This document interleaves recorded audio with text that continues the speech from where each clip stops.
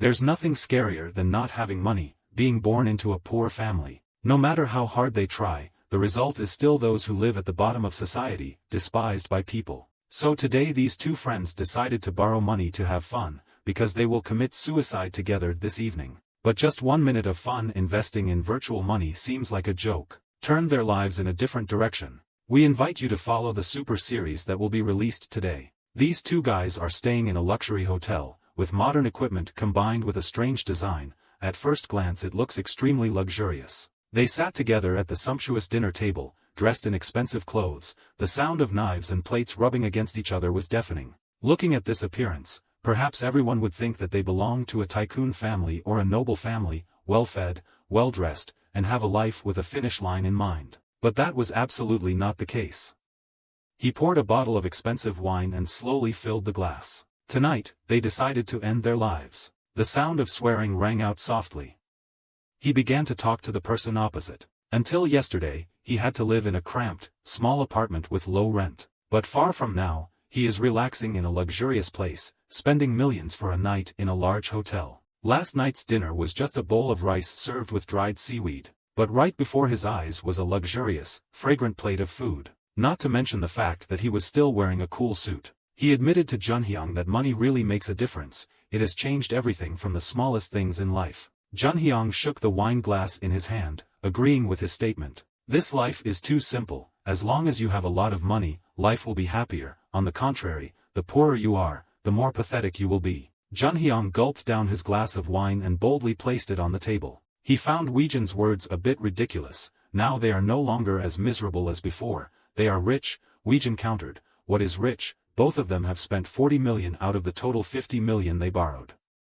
This morning, I bet those guys who were born with silver spoons in their mouths will probably spend billions of won in one day. Junhyung rubbed his head. He doesn't know anymore. He tried to spend a lot but still can't finish the borrowed money. This guy poured another glass of wine and asked him how he was able to borrow money from the gangsters. Weijin didn't hide it. He had nothing to lose. After all, after tonight, both of them would die. Weijin lied to the lenders that he was a business owner, was in trouble and needed money right away. Then he gave his personal information and the money arrived in an instant. Weijin felt that the gangster looked terrible. He looked scared. Junhyung happily laughed a few times. Weijin said that he had just read a very interesting article this morning, and his companion continued to listen curiously. The content said that young people in their 20s are not making any effort, and Junhyung heard it and muttered nonsense. He was indignant. Who told them not to make an effort? Just trying alone cannot guarantee success or not. Of course dudes trying and guys like them trying are two completely different things. No matter how hard a class like Weijin tries, their salary will always be lame compared to the rich. That's normal. There's no way people in difficult circumstances don't want to change their lives, right? Think deeply about anything. Weijin knows that no matter how hard they try, the hard work of poor people always turns out to be in vain. Junhyung also sees it right. There really is no one else to rely on anymore. That is also the reason why they both decided to lose, because they worked hard and then went up in smoke. They would rather invest in virtual money, which can help them both change their lives for the better. Weijin also knows the dark side of this game. It's really a black and white game. It doesn't seem very fair, so he doesn't completely believe in this method. Besides, encrypted digital money isn't even real. Real money, it is inherently a small piece of data and does not even exist in form. Its real value, tens of thousands of dollars for each coin, is too virtual. Junhyung thinks he still doesn't know the funniest thing. He held the phone. There was a virtual currency created by someone who thought exactly like Weijin. Junhyung held up the screen. He squinted his eyes to read the content therein. Above shows the stock flow. A virtual currency called loser coin is constantly going up and down. Weijin doesn't understand anything. The coin of this currency is the face of a brat. It looks extremely pathetic. Junhyung revealed that this is a new virtual currency launched on the market. Currently the value is only about 0. Many people are upset about this coin, so they have commented negatively. If virtual currency is money, then this is also so. It sounded so absurd. He snorted and laughed. Weijin found this guy funny and seemed interesting. It's like the coin suggests, the virtual currency isn't even real. He fully acknowledges the person who created it. Weijin stopped to take a sip of wine and then continued. He put down the wine glass and called Junhyung. Weijin asked directly, "Do you invest in virtual currency? Why don't you buy that virtual currency with all the remaining money? I will transfer it to you right away. Junhyung was confused when he saw this guy suddenly making a serious face. Important, making him think about something, completely lost his mind. Junhyung thought Weijin was not interested in virtual currency. He sighed, that was another matter, it was just a statement for a bit of entertainment, after all they had nothing to lose, they would die anyway. Jun was quite surprised because he intended to invest 8.5 million won, a quite large amount of money. Weijin chuckled, this decision came in just a moment. Junhyung saw that his friend was quite determined so he didn't have any comments. They had dinner until late at night, when the table was very empty and there was nothing left. Weijin began to feel depressed, looked down, and lamented that the kids were rich. Surely no one is willing to die for each other like them. Jun crossed his arms, his face blank, not knowing how to respond. He thought Weijin couldn't commit suicide because he had a girlfriend. Could it be that this guy broke up with a Hyeon? Weijin didn't answer at all, directly calling the name of his friend across from him. He asked Junhyung if he could guess who the person he hated the most in this world was. After listening, Junhyung was speechless and couldn't guess. Weijin replied leisurely, it was his old grandparents. Deep down I will never understand, and never want to understand, why they gave birth to me, then abandoned me just because they were poor. And even if they were going to abandon him, why make Weijin endure their poverty and endure it? A few days ago, he received a call from a Hyeon. She's pregnant. Junhyung seemed awkward when she heard this. Hot tears rolled down his thin face, so that was what caused this feeling of helplessness. Weijin also understood his parents' feelings. Once, he cried because he was afraid of himself. So he sent her some money to have an abortion and broke up with a Hyeon. Weijin just sobbed and talked. He was disgusted with himself, couldn't stand it anymore. In the middle of the story, Junhyung's phone rang with a notification. It lay motionless on the wooden table. The moon is bright and round, shining throughout the night sky. Weijin put her hands on her hips, quietly looking at the pool. The water seemed very clear and cool. He turned to call his friend. The water was ready. Junhyung was still staring at the phone without responding. Weijin asked Junhyung to get some pills and a knife. This guy didn't respond, staring at the screen. I feel strange, I don't know what's wrong with him. Weijin asked Jun what he was hesitating about. Weijin's scream rang out again. I said water is ready. Junhyung remained speechless. Finally, after a few minutes, he hesitantly called Weijin's name. Junhyung scratched his head and expressed that it seemed like he was not ready to die yet. Weijin didn't understand anything. He used the excuse that he was too scared. Both of them had made a decision and come to this point. I don't know why this guy changed his mind so suddenly. Junhyung beat the drum, hastily leaving quickly. Weijin couldn't accept it. He chased after the other guy, loudly asking what the hell was wrong. Weijin angrily grabbed Junhyung's shoulder and yanked him back, causing him to lose his balance and drop the phone. Junhyung was extremely panicked and quickly turned around to pick it up. Coincidentally, the phone screen was upside down and just rotated on the ground. Weijin was able to see it. It is showing the stock screen. Junhyung was scared and crawled down to pick up the phone, muttering curses. Junhyung is worried that Weijin will find out. He called out, he could see it himself. Weijin sighed, not expecting this guy to be so selfish. He repeated it again, kicking Junhyung in the shoulder. It was painful. Holding the pain, he picked up the phone, then looked again. This stock chart. What kind of display is that? The amount of interest is skyrocketing, incredibly high. It increased in price 100 times in just a few hours. How much money is that? Weijin turned back. Perhaps Junhyung intended to keep this pile for himself. Junhyung frantically rushed forward, wanting to reclaim the phone. The two struggled to the point of fighting. Loser coin. The current value in this account is worth 862 million won. Junhyung frantically rushed out, demanding that Weijin give him back his phone. He used his hand to push this guy away. The two sides clashed violently. Weijin pushed Junhyung to the ground, making him lose his balance. Junhyung fell to the ground, face down in pain. This guy's whole body trembled with anger, muttering bitterly at Weijin. He felt betrayed. He didn't expect this guy to intend to swallow this money alone. Junhyung slowly got up and replied as if he had lost his mind. What are you talking about? That's my money. Weijin can't trust this guy anymore. He shouted, why is it your money? Junhyung scrambled to stand up, because it's in my account. Weijin countered that he was the one who risked his life to borrow money from those gangsters. Junhyung didn't listen, thinking that he only had that role. Just like he borrowed from Weijin and used Junhyung's own account to invest, this guy would only pay him the capital of 8.5 million won't initially only. Weijin of course disagrees. What a greedy bastard. Junhyung started to argue. What if he was greedy? What was he going to do? He told Weijin that if he didn't want to return the phone to him, he could keep it and he would buy a new one. Then the phone bill and capital will be deducted. Junhyang turned around and left. Weijin angrily picked up a chair and slammed it into Junhyang's head. A loud crash rang out. The sound of dripping from the wine bottle making Junhyang suddenly wake up.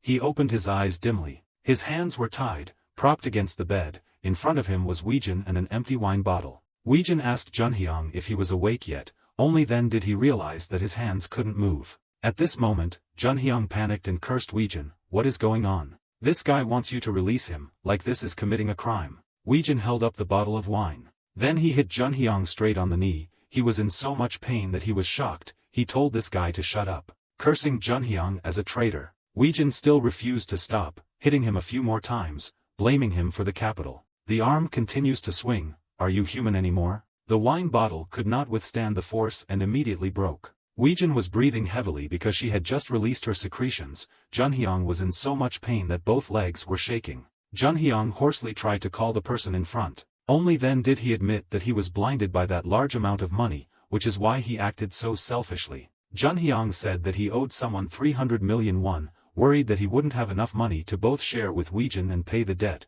The thought of monopolizing money defeated reason. He whimpered and apologized, hoping Weijin would forgive him. He sat down in front of this guy, started negotiating. Actually, Weijin didn't care much about what Junhyang said, asking him to transfer the money to his account. Junhyang refused, because the money was only in his phone account. Weijin remained silent, taking a piece of glass and pinning it to his foot. He repeated again, showing me how to transfer money. Junhyang sobbed and cried, telling him to create a virtual currency investment account. Weijin operated a few lines on the phone, then asked him the next step. Junhyang said he needed a password to transfer money. If you let him use his cell phone, he would help. Weijin of course did not agree. He continued holding the fragment, threatening Junhyang. Do you really want your life to end here? Junhyang collapsed, thinking carefully, considering carefully. Finally choosing to reveal the password, Weijin eagerly entered each character. He was truly overwhelmed by this account. The phone screen continued to display. The amount of money was still increasing rapidly. Weijin was excited.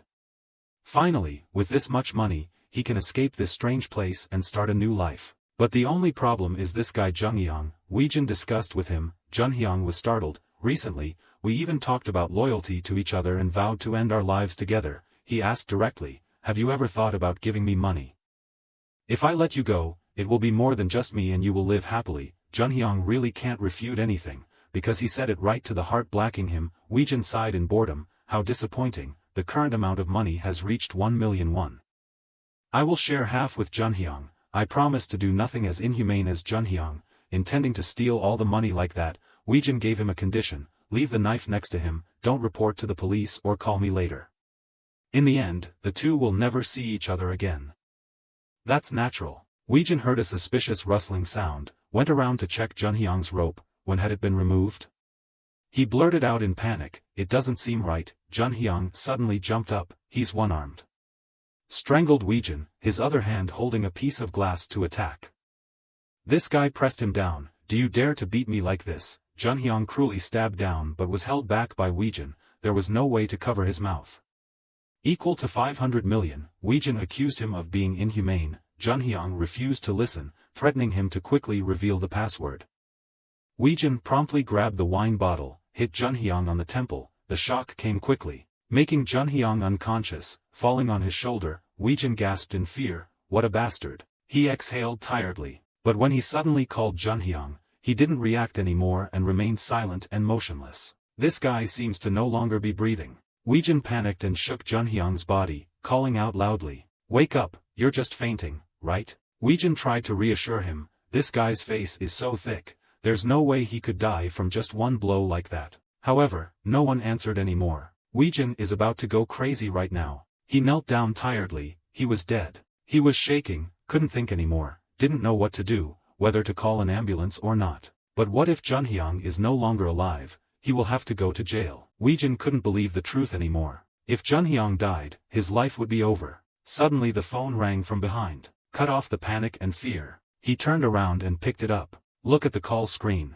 Junhyang's phone shows Mom's name. The bell has been ringing for a few times but Weijin still hasn't answered. He doesn't know if he should pick up or not. His mother still worries every time he doesn't pick up the phone. He thought until his head hurt, what should he do? Weijin decided to listen to this call. He clicked on listening mode. His hoarse voice said, "Hello." Weijin pressed the call, answered. It was the voice of a middle-aged woman. She called her son's name, Junhyang. He quickly replied no, saying he was Weijin, Junhyang's friend. She seemed quite confused when a stranger took her son's phone, worriedly asking what Junhyang was doing. He had no choice but to lie that Junhyang was so drunk that he fell asleep. Junhyang's mother started asking where the two of them were going. Weijin replied, "We were just going to hang out at a small house next to the mountain." She didn't ask anything more, asked when Junhyang woke up to call her back. Weijin also agreed and hung up. The space quickly became quiet again. He awkwardly glanced at the fat body lying in the middle of the room, sighing with tension and fatigue.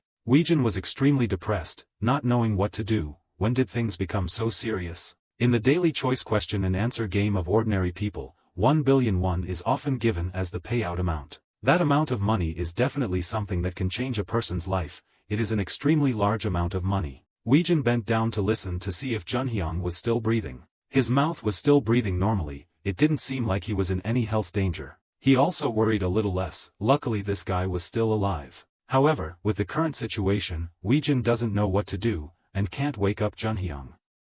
No wonder he's shaking again, so maybe he should call an ambulance and get out of here. He reached for the empty wine bottle lying on the ground. How about sending this guy back to heaven to ease his mind? He was silent for a few minutes to think carefully. As expected, this method is not recommended. He threw the glass bottle down. It's best to tie it up again first. The phone rang again, interrupting his thoughts. Weijin picked up the number to check who was calling. It's the number of the gangster he borrowed money from. He picked up the phone and listened. The leader knew that Weijin had tricked them to get money. The fear continued to rise. It was not over. They discovered that Weijin was not the owner of the business, and after a little investigation, they found out that he was a ragged bastard. The thug was so angry that he crumpled the paper. "Do you think we're a joke?" They decided to find Weijin and beat him to a pulp. The terrifying message was conveyed to his ears in a menacing, intimidating and thuggish manner. After the other guy finished work, he also hung up the phone. Now his life has officially hit rock bottom. If you fail to attack someone else, you still owe money to the gangsters. Things are worse than when there was no money. Weijin no longer had any reason to continue to exist. He realized that whether he had money or no money, he was still just trash, not worthy of living. It was better not to live anymore. Weijin staggered to his feet. Maybe he would tell Ahayan the account number and password, at least she could use the money. Then I will end everything, Weijin sobbed helplessly. However, the phone screen continues to display notifications. The stock graph has increased higher than ever. The current amount has reached 3 billion won. I can't believe how many zeros there are. Weijin changed his mind immediately. With this money, you don't have to leave anymore. He looked back at Junhyang who was still sleeping soundly, then decided to tie this guy up. At midnight, the moon had risen very high, the light shining even brighter than ever. Junhyang woke up after a long unconsciousness. His head hurt like a hammer. He was suddenly startled to remember the situation that had just happened, but discovered that he was tied up again. His mouth was stuffed with a rag, so he couldn't scream. Next to it is Weijin with weapons, looking really scary. He held up the bottle of wine, asking Junhyang to listen carefully to what he said. Briefly tell the story now. The current amount of money has increased again, now it is 3 billion won, he informed Junhyang. Weijin should have really intended to finish this guy off. But he didn't do that, simply because he couldn't do it himself. Weijin stood up to convince Junhyang. This was really the last chance. He had already cleaned this room, so tomorrow morning when the hotel staff came in to check out, he ordered Junhyang to make up an excuse. Talk to them, like teasing each other. Then leave here and contact me. Weijin will transfer him 1 billion. If Junhyang wondered why he only gave him 1 billion while he kept 2 billion himself, then he didn't bother to hide it anymore. He didn't even want to give this traitor any money in the first place. It was just that Weijin felt guilty after what he did to Junhyang. This can be considered the cost of being tied up. Weijin vows to keep his promise, hopes Junhyang thinks carefully, doesn't let himself be disappointed. Junhyang hesitated and couldn't say a word, just mumbling a few words in his mouth. After finishing what needed to be said, Weijin decided to leave. Based on what he learned online, there was a billionaire who thought the loser coin looked funny, so he and a few other famous people invested in it for fun, which is why the price increased so rapidly. However, Weijin doesn't really care about the reason. Right now it's good to just have money to change your life. What you need to do is withdraw all this money. Then we'll leave this place. and correct all the mistakes that you have made. Weijin just opened the hotel room door. Two managers were already waiting outside. He was stunned by both surprise and fear and asked who they were. Someone announced that the hotel received a complaint about noise in Weijin's room from the next room. There might be a fight. The manager came to confirm if it was true or not. Weijin's face was blank, not knowing how to explain. He smiled wryly and scratched his head as if nothing happened, explaining that he had spilled food on the floor and had already cleaned it up. However, Junhyung heard someone else's voice from inside the room and tried to shout loudly to make them realize something was wrong. Immediately, the manager asked to check the room. Then the two walked inside. Weijin panicked and stopped them. "You guys can't just casually enter a guest's room like that." The manager saw Junhyung moaning on the ground and was immediately shocked. This guy called the other guy inside and asked him to contact the police. Weijin was extremely scared. This time he was doomed. The manager was extremely panicked and he saw Junhyung tied up lying on the ground. He cried out in his throat, as if asking for help. Weijin smiled wryly twice, explaining that things were not as they thought. The other person quickly grabbed his hand. Twisting down to control Weijin, he screamed in pain. The manager asked if Junhyung was okay, then started to untie him. Weijin was pinned down like a criminal. The fabric strap is removed. Junhyung muttered a few annoyed sounds followed by Weijin's loud roar, demanding to be released. The other person reassured Junhyung not to worry, he would call an ambulance right away, but he snorted softly. Junhyung asked harshly what the hell these two people were doing. "What are you guys doing in our room anyway?" The manager was bewildered, not understanding the current situation very well. Junhyung acted like it was real, calling Weijin honey. "Who are these people? He is being held in a very painful grip. Suddenly I felt strange when this guy called me that." Junhyung spoke again, pointing at the manager, asking who he was. He raised his voice in annoyance. How dare he barge into the room like that? Weijin also understood the problem, so this guy was acting, smiling awkwardly, trying to appear happy, feeling like 1,000 burdens had been lifted from his heart. Then tried to answer in the sweetest voice possible to Junhyung, "I don't know anymore, honey." The two lied that they were lovers, and playing exciting role-play in the hotel. After leaving the hotel, Weijin transferred 1 billion won to Junhyung as promised. The deal has been completed. Junhyung quietly turned and walked away. "I hope from now on I will never have to see that guy's face again." At the fountain park, Weijin sighed boredly on the wooden chair, finally dealing with the fight with Junhyung. He also thought he should return the money to the gangsters, before starting to spend the money. He said he would do it. He opened the leader's number. The bell rang twice and was heard again. The other guy's loud voice rang out. He introduced himself as Park Weijin, the person who borrowed money from them. The other guy announced that this side was preparing to go find him and settle the matter. He puffed on his cigarette.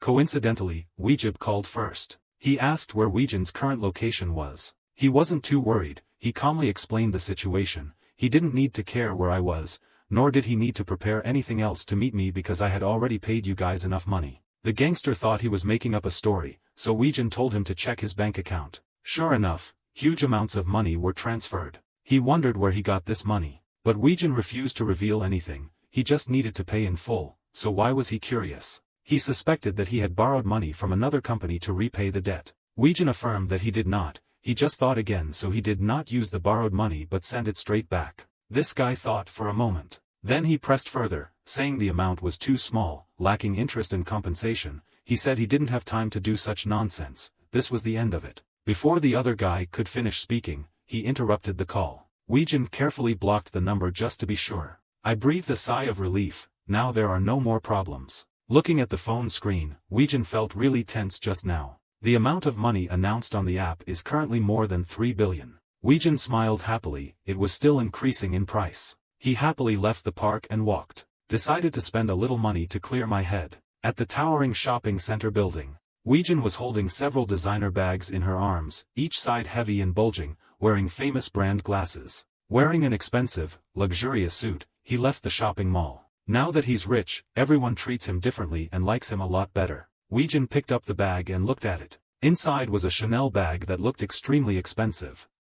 He hoped Ahyan would like this gift. Weijin opened her phone to see the message. But I'm a little sad because I haven't seen Ahyan's reply yet. She hadn't even read the news sent to her. He decided to come home to see her. Weijin moved towards her quarters, finally arriving at her apartment. Weijin stood outside the door, nervously not daring to open it. Maybe Ahyan is still angry and doesn't want to open the door for him. However, Weijin did not want to hesitate any longer. He decided to talk seriously to calm her down.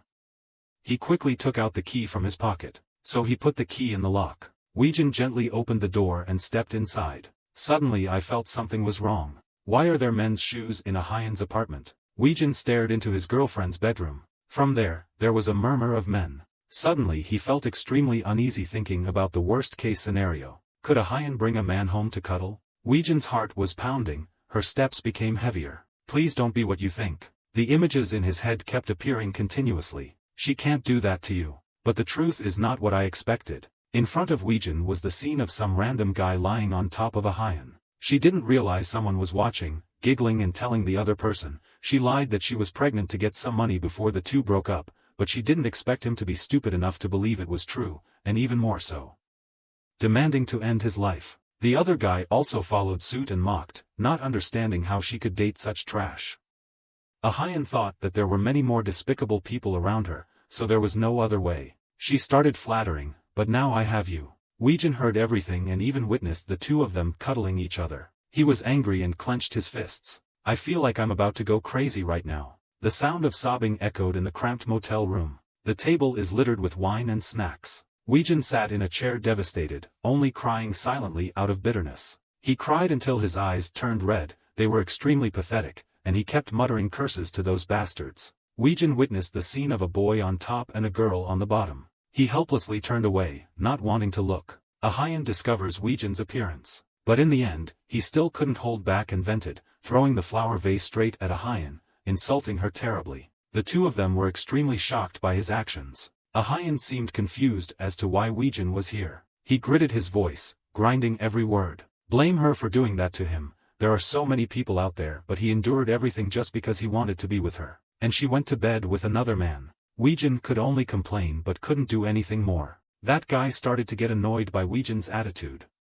You were the one who barged into her house, but now you act like a victim. He also refused to give in and shouted back. There was no way he could calm down when his woman was sleeping with someone else. He kicked his foot off the bed, asking him what he was talking about. Weijin is now a bit scared. He stood straight, revealing fierce tattoos, marking a Hyan's sovereignty as his own. He took a few steps back in fear. I didn't expect this guy to be so big. He looks very strong, just like a gangster. He called him closer, seeing Weijin change his attitude, mocking him for his cowardice. That's all it takes to get his tail between his legs. This guy asked a Hyan if her ex-boyfriend was poor. Because Weijin is currently wearing designer clothes from head to toe, he happily moved on to other things. Paying attention to his bag, he grabbed it violently. Weijin frantically asked him to return it to her. This guy didn't expect that he also knew how to buy a Hyan products. Then curiously asked where he got the money to spend so much. He waved the bag in front of her. A Hyan wondered if it was a real brand. She bluntly guessed it was a fake, nothing special. He mocked Weijin for being pathetic, trying to win back a woman's heart with just a fake bag. Weijin saw that he knew nothing. Angrily snatched it back. It was not a fake brand. He crawled to the ground and said he would keep this bag. The other guy muttered uncomfortably, not accepting his actions. He raised his hand high, angrily punched him in the face. A sharp sound rang out. Recalling yesterday's memories made Weijin even more bitter. He held the expensive bottle of wine and painfully rubbed his swollen cheek. Unexpectedly, a Hyan could stand by and watch someone else beat her boyfriend like that. He thought that even though he wasn't perfect, he mistakenly thought they both really loved and cared for each other. Weijin sadly looked back at the photo from when he was dating a Hyan. Immediately delete it and make her regret it. I withdrew about 500 million won and currently the remaining 2.5 billion in my account is still growing strongly. I hope this amount will increase to the moon. Weijin vows to take all this money and live like a king. The important thing is that thug. I didn't expect him to dare to hit me like that. Weijin is determined to take revenge, even if it means risking his life. The sun was already high in the sky, light poured into the window. He lethargically collapsed on the table, drinking until he couldn't drink anymore. Weijin held his aching head. Maybe he should go out for a bit and get something to eat. Suddenly, there was a loud banging sound on the door, startling him. Outside it seemed like someone was pounding on the door, asking him to come out and meet them. Weijin doesn't understand what's going on. Maybe the boss is demanding rent money. The banging sound got louder and louder. He helplessly staggered to open the door. He had to find a new, safer place to live. The door opened slightly, and he blamed them for why they kept punching his door. The scene before my eyes was a bit scary. Standing in front of Weijin's house were more than a dozen unknown men. They looked at him with hungry, excited eyes. Two people opened their mouths to greet him. They were very happy to see him. The other person asked Weijin not to lie about that, right? Outside, there was a lot of jostling and chaos. Without thinking, he slammed the door shut immediately. There was still loud shouting outside the door. He turned around and leaned against the door. Not understanding what was going on, the group screamed loudly. You posted it online and asked us to come. Weijin was scared and picked up the phone to call the police. The screen displays hundreds of message and call notifications. Behind the door, the pounding continued to stop, and curse messages continued to be sent to him. Weijin found a link to the article, asking if he was the owner. It's a post on an online thread. He quickly pressed it and was startled by the content. An imposter post posted Weijin's photo along with a promise to share a portion of the profits from the virtual money received, and even had his address and phone number below. Weijin quickly turned pale at this fake post. He was scared and didn't know who discovered that he had earned such a huge amount of money. Weijin suddenly remembered something. Hands quickly scrolled through the phone screen. Comments appeared, asking to confirm whether the content was true or not. Weijin found a comment with a picture of the votes, boasting that he had received 1 billion won from him. He smiled wryly, knowing who did this. Outside the noise continued, even louder. Weijin is about to go crazy. It turned out that the killer was Junhyung. He gritted his teeth in anger and indignation at this bastard. The people outside became even more aggressive, determined to drag him out at any cost. Image of a skyscraper apartment building appeared. A thought flashed. Rich people don't try to hide the fact that they have a lot of money. Instead, they show off their wealth every time they have it.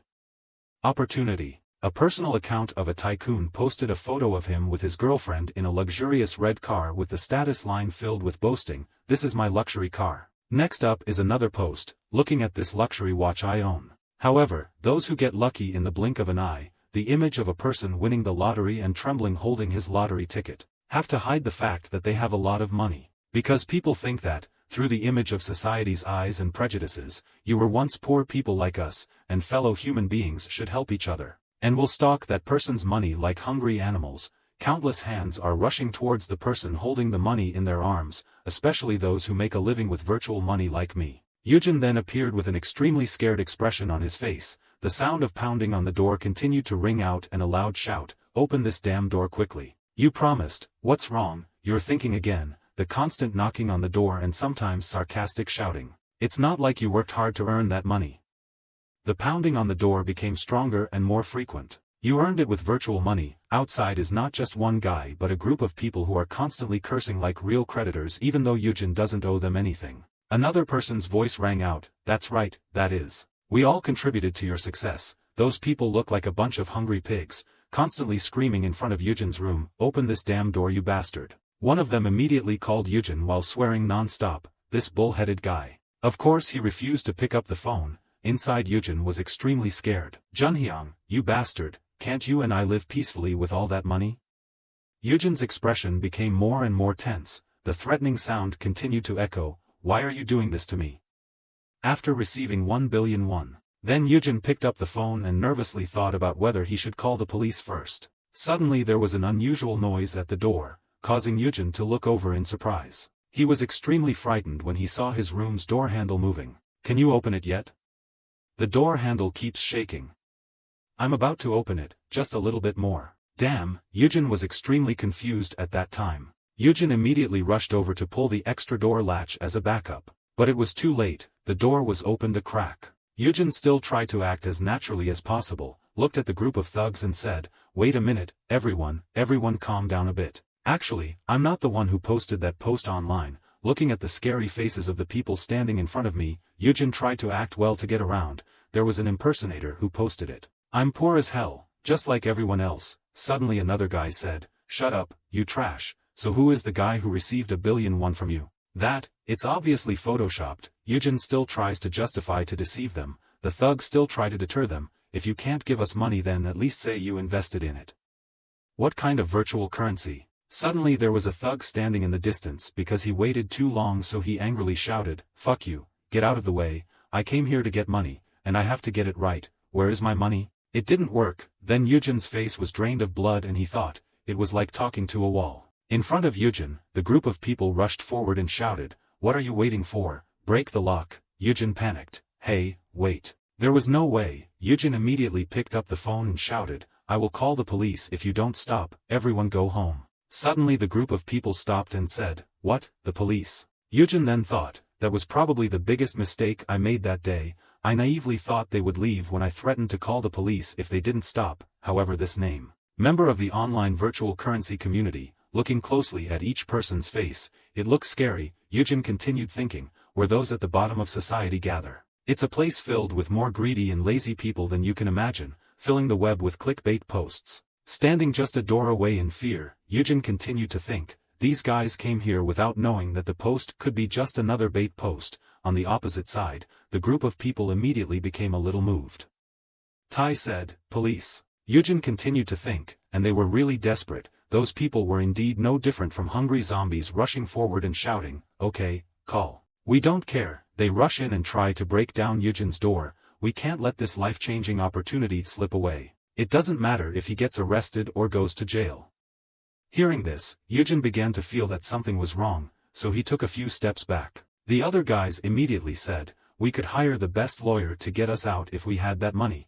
Then the door was only held back by a spare lock bar. "Don't try to lecture us," those thugs screamed and kept trying to pull that door open. "Open the door, bastard, then the situation is really hanging by a thread." Looking at the spare lock bar about to come off the door, Yujin felt extremely unstable and awkward. Damn it. It's really chaotic. Yujin's eyes were lifeless and his face looked like someone from another world, thinking, they've all gone crazy, I'll die if I get caught by them. And in the end that door could not withstand the strength of a group of thugs. The door was suddenly thrown open. When he caught it, the whole group of thugs rushed in and wanted to catch Yujin. What was that? Suddenly the room was strangely empty, making the other people confused. Where had it gone? Suddenly they noticed the window, and sure enough, Yujin was trying to hold on there. Yujin gritted his teeth and tried to endure waiting for those people to leave. Damn, his hands were now bearing the weight of his whole body, making it extremely difficult for Yujin. Damn. Yujin immediately looked down and thought in fear, it was higher than he thought.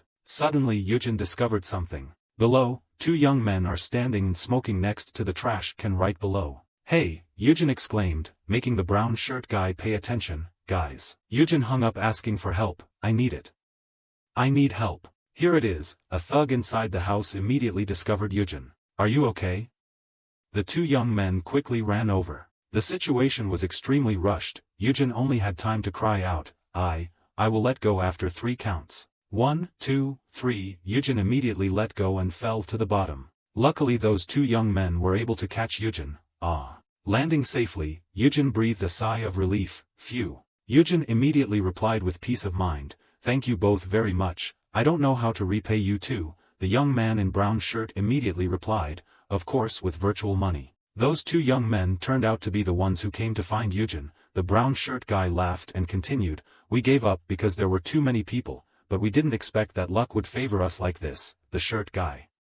The guy next to him then complacently laughed along. Haha, now that Yujin had just escaped the danger, he went straight into the tiger's den. His eyes became even more scared. "Oh, fuck. Let me go." Yujin was caught by the other two and taken to another place. The guy in the brown shirt smiled and replied, "Are you sure? If you leave the village, the thugs over there will hear you, so be quiet." Having said that, he used his hand to cover the Yujin's mouth. The guy in the blue shirt patted Yujin's head and continued, "Calm down, just do what we say and you'll be fine." Talking about work in a quiet place over there, these two thugs immediately dragged Yujin to an empty building. Suddenly the guy in the blue shirt discovered another young man waiting there, smoking. His eyes were filled with murderous intent as he looked straight at this blue-light young man with an extremely cold expression. Damn, you startled me." The guy in the blue shirt talked to this young man with a cigarette in his mouth as if they knew each other before. "You're in my way, go away." After talking for a while, the young man still didn't bother to answer or move, making this guy in the blue shirt extremely angry. "I told him to get out," but the dog guy and the guy in the blue shirt didn't bother arguing anymore and rushed forward to attack. But he didn't expect that he would be hit by this young man smoking and he fell to the ground. The young man smoking a cigarette immediately looked towards Yujin and asked, it seemed like he was in trouble. His words and actions just made Yujin feel like he had an opportunity to come. "Do you want me to help you?" the young man in the denim shirt said. Yujin immediately glanced at the brown shirt man. He immediately signaled for Yujin to refuse. But Yujin is not stupid. He immediately nodded his head to ask for help, making the brown shirt guy a little angry. "Okay, The young man in the denim shirt flicked his cigarette on the ground and continued, if you're sure. Pay me 50,000 won every month, then I'll get you out of here safely. The young man continued, you were the one who posted that post online, right? Hearing this, Yujin suddenly lost all faith in life. Damn. Yujin then thought, is he one of them too? What do you mean? The young man in the denim shirt immediately reached forward and smiled kindly. The thug in the blue shirt then stood up. The young man in the denim shirt continued, think carefully, buddy, do you want me to help you or not? Seeing the guy in the blue shirt slowly standing up, Yujin was extremely upset. He immediately used his elbow to nudge the brown shirt guy in the stomach and thought, okay, I should. Help me, Yujin cried out and ran towards the denim shirt youth. In his mind he thought, he can escape this death situation. Closing the order, the young man in the denim shirt happily smiled and replied, you owe me this time. The guy in the brown shirt angrily looked at the two Yujins and said, you bastard, do you know who you're touching? The young man in the denim shirt moved his shoulder joints a bit and replied, of course I know, huh. The other two guys were a bit confused when they heard it. My reward is 50,000 won. After saying that, the young man in denim shirt rushed forward with his punch and cold eyes. That blow made even the Weijin gasp and widen his eyes in surprise. Each punch of the denim shirt young man without missing a beat was aimed straight at the opponent's stomach. The guy in the blue shirt was punched in the stomach so hard that his eyes turned white and he gasped in pain. Soon he collapsed straight to the ground. The young man in the blue shirt stroked his hair and stepped on the guy in the blue shirt's face, then laughed and said, what a good boy, just keep doing that so I can just punch one guy away. Doing so will help my work. It's easier for me, and it hurts less for you. The other guy heard it and said in surprise, what are you talking about? The young man in the denim shirt looked at him without answering. Seeing that, the brown shirt thug immediately rushed forward. The chess guy went crazy. But the result was still the same, making Weijin dumbfounded. What the hell? With just a single punch, the young man in the denim shirt gently hit the brown shirt thug straight in the face. Weijin then thought, who is this guy? Phew. After dealing with the two small fry, the young man in the denim shirt breathed a sigh of relief and turned back to Weijin and asked, are you okay? He reached out to Weijin. Weijin was still scared sitting on the ground and replied, it should be okay. Looking at that violent arm extended in front of him, Weijin still thought in bewilderment. He took care of them in the blink of an eye. After a while, Weijin regained consciousness and grabbed his hand, stood up and replied, thank you. The young man immediately shouted, give me the money. Weijin immediately shouted and replied, read your bank account number. Finally everything worked out. The money came back to the machine. The young man in the denim shirt looked extremely cheerful, showed the balance on the phone and said, 100,000 won is the easiest thing to earn in my life. Seeing that the disaster was over, Weijin immediately left and said, I'm leaving, you've received enough money. Weijin's mind was thinking, hi, I'm so tired. Hey wait, the young man in the denim shirt immediately called Weijin back, are you sure you want to leave? Hearing that, Weijin immediately replied, what's the matter, I've already paid you 100,000 won, so there's nothing left to say to you. Actually, you are there, the blue shirt young man replied, making Weijin feel confused. Look in front of you. Hearing this, Weijin suddenly felt cold down his spine. Right behind him were the group of thugs from just now. They had managed to go down and find Weijin. There you are, one of them said. Bastard. When Weijin heard it, he was extremely scared. The 68th disaster happened again in his life. Damn. Weijin immediately ran towards the denim shirt young man and stammeredly said, hey, can you handle those guys too? Weijin said with a very excited expression. Seeing that, the young man happily replied, as long as you pay me. Weijin quickly replied, I promise to pay. Okay, if that's the case then. The young man in denim shirt immediately looked towards the group of thugs who were showing puzzled faces and replied to Weijin's answer. One of the thugs immediately called out to the young man in the denim shirt, hey, young man. The call immediately made Weijin and the other young man turn around. A guy wearing a suit immediately walked out from the group of thugs, looked at the young man in a denim shirt and said sarcastically, you must have seen the post this scum posted online and chased after it like us, right? So why don't we poor people join forces? You also saw him promise us up there, right? When he heard that, Weijin immediately became extremely worried. The walker continued, so we will take his money and divide it equally among everyone there. Weijin immediately turned to look at the young man in the denim shirt and saw him smiling. Weijin then felt unusual and thought, you guys, you bastards. Damn, should I? The young man in the denim shirt immediately replied, making Weijin gradually feel more uneasy inside. The walker immediately replied, "Yes, there will be no need to fight between us because we both have the same goal." Same goal, Weijin then thought, don't. Suddenly, the young man in the denim shirt used his left hand to grab his right wrist, which was holding his fist. He laughed and replied, "Shut the fuck up, you stupid thug." Those words just made the suit man stiffen and spray glue. "You don't work but you want to eat, don't tell me you've never heard that sentence before." The young man in the denim shirt frowned and smiled and continued, "You stinky bastard. You should work hard to earn money, like me, still paying 50,000 won each," said the young man in denim shirt, turning to signal to Weijin. Of course," Weijin looked tired.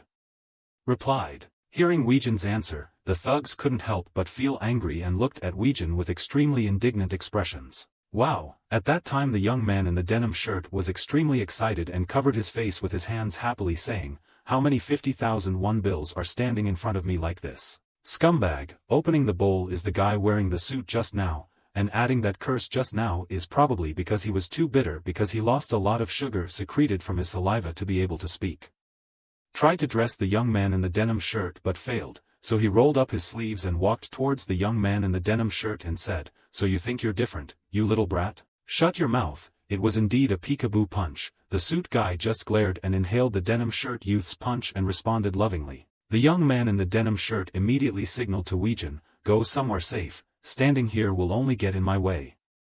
"I know it's a waste of money, but Weijin still needs to know what to do and hide, okay?" The young man in the denim shirt immediately added, "Don't even think about running away to get money from me." I know, Weijin replied. The young man in the denim shirt excitedly said loudly, "Okay, run now." Seeing the half-dead Weijin run away, the group of thugs were extremely angry and shouted loudly, What, catch him. I'm about to get rich." Even though those thugs rushed to chase Weijin, the young man in a denim shirt prepared himself to kill each of them to receive a reward, and ran for quite a distance, but Weijin finally refused. "I can't help but stop and think about life and curse. What's going on, damn it, what a fucking life I am, I'm such a pathetic guy." Weijin also walked barefoot to a deserted street. He sat back on the roadside chair, panting and thinking, "How did I become like this? I was so paranoid that I felt like everyone was looking at me, but in reality, everyone around me was giving Weijin strange looks." Weijin was so tired that he lay back on the chair and breathed a sigh of relief and said, "Phew, it's a mess and I don't know where to start solving it." Suddenly the phone rang, causing Weijin to suddenly glance over. He suddenly realized who it was. Weijin immediately sat up straight and picked up the phone thinking, it must be that bastard Junhong. Actually, that's not who Weijin thought. The caller was Ahayan, Weijin's ex-girlfriend. Ahayan, Weijin looked at the caller's name with puzzled eyes. Suddenly he clenched his teeth and looked quite frustrated. "Hello," Weijin finally answered the phone. The other end of the line turned out to be Ahayan's new boyfriend. He took Ahayan's phone and laughed loudly and replied, "Ha, I didn't expect you would actually answer the phone, what a freeloader." Weijin was surprised to hear that voice. He frowned and shouted, "What is that? What do you want?" The other side of the line immediately ridiculed, "Behave properly and speak properly, loser. Pay the money you owe Ahayan, the rent." Then next to Ahayan's new boyfriend is Ahayan lying in his arms. When Weijin heard this, he was extremely surprised and asked again, "Rent a house? What are you talking about? The nights you slept at her house. You cling to women's skirts like a parasite, that's why Ahayan dumped you."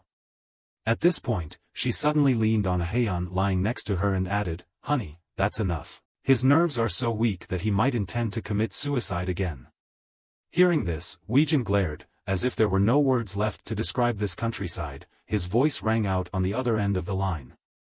"Man, okay, I'll stop here, haha." Then suddenly he turned off the phone, making Weijin still surprised. He looked at the phone bewilderedly for a while. Weijin raised his head to look at the sky and then breathed heavily, feeling worse than going to hell.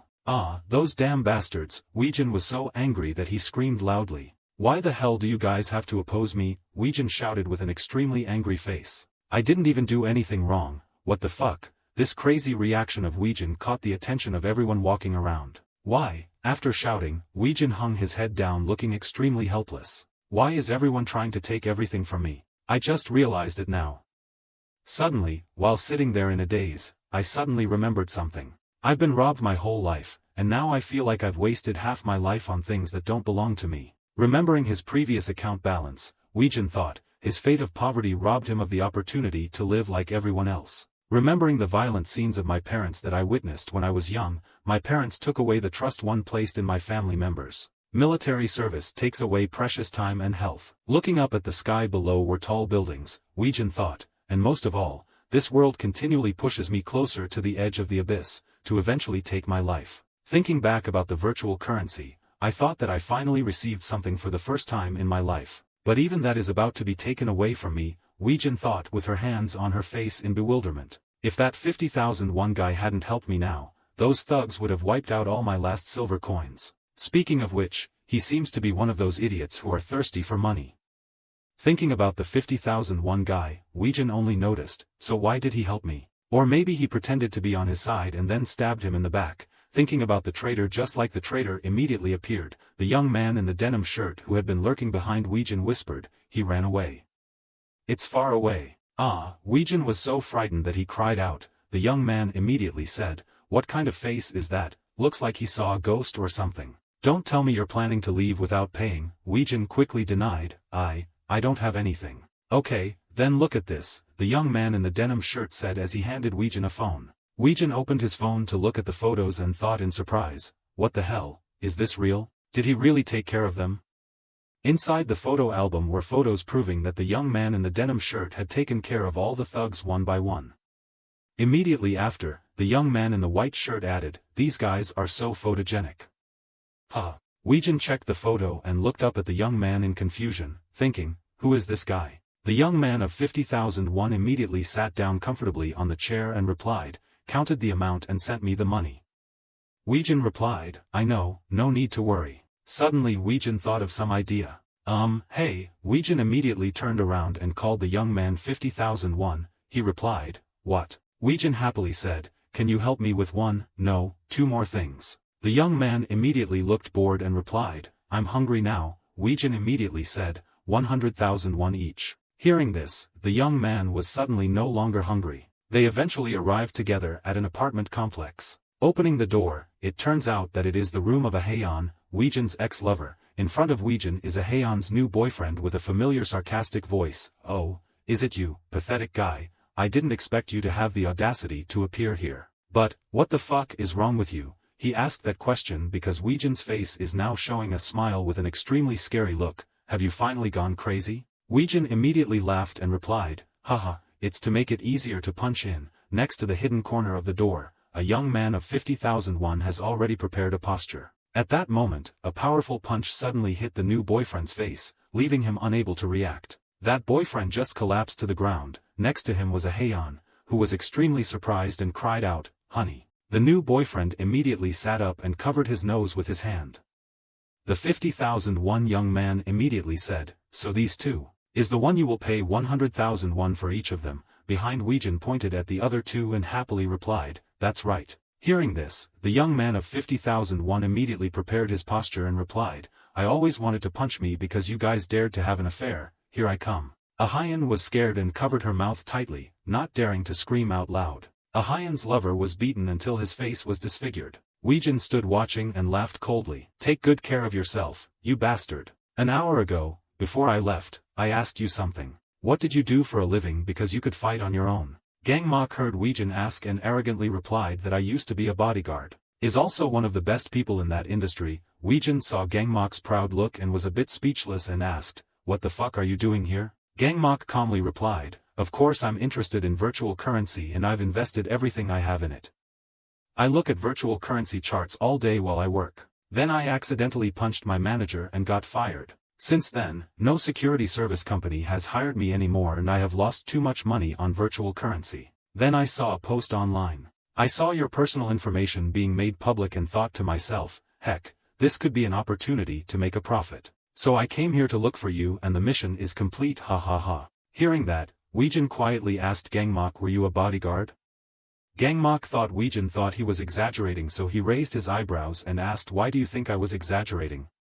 Weijin knew Gmach misunderstood him and quickly explained.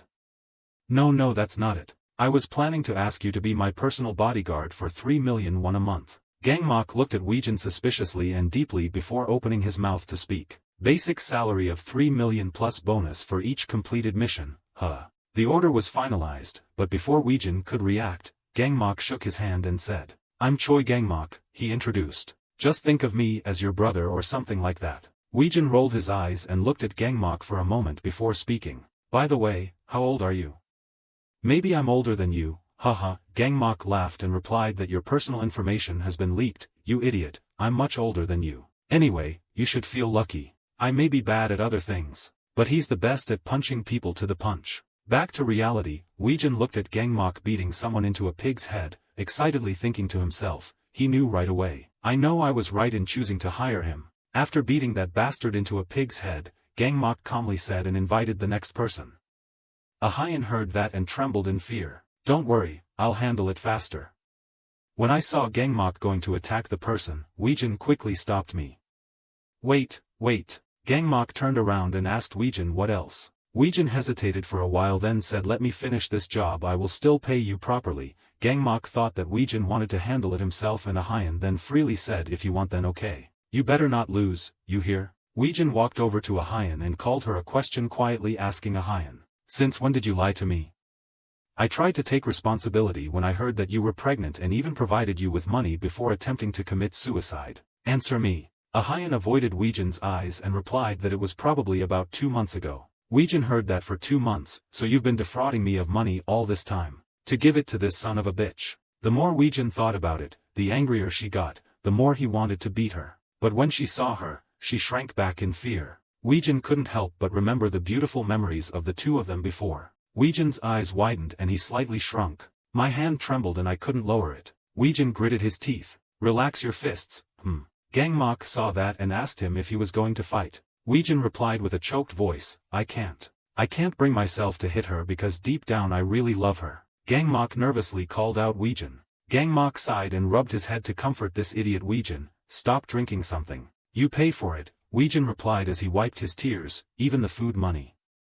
Listening to Gangmach, this money-grubbing guy, after he finished talking, Weijin lost all emotion and didn't bother to answer anymore. In a bar Weijin sadly told me I met her when I worked at a burger joint in this area. I really thought that. Think we were made for each other. Then she started asking me for money over and over again and told me that she was pregnant lol. Gangmach heard that and immediately advised to forget her and move on, my friend. She blatantly lied to you. Even now it's not something you should worry about. There are a bunch of bastards out there who want your money and you can't waste your time thinking about her all the time. Let's start by staying away from your tiny room.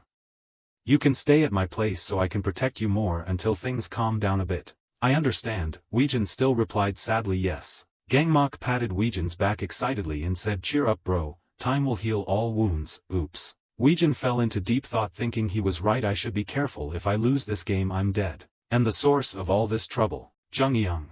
I have to find this bitch and show him some civility. I will take revenge on that rotten dog. But time will heal all wounds. But I'm not sure this wound will heal over time. Suddenly, a sweet voice rang out saying hello. 2 beautiful girls appeared behind me and asked, "If you're not busy, would you like to come drink with us?" Weijin couldn't help but sigh. Started a quick Q&A. The brown hair came up first with the question, "How old are you? Are you older than us?" As for blonde hair, "If you come to a place like this, you must be single, right?" Weijin held a glass of flammable water in her hand and smiled. He brought the glass to his mouth and took a sip. Looking back, he hated life so much. They were sitting in the same seat, but one had 2 cartons of milk, one had none. Gangmach smiled and asked again, "So what if I'm single?" Brown hair replied, "If you don't know anyone, then come hang out with us." Weijin could only scream in his heart, "I also know how to hang out, guys." Then the brown-haired girl exclaimed, "Oh my god, isn't that wine very strong? Wow, how can you drink so well?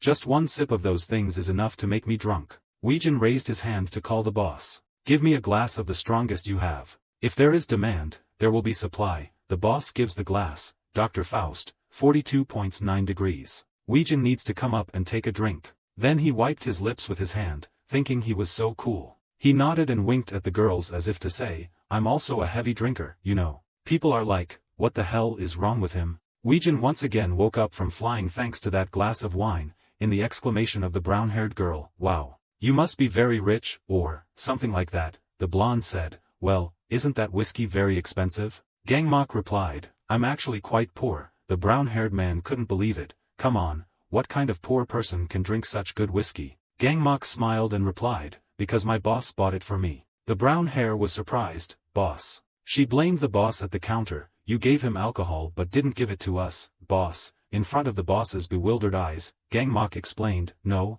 it wasn't him. I told him, then pointed to the side. That's my boss. Right now Weijin is quite upset. I don't understand why those people are looking at me. After Gmach finished speaking, he took a breath, and the two girls were still loading information. Then not long after that, those four people went to a separate table, ordered more bottles. Both girls excitedly said, oh, now I understand. The two shyly admitted, we didn't know you two were together, we didn't know anything. If we had known, we would have invited you to join us. Weijin hasn't sobered up much yet and hasn't lost his mind yet. You knew they knew from the beginning, they just didn't want to communicate. The blonde bowed slightly and said, sorry if we did something bad. I hope you're not angry with us. After receiving the apology, Weijin also thought, I'll let it go because I'm feeling quite generous. The brown hair continued to speak, to be honest, I was quite surprised. I thought you were penniless when I first saw you. Weijin wanted to get angry as he kept laughing. Oh, really? Ha ha ha. Inside he was cursing. The two girls still spoke carefreely. Maybe it was because of the way they dressed. Yeah, are you pretending to be poor or something? Weijin also hesitantly replied, well, you guys can just assume that. Haha, my sister said again, your reaction is really boring. No matter what we say, all I can do is laugh. Girls don't like bland, predictable guys like that. That's right. That's right, if you were my girlfriend, you'd be bored to death. Haha, this is my girlfriend. Whoosh, say it. That poke hit Weijin right where it hurts. The brown hair asked again, but I'm pretty sure you've never had a girlfriend, right? Weijin spoke up, I did. The brown hair took on a sarcastic tone, don't lie, you've definitely never dated a girl in your life. Blonde hair add a little salt, if you're thinking about your crush in elementary school, that doesn't count, because at that time you were too young to understand anything. Weijin can't bear it anymore. He slowly spoke up, girls. What the hell do you girls know about me? His shrill voice echoed, what do you girls know about whether I'm in love or not? Blonde raised his hand, said, calm down, we're just joking, calm down. Weijin banged on the table and stood up, continuing to scream, just kidding, right? So you guys think this is a joke, you guys think I'm poor because of the way I dress, then why do you know how to dress like that when you're so poor yourself? And yeah, you guys, the younger sister heard the cursing and thought that Weijin had a difficult to speak disease. Weijin is still cursing, and what's more, if she were my girlfriend, she would be bored. Yeah, that's why she packed her pants and ran away before they could lose color. But is it really my fault? Tell me if it's my fault. Weijin shouted for help and then stood there breathing heavily, while Gmach was holding back his laughter until he was dizzy. The two girls could only say, damn happy. A moment later, Gmach's laughter echoed throughout the street corner. Ha ha ha. Gmach looked at Weijin sitting at the corner of the wall, smiled and said, you're really funny, Weijin. Weijin also calmed down a bit and said to Gmach, Haze, stop laughing. Gmach also consoled, anyway, it's good to do that, those girls just want to drink for free. Weijin, beep beep.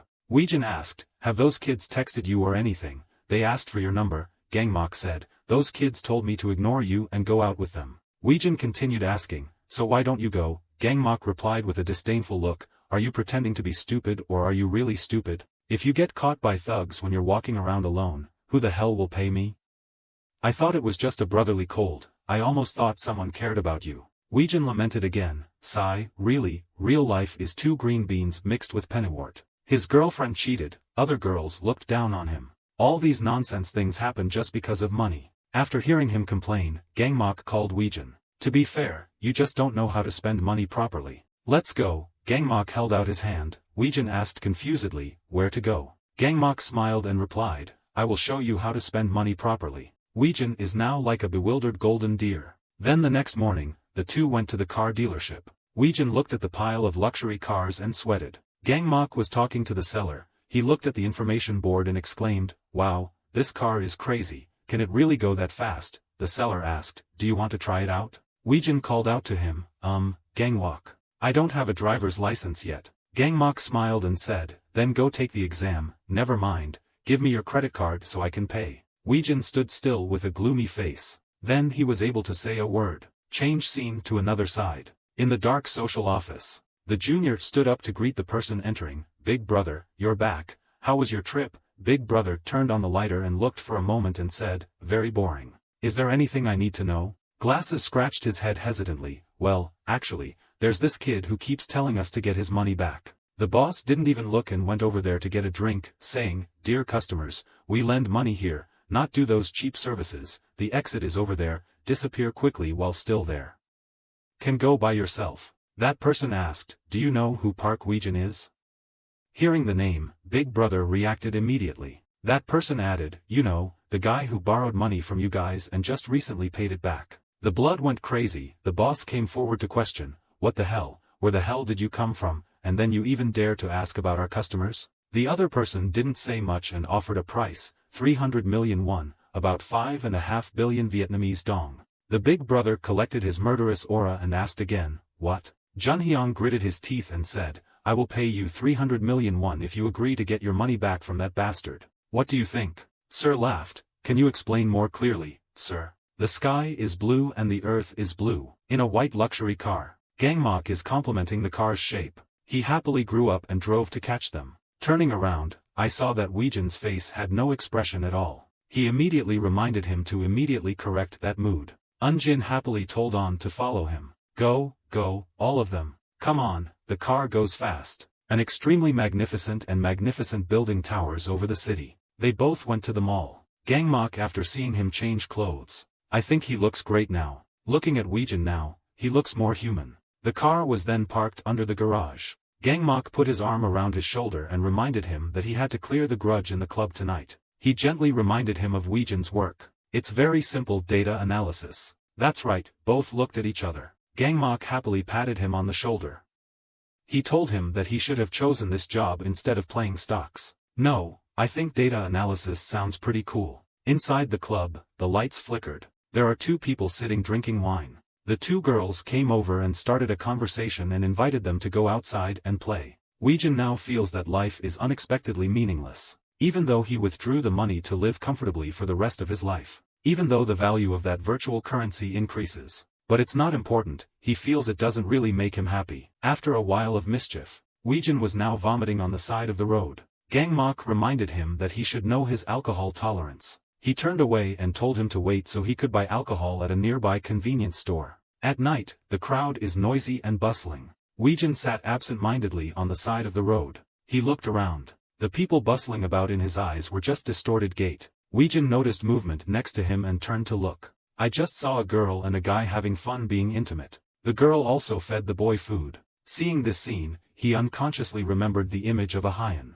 Then he turned away and looked in another direction. A student wearing glasses and a fat boy are talking to each other about going out to play. The two of them looked extremely intimate. That reminded him of how close his friend Junhyang was when he was in religious school. He sat alone in a hidden corner facing many scenes. A mother is holding her child's hand. Image of a mother playing with her child. Faded images seemed to be unclear. Weejin's eyes were not very happy. He gritted his teeth. People themselves have loved ones by their side, but why don't you have them? Gmach had just returned from shopping when he saw him sitting sullenly in a corner. He worriedly asked about the situation. Then he didn't answer. Gmach tried again to ask a few more questions. Weejin feels a bit tired.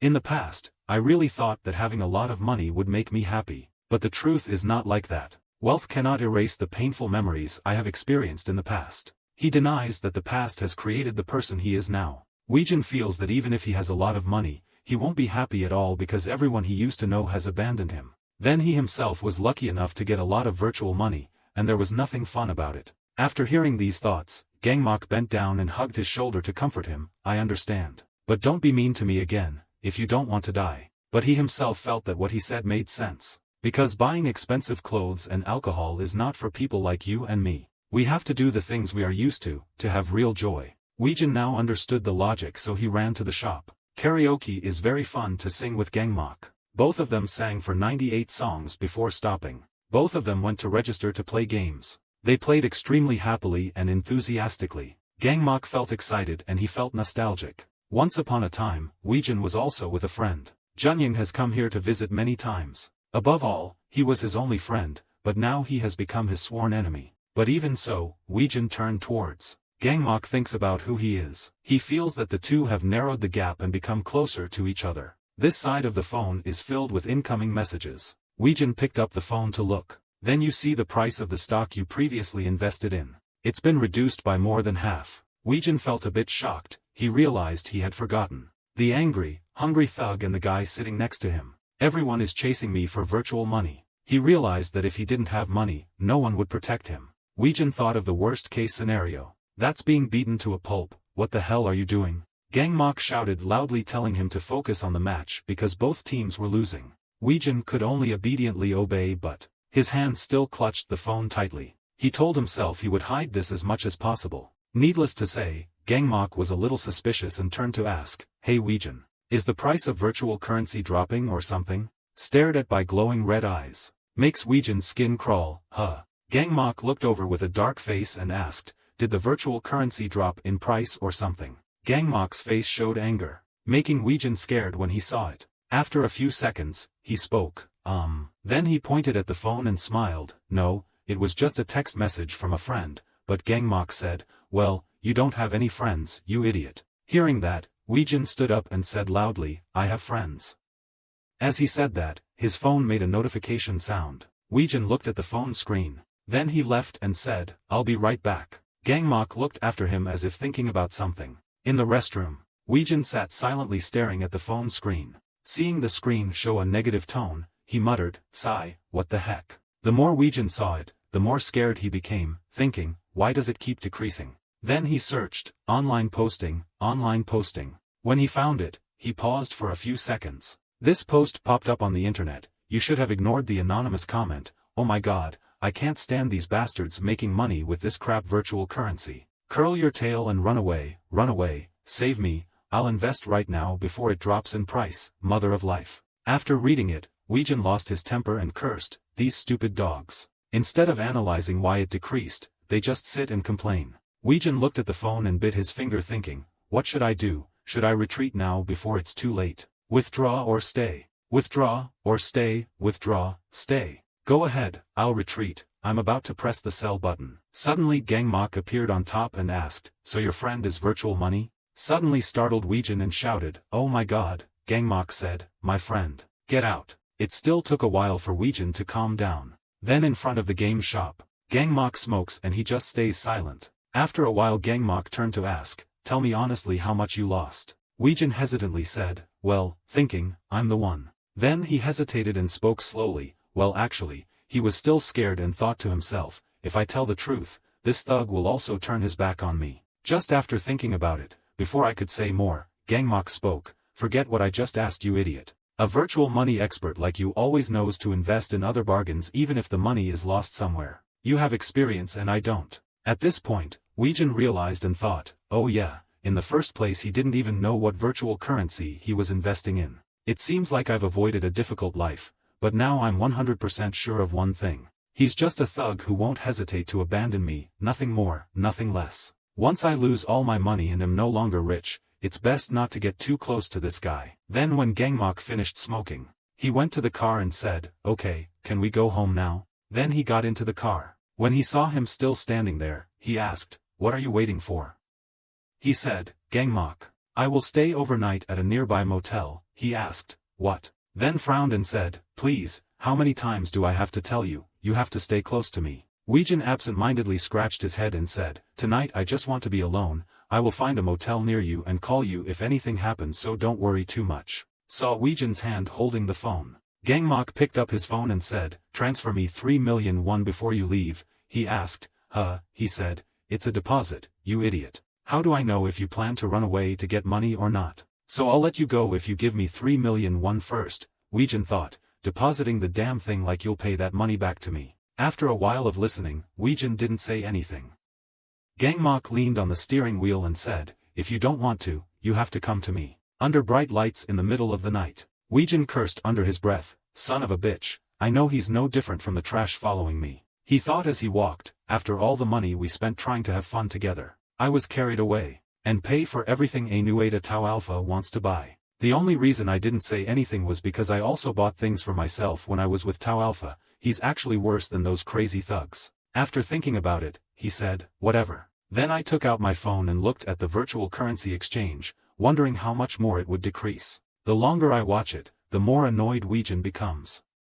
It's so bad, should I just take out my money? What is that? Wait a minute, it will decrease again. I should withdraw before it drops further. Where is the sell button? Oh my god, he was so angry that he didn't notice that there was a car approaching behind him, opening the door and going down. As soon as he finished cursing, he turned around and Weijin also saw those people. He shouted, "Ah!" Being held back by those guys and covering his mouth, Weijin asked with difficulty, "Who are you guys?" I tried to pull away the hand covering my mouth and shouted, "Ah, what the hell, let me go." Those guys put their hands behind Weijin's head, then pushed him down. The guy in the blue shirt spoke up and said, "Hey." He looked at him. He said, "Shut up." Weijin wondered, what's going on, then he asked him, "What do you think you're doing?" Just after asking, someone slammed a hammer down in front of me. Then it turned out the driver banged and spoke, saying some more. I smashed the head with this thing. Seeing that, Weijin guessed in his head, are these guys the same crazy people from before? He rolled his eyes and thought, no. Look at the hammer. Then looking at the tattoos he guessed, they looked like real gangsters. What the hell do gangsters look at these internet posts these days too? The driver sat back and said, "Let that bitch sit down until it's time to go." Weijin worriedly thought, why are gangsters chasing me? The gangster let him go and told him to sit still. He was still asking why. Then suddenly realized something. There was a sound. Oh hey, I didn't expect it to be Weijin. Junhyung smiled and looked at him cursing, "You son of a bitch." He asked, "How have you been lately haha?" "I know you and my money are fine." Weijin looked at him and said, "Junhyung. You bastard," the guy said, "Oh well, don't look at me like that. I just came here to get my money back, you understand, give me my money back Weijin." Then the two sides looked at each other. Junhyung looked with eyes of disdain mixed with pride. Weijin gritted his teeth and said, "You son of a bitch," he said. Then he rushed towards Junhyung. He grabbed his collar and cursed, "You bastard." Junhyung laughed and said, "Haha, you're still bad at analyzing the situation as usual." He shouted, "Shut up you bastard. Die, you trash." The driver saw two people shouting loudly, "These two guys stopped to look at your mother." Weijin still refused to stop and shouted loudly, "Die." Finally, the other two guys jumped up and yelled at him. Junhyung sat next to him and said, "Haida, you're too strong, son of a bitch. You're still so hot-tempered. I guess some things never change. How does it feel to be the most famous superstar on social media? You told me all the time that you're jealous of famous people who earn billions easily just because they're famous." But Weijin turned around and said, "Shut up." But Junhyung still didn't shut up and said, "Oh yeah, it seems like you also hired a bodyguard. That guy is stuck with you all day, my friend. What is he doing?" Weijin didn't answer. He continued, "Never mind, what a poor guy, haha, pity that guy for meeting you. Because I already sent someone to deal with it. How can I let someone else report that you're missing?" Weijin turned and said, "Junhyung, you bastard, you've been following me all this time, with the money I gave you." That guy replied, "After all, you can't buy anything with money." Weijin asked, "Don't you know that virtual currency is falling in price?" Junhyung replied, "You know why don't you, idiot? But I'm not afraid, it's just the process of screening ignorant investors." He asked, "Ignorant investors?" Junhyung replied, "Those insects jumped in, just because they saw virtual currency increase in price a little. This progress will erase them, and once they're all gone, the price will go up again." While talking, he suddenly asked, "You know Chuck Fielder, right? The richest billionaire in the world mentioned loser coin. Looks like he just mentioned it again on his social media, so there's no doubt its value will peak again." While talking, he turned to look at me and said, "But Weijin." Then he patted his head and asked, "What does its price drop have to do with you?" "After all, it's my money haha," he said and stuck his tongue out at him. After teasing, the people in the car said, "Don't smoke in the car, you son of a bitch." He said, "Ah, I'm sorry." Then the car stopped in front of an abandoned house. The whole group of thugs escorting Weijin went inside. He cursed, "Mother." Looking before his eyes, it was dark and there was only a fire. Old traces and torture tools remained on the ground. Junhyung smiled and said, "Weijin, don't make things more difficult." He looked at the scene in front of him and said, "Junhyung." Then turned around and shouted, "You bastard, why are you doing this to me? What the fuck is the problem?" "That's my money lol." Junhyung shouted back, "How could that be your money? It was already in my account from the beginning." Weijin said, "I'm giving you money to invest in your account." He said again, "Fuck you, the money you gave me is not your money. You got it from a private loan, so as you reason, isn't it just borrowed money?" Junhyung gritted his teeth and said, "All that money is mine. It's in my account, so I have the right." While screaming, a driver came and pushed Junhyung away and said, "Please shut up, don't be so angry, get out of the way. You're only 10 years old, so noisy." Then that guy walked over and kicked Weijin in the back and he shouted in pain, "Ah." Then fell down. Weijin cursed in his heart. Then said, please don't hit me. The driver didn't care and said, hurry up and go eat. One of the two guys from earlier came out and replied, I know. Weijin begged in fear, I will pay you guys more than that guy, really I have more money than him. Please, how much does it pay you? Please, I will pay you double. Please don't kill me. Suddenly there was a light shining on the crowd, confused. Then I saw car lights shining straight inside. Everyone was puzzled and watched silently. Inside the car, someone was beaten and bruised, turned to the driver and said, we're at the meeting point. The driver held out a cigarette and replied, great. Then Gmach next to him smiled and continued, giving good directions. Said and then pressed that guy's head into the car door. He got out of the car and asked, what did I say Weijin, you shouldn't wander around alone. When Weijin saw someone coming, he smiled happily and said, Gmach, I knew you would come to save me. I was about to continue talking and looked closely and saw that Gmach was angry and said, shut up, L-faced guy, after we get rid of all of them, I will count your number. Look what kind of trouble you got yourself into, when you don't trust the person you should trust. You make me run around to protect you, treating your employees like that. Oh my god, thinking about it makes me angry. Damn, I think I've run out of options, so he threw the cigarette down. Call, Weijin, he replied, yes. Gmach's face darkened and he said, each of us is 500,000 won. The three gangsters who kidnapped him asked confusedly, what? Gmach didn't care about those people and just looked at him and asked again, do you object? Weijin replied, no. After confirming, Gmach looked at those people and said, you guys heard me, you thugs. One of the two guys got out of the car and scratched his head and said, I can't believe it, these guys can't handle just one guy. I'd rather die. Gmach said, you. Stop talking nonsense and hurry up, so I can come back again, he said and wiggled his finger provocatively, making that guy angry and say, what, this guy? Go down the hole, then that guy will attack you. Gmach punched him straight in the face. Dropped the mask he was wearing and his nose was punched until it bled. Gmach raised his hand and punched again. The sound of continuous punching and kicking rang out. Junhyung watched with wide eyes. A few minutes later, the other guy lay with his mouth open and said, okay, let's go. In his hand, he held the man who had just been beaten and stroked his hair, asking, who's next? Gmach said coldly, next person. The hooded man immediately gritted his teeth when he heard his tone. He scolded the boy while swinging his fist and rushing forward. When he was a short distance away from Gmach, he even said I would. But the next second he had to lie flat on the ground. The tattooed guy saw that his juniors were defeated and looked at him thoughtfully. He stared at Gmach and asked him, who are you, from the rival gang or something? Gmach responded with extreme disdain, banned my ass, do you think everyone is like you idiot? Stop wasting time and jump in. When the tattooed guy heard that, he clenched his fists and his face turned black. Then he pulled out a sharp knife. He was still raising his voice to threaten you, but he was interrupted by Gmach's voice. Shut up and act. He shouted loudly that you are a bastard.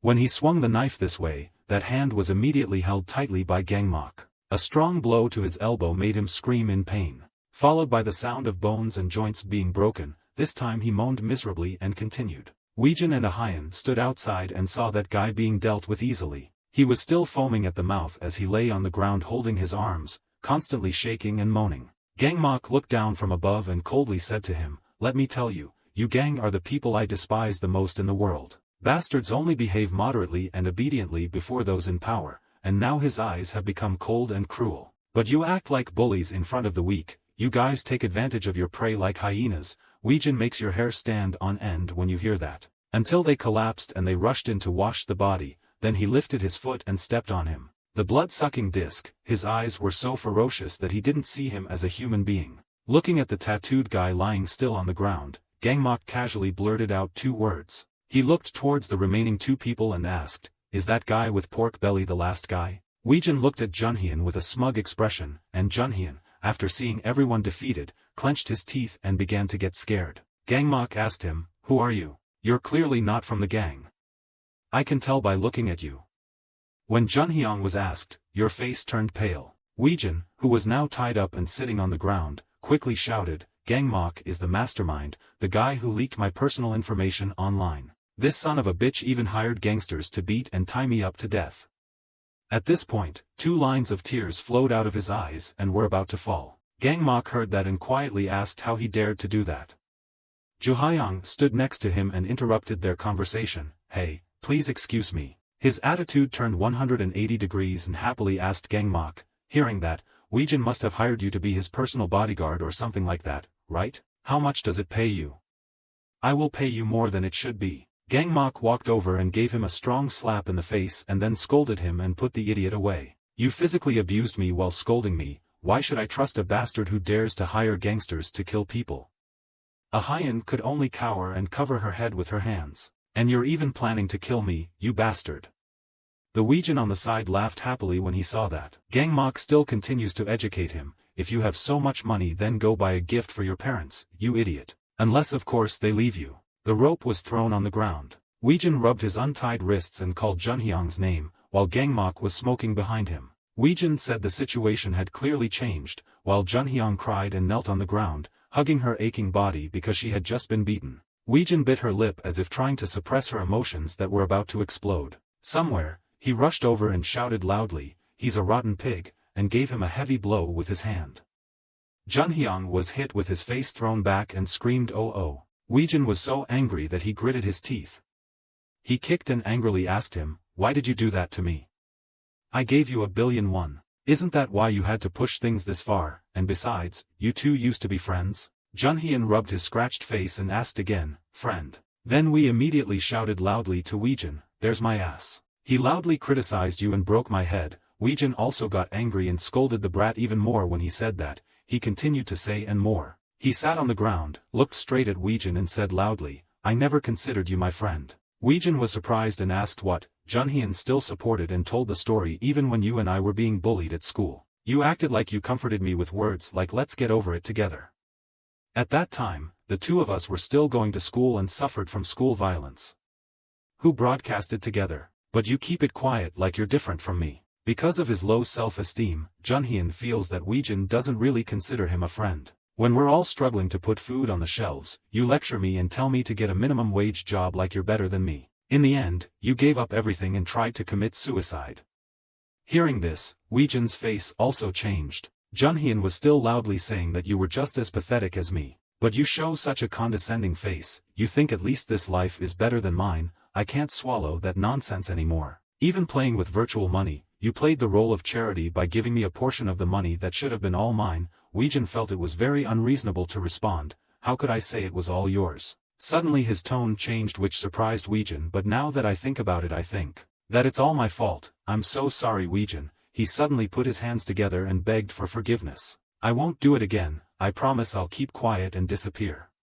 Gmach and Weijin were also stunned for a moment by his attitude. But in the end Weijin still didn't agree and replied, "Stop bullshitting and give me your phone, Weijin, please. If I don't have this money I will really die. We used to be friends but you said, please, I promise I'll never see you again." He knelt there crying and begging with tears in his eyes and nose. Weijin was about to kick him. He closed his eyes and said firmly, "Before I lost patience." Gmach didn't even bother to look away. Suddenly, out of nowhere, a car came. Gmach quickly grabbed Weijin's collar and pulled him aside to avoid the car. He was pulled down on the ground, and a hyena took the opportunity to climb into the car. Weijin looked at the car rolling away and still wondered what the hell that was. He could only angrily scold the bastard as he watched the car leave. Before he ran away, he stuck his head out of the car and left a sentence, "I will take revenge, I swear." Weijin pointed at the car and turned around to say to Gmach, Gmach should go chase them." Gmach replied very rationally, "We don't know where they are going or if we have prepared anything else or not. Moreover, when he and I talked, his face always looked a bit serious." Seeing this, Weijin had a bad feeling. The fan on the wall is spinning and makes a sound. The leader's face was gloomy like a storm was about to arise. His hand was holding a wooden stick and calling a hyena's name in a low voice, "Go Junhyang." I thought this was supposed to be a very easy job to swallow. A hyena didn't know whether to live or die sitting down in front of that guy. The leader said while fiddling with the cigarette in his hand, "I made it clear that we should gather more information before taking action." Then Gmach stood up holding a wooden stick and walked towards where a hyena was sitting. His eyes were cold and contemptuous, as if he was looking at a pile of trash, and asked, "Didn't you insist that you only needed 3 or 4 guys to be done, huh?" The guy used a long stick to point at a hyena's head and asked him, "My junior was injured because of you. How do you plan to atone for your mistake?" A hyena's face was bruised and it seemed like she had received a lot of blows. "I will pay you more." The cold leader doubled the price. Scared, a hyena could only hastily agree, "Double, so please." His eyes looked contemptuously at Ahayan. Then said you should listen to us. Now he can only say of course. The leader tilted his head and ordered the juniors behind us, who immediately said yes, big brother. Scratched and pointed at the photo on the command desk. This is Gmach's photo, find all the information about this bastard. And brought it back here to me. His eyes when looking at the extremely gloomy photo, he even stubbed his cigarette butt on it. He wants to tear Gmach apart. On the other side Gmach is telling Weijin his intention, I quit my job. Leave here. When Weijin heard that, he was extremely surprised and asked, are you serious? That evening, after we returned to Gmach's house, Weijin sat neatly facing him. I told him everything that had happened up until now, even the smallest details, without missing anything, including why I decided to end my life. And how I broke my promise, what happened between me and Junhyang, and still, about loser coin and how I invested in it. Gmach was silent for a while after hearing everything I told him, until I said everything. Gmach spoke now, Weijin, get out of my house. His reaction shocked Weijin. He jumped up and asked again, are you serious? Gmach replied coldly, I thought I just needed to protect you from the crazy thugs who were chasing after that bunch of money.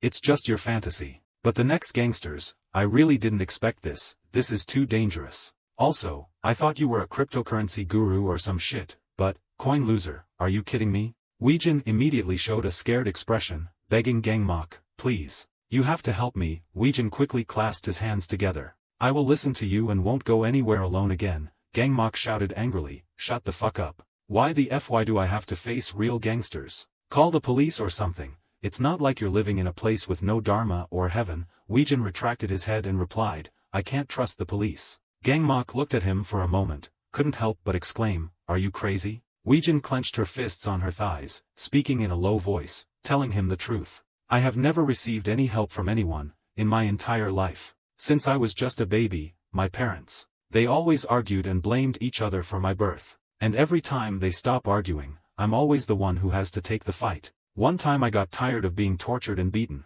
so I used all my courage to ask the police for help. When he arrived, the criminal immediately pretended to be gentle, and the police saw him and sighed and called me, kid, making prank calls to the police station. This is not cool, understand, I'm very. The two adults immediately said to each other, sorry, I was wasting your time because of my kid. Kids do that a lot, haha, but I could only stand there awkwardly. The police officer looked generous and bowed his head to advise me, little friend, maybe dad will reprimand you because you like to cause trouble. So listen to your father and do your homework on time and other things, okay? The police left. My father still had that fake smile on his lips. Good night, I tried to say, no. The door quickly opened, my last hope was extinguished. My father's eyes also quickly changed. I could only call out, Dad, for you to forgive me this time, but there was no such thing. He immediately reached out to grab an umbrella from the corner of the house. And finally I was thrown out of the house. I still remember it was a pouring rain day. And time passed, when I went to school and was bullied at school. And even when I was abused while in the army by my superiors.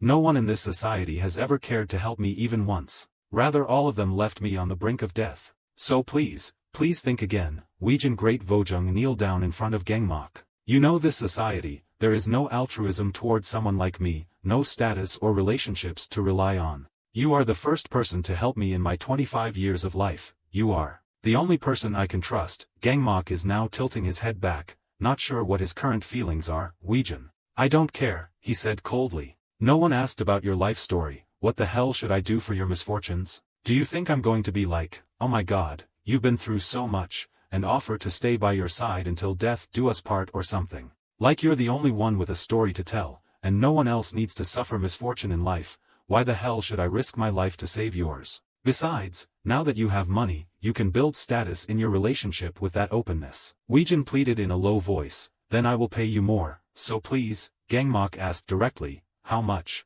Weijin immediately suggested, double as much. Gmach without thinking immediately crossed his arms, no. Weijin continued to talk, 3 times as much, but Gmach now showed a proud look and stood up and sighed, my friend, this is a matter of life and death. How much money do you have to pay for me to think it's worth risking my life? He said with a serious face. Weijin could only bow his head in fear. I don't know how much time has passed. At a nearby hotel, Weijin was sitting absent-mindedly on the bed, staring at his phone. I remember Gmach's words at this time, think about this all night, and text me your answer tomorrow, then I will decide. Looking at the stock price on his phone again, Weijin fell into contemplation. It was increasing again, just like Junhyang said. The corner of Weijin's lips couldn't help but slightly curl up. It's him, Chuck Fielder, huh, there's only one song from this guy. He accessed the other person's personal page, realizing that just one word he spoke led to the fluctuation of a large amount of money, so much so that millions of people could not even dream of having it.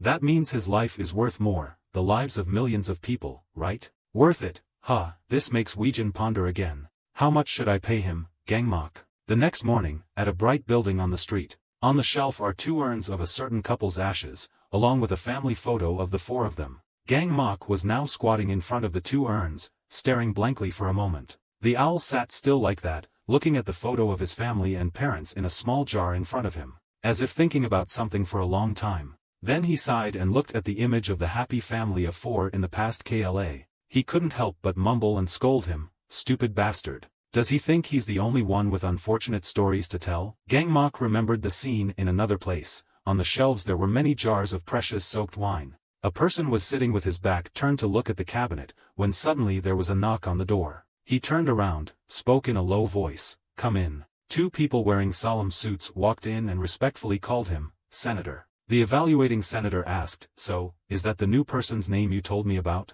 The pointy-haired man nodded, "Yes sir, I used to work with him, he was quite strong and brave." The monk seemed interested, smiled faintly and asked the other person, "What is your name?" Looking at the parliamentary symbol on his chest, he still remembered, "At that time I was really curious about how much I was worth." Gangmok stepped forward to introduce with a serious face.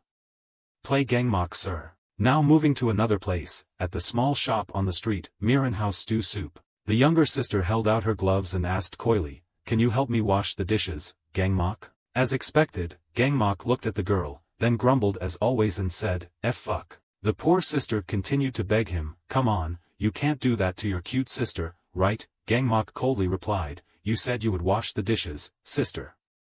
He reached out to squeeze his shoulder and said pitifully, "I've worked a lot today, my arm feels weak." Gangmok had to give in and softened and said, okay, go away." His sister immediately cheered.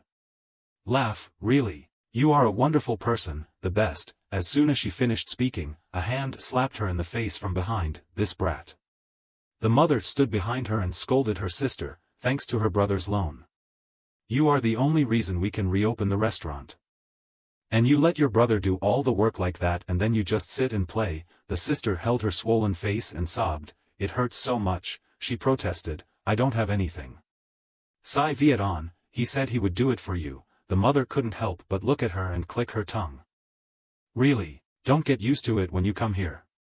Gangmok stood aside and smiled, watching his mother teach his sister. At this moment, someone opened the kitchen door.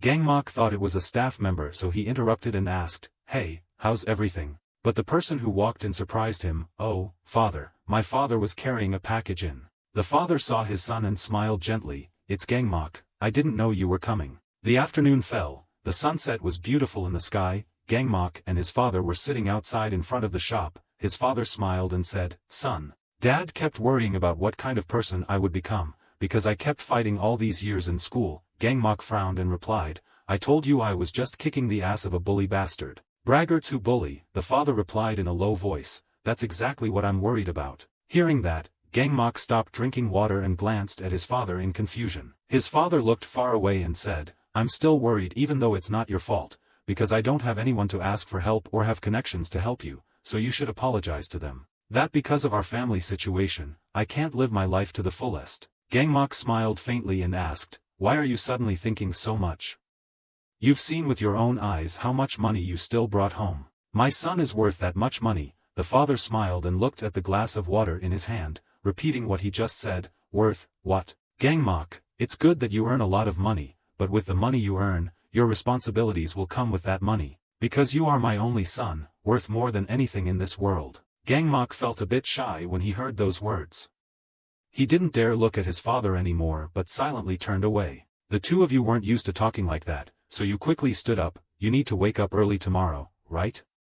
"Yes, okay, finish your work and go to bed early. Remember I will always support you, son." Then one evening, in a deserted community, Gangmok looked stunned at the scene before him. The spiky-haired guy from before stood there, along with a group of thugs carrying sticks on their shoulders. The hair pointed at him and immediately scolded him, "You're late." Gmach stood there, not knowing what to say except one sentence, "Hello. What are these gangsters?" An annoyed guy with a stick stepped forward and asked Gmach, "What the hell are you talking about?" But the pointed hair reached out to stop him. "Enough is enough. We will work together, have fun with each other." Hearing that, Gmach was surprised and asked, "What, working with them?" The hair nodded and pointed behind him, "Yeah, look. Our job is to drag those poor people out of that place."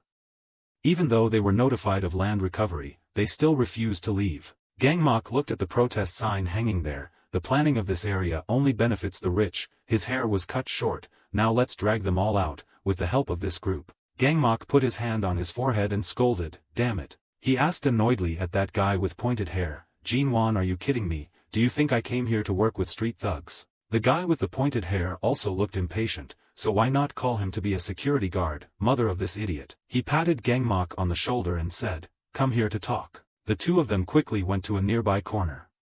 The guy with pointed hair didn't hesitate to say, "Listen, Gmach. One of the promises the senator made when elected mayor of the district was to redevelop the slums. If those mice don't want to go, that promise won't hold any weight, and that would be politically dangerous for the senator. Our job is to eliminate those threats for the people we are protecting. In other words, we are protecting ourselves this way. Anyway, we don't really have to do dirty work, leave everything to the thugs, we only act when things get too much." Gmach can't bear to swallow his words anymore and interrupts, "Shut up, go away. Don't you feel ashamed of yourself? Is what you do any different from them? Being a politician is now equivalent to being a gangster." The annoyingly pointed hair reminded Gmach, "Watch your mouth," and Gmach calmly replied, "Fuck." Furrow frowned and continued, "Let me tell you what the mayor said." Market was sitting in the room, wiping his precious wine bottles and smilingly asked, "What do you think is the most important thing as a politician?" "That is a solid foundation. What will lay a strong foundation for politicians?"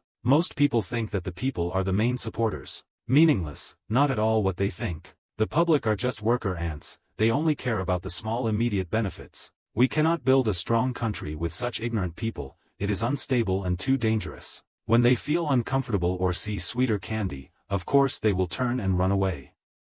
We cannot help people with such short-sightedness. So what new creates a solid foundation for politicians? It's their casualties, their corpses," he said with a cruel look. "We need to exterminate as many insects as possible, and use their bodies as a stronger foundation. Small creatures will be indebted to us and even obedient, and death is the best promise to build a fortune, because the dead body cannot move anywhere. We need someone to pick up those bodies." The pointy-haired guy said to Gmach, "That's when we jumped in. We did everything in our power and prevented the senator from getting his hands on that dirty stuff. Do you understand the work you will do?"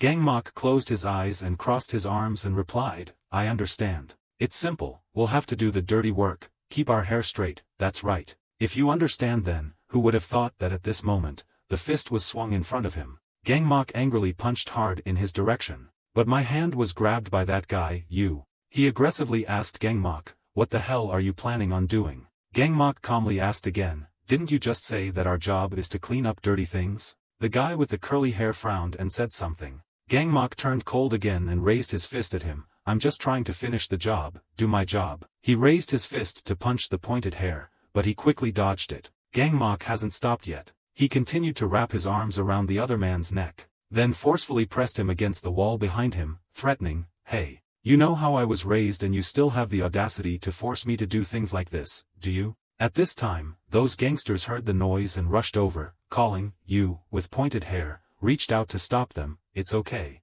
He chuckled, "Gmach, you're the one who keeps telling me, you want to escape that misery with your family. You told me so many times, when we were working together a long time ago, and I helped you get out of it. What's your problem, you bastard? Didn't you say you would do anything to get money later? Now you have a high-paying job that even gets paid in advance. Do you want your family to be pushed into that damn place again? You've already used the money you paid in advance to open the store, and now you can't take it back, so you've got to work hard." His words made Gmach remember his family. He could only grit his teeth to suppress his anger, constantly fighting for conscience and money for the family, finally putting down my hands. Then I sighed and let my hair out, sigh. Then, to the surprise of those people, he turned around and left without hesitation. The guy with the pointed hair tried to call after him to convince him that this was a once-in-a-thousand-year opportunity. "I'll give you another chance, since I'm the one who introduced you to the senator, think about it." See you tomorrow. Gmach remained silent and did not answer him. The hare turned around and said to the thugs, disperse here today.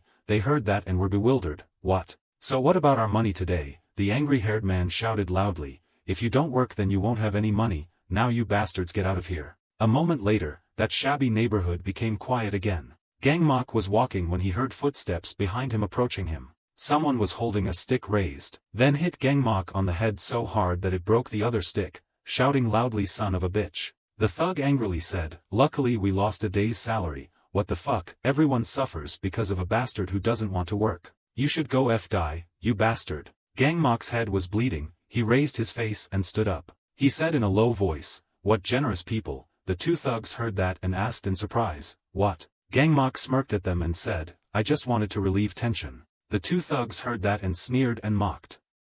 Look at what the kid said, he must have broken his brain just now or something. Hit it, he just finished speaking. Gmach threw a punch at him. That guy was quickly thrown several meters away. The other guy looked scared when he saw that, and Gmach also had no intention of letting him go. It's your turn. I waved my hand and called him back. The thug looked frightened, then quickly gritted his teeth and threw the stick at Gmach. Fuck your mother. The sound echoed throughout that small neighborhood. After dealing with them, Gmach put his hands in his pockets and trudged down the street. He went to his family's small store that had just opened not long ago. Gmach did not enter but just stood at the door peeking out. Seeing my parents busy at the kitchen counter, Gmach fell into silent contemplation and looked at them for a long time. If I think about work now, what should I do with the money?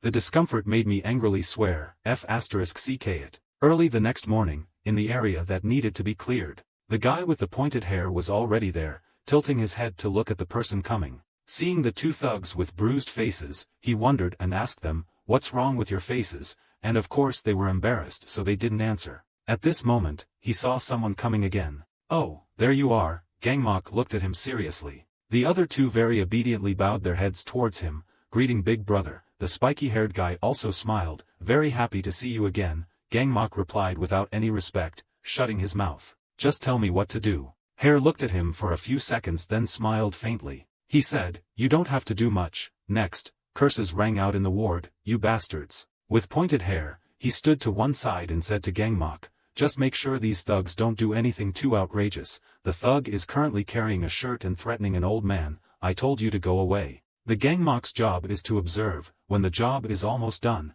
they must lead them to the next area. Repeat this until everyone is kicked out of the house. Gmach thought to himself, this is a 6-month contract. Just 6 months and then I'll get out of here. Just like that, he silently watched them act violently. And you will get money for your whole family to have a delicious meal. The next day, he turned away as if he didn't see the thugs chasing away the weak. So you can earn money to bring delicious meat home to your family. Thugs even attack the elderly and weak. This cycle keeps repeating like that, seeing them being beaten and threatened, then having money to make my family happy. The hammer came down, and at the same time the golf club also hit the ball. Gmach stood behind and listened.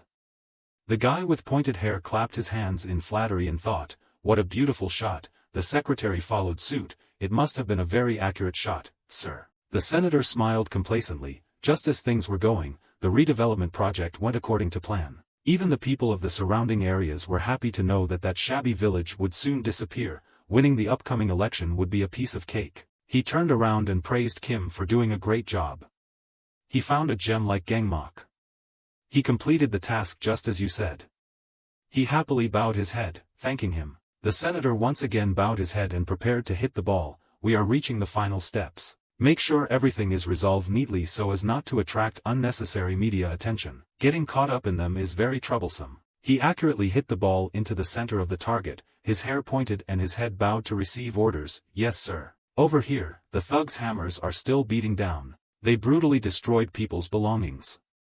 Gmach also gradually got used to this scene and asked in a loud voice, how many more houses were there? The Gmach looked at the documents and said, it seems like 10 households. At this moment, a scream rang out behind him, those thugs. He rushed past the thugs and went straight to Gmach. They didn't have time to react and shouted, hey stop him. The other man quickly stepped forward and grabbed Gmach's shirt, angrily asking, you're the leader of this group of scum, right, you dog? Where should we go when you destroy everything in our house, you evil people? Hi beauty. Gmach glanced away, avoiding saying, I heard you guys received compensation, right? His words made the man even more agitated. No one could go anywhere with that little money. Can't even pay for a small, run-down room. You kicked us out into the street regardless of life or death. At this time, the thug was in time to grab him and drag him away. Then he roughly pushed the man to the ground. Those guys quickly surrounded him and punched and kicked him. How dare you, you bastard! His family shouted in fear, husband, stop, and at this moment, Gmach also spoke up, enough is enough. The two new thugs stopped, looked at him with strange eyes but still obediently replied, yes. Gmach looked at the man a little worriedly, and their curses rang out again, you scum people will be destroyed by heaven and earth. The mother cried and scolded, how could she call herself human? The daughter, who was still a student, burst into tears in fear and called out, Daddy. And that image startled Gmach a bit. He remembered the image of his sister when he called, because the other student was about the same age as her. Not wanting to become soft-hearted, Gmach turned away so as not to see that scene. He raised his voice and called out to the thugs standing there. You guys, do what you need to do. Those two guys immediately picked up their sticks, okay. The scream of fear rang out again,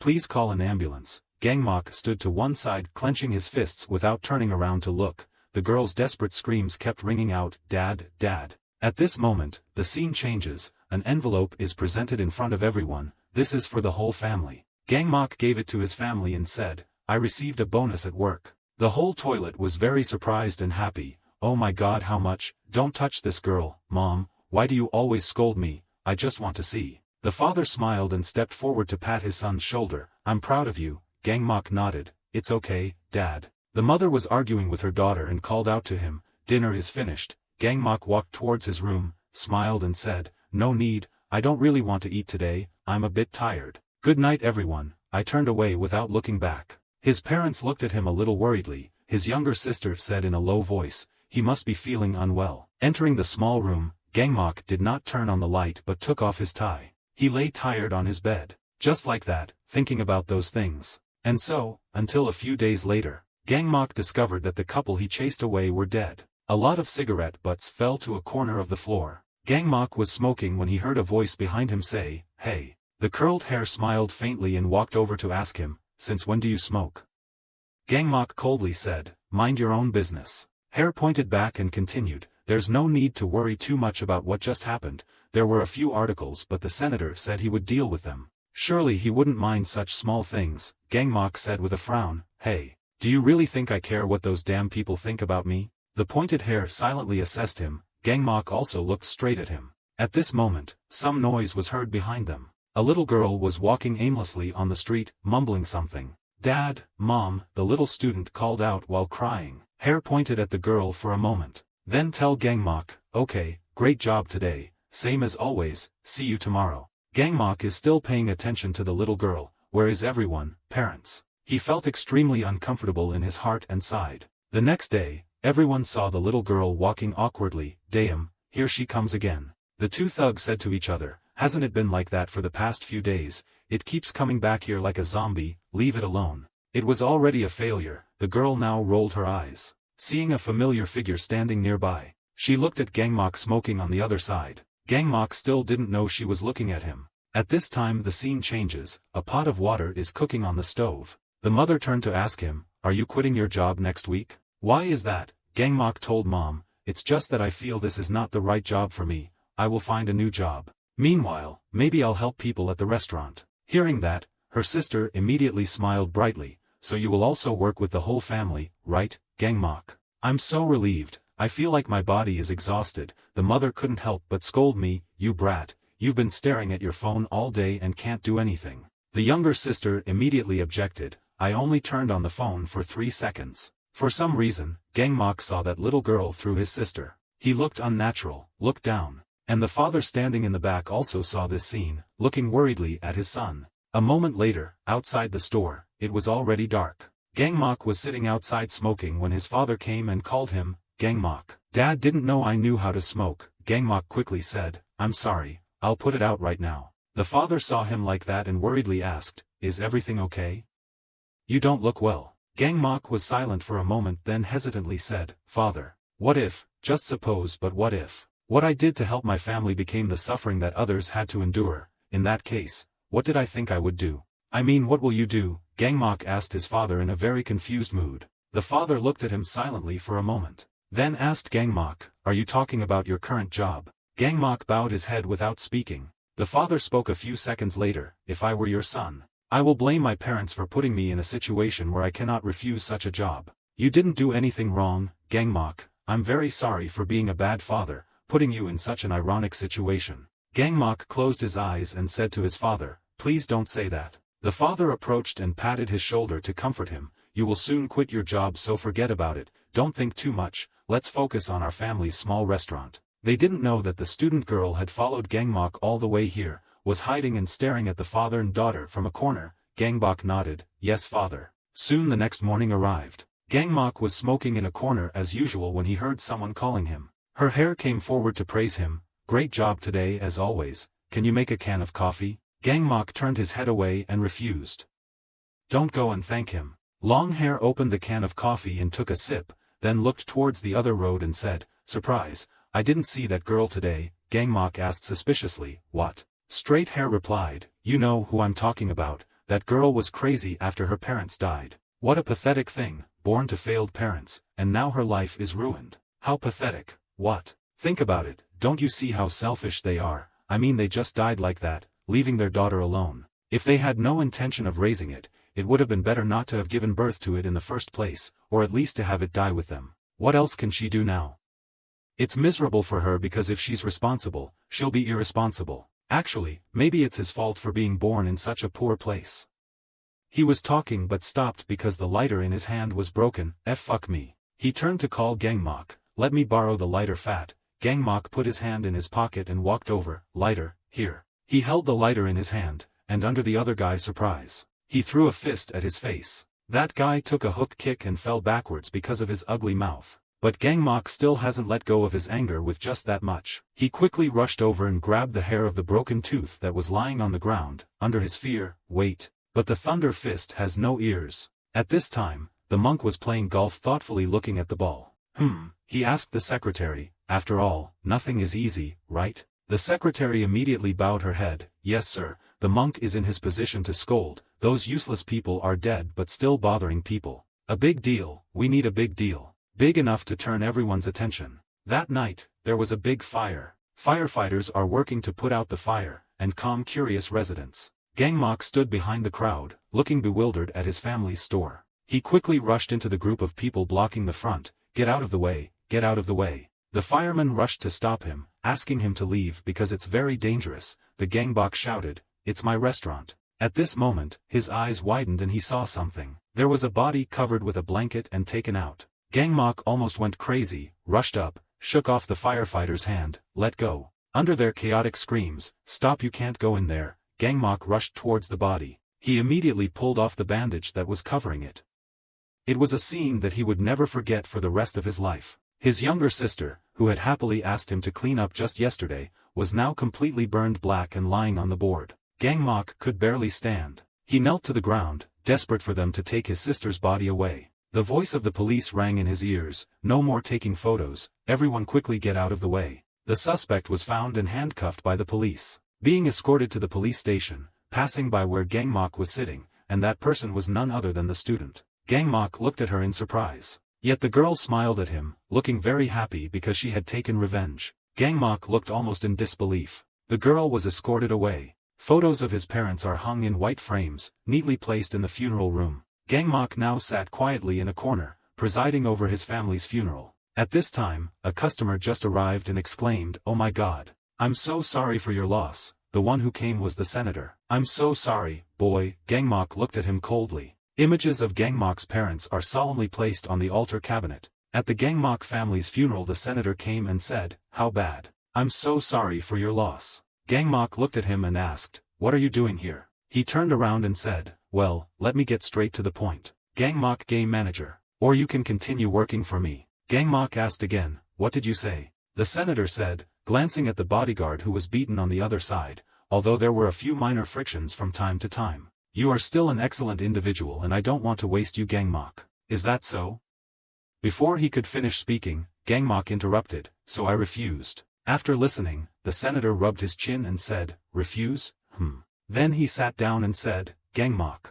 I heard your sister is in a coma. It would have cost a lot of money to take care of her in the hospital. Let me help you with that. Gmach heard and stood up, sighed and cursed, sigh damn it. He looked down angrily and said, I refuse you damn bastard. The bodyguard who was beaten on the other side heard that and cursed, you son of a bitch, but the senator stopped him and said, it's okay. No need to push him too hard, he just lost his parents, nothing I say can calm him down now. But it's also a pity how I really see you have potential, you should learn to seize your opportunity while you still can. You should learn to take your chances while you still can. I'll ignore what happened to Gmach and just consider it your severance fee. Gmach called, Senator said, I don't need your consent Gmach. Moreover, most of the problems were solved smoothly thanks to him, I did it for Gmach as well. Gmach wondered, what? He turned and asked, oh you don't know anything. Do you remember the articles criticizing me? No one cares anymore thanks to this arson, a small incident. Easily forgotten thanks to a larger incident. And the public in general, more or less agree with the project to redevelop the area. He sarcastically said to you, do you feel ironic? This turned out to be a lucky event, all thanks to Gmach's hard work. I know your parents will rest in peace for giving birth to a wonderful son like you. The senator saw Gmach clenching his fists so tightly that his veins bulged. He immediately came closer and put his hand on his shoulder, smiling and saying, haha, what a pity, I really like people like you, Gmach said, whoa. The senator asked curiously, huh? Gmach looked over and asked, did you just hit me? He asked fearfully, what, you? Before he could finish his sentence, Gmach punched him in the stomach. He was in so much pain that he couldn't open his eyes evenly. Gmach said, this is self-defense. The bodyguards ran in and asked, have you lost your mind? Gmach, but he still punched down. The punches continued to fall. The senator covered his face with his hands and everyone ran in to talk to each other, stopping him. A few cleaners rushed at him and grabbed his hair and grabbed his shirt. Someone shouted, stop you idiot, and, consequences. Gmach must go to jail. A year later he was released. Senator Jong Yonho continues to have a successful political career, posters of him plastered everywhere, loyal servant of the people, Yonho Jong. In Gmach, there is no time to even think about revenge. Because when Gmach stood below the hospital, he saw his sister bandaged. He was so tight that he had to breathe with a ventilator every day. He thought to himself, money. I need money. Gmach works day and night from place to place. Working as both a bodyguard and a construction worker to pay for his sister's hospital bills, he heard that even retail investors could make a fortune by investing in cryptocurrency. Then he started investing in virtual money. But after that, every floor I looked at was all negative. Gmach mumbled annoyed, sigh, retail investors make a lot of money, you bastard. Saw the article, hated businesses investing in anonymous virtual currency, rich people always have a lot of money, Gmach wondered, rich people? He thought, the virtual environment is not much different from the world we live in, it only benefits those who already have a lot of money. Suddenly Gmach saw something and exclaimed, huh? Who is this guy? On the upside-down message board, the proof is that I have made a lot of money through virtual currency and will share a little profit. Gmach after reading it, he wondered even more, how did that guy make so much money? That's why I met Weijin. I decided to approach this idiot so I could learn one or two of his investment tricks. But damn I was wrong. Now Gmach asks, have you finished thinking about it? Weijin smiled and replied, okay, it's up to you. Gmach looked at Weijin in confusion. Then he raised his fist and gritted his teeth and asked, are we joking? Weijin used his hand to shield and said, wait a minute. I mean I've really thought it through, but in the end, who am I to decide how much your life is worth? Gmach thought about Weijin's words for a moment. Then sighed and said, sigh, okay, you have a point. He continued, pay me double that's a fixed salary, Weijin happily said, so he agrees. Before he finished speaking, Gmach interrupted and said, I haven't finished speaking yet. I will be the one to decide how much my life is worth, after completing my work. Understand? Weijin thought and replied, okay. Then Gmach put his hands up and sighed and said, sigh, Mom, I can't believe I made a deal with these two bastards. Weijin said, please don't consider me in the same category as that fat guy. He looked up at me and asked, okay, we should do something about the fat you just mentioned, do you have any plans? Weijin smiled and said, definitely yes. I have a perfect plan just for that. The next day there was a loud curse outside, motherfucker Weijin. Gmach angrily strangled Weijin and asked, do you ever use your brain?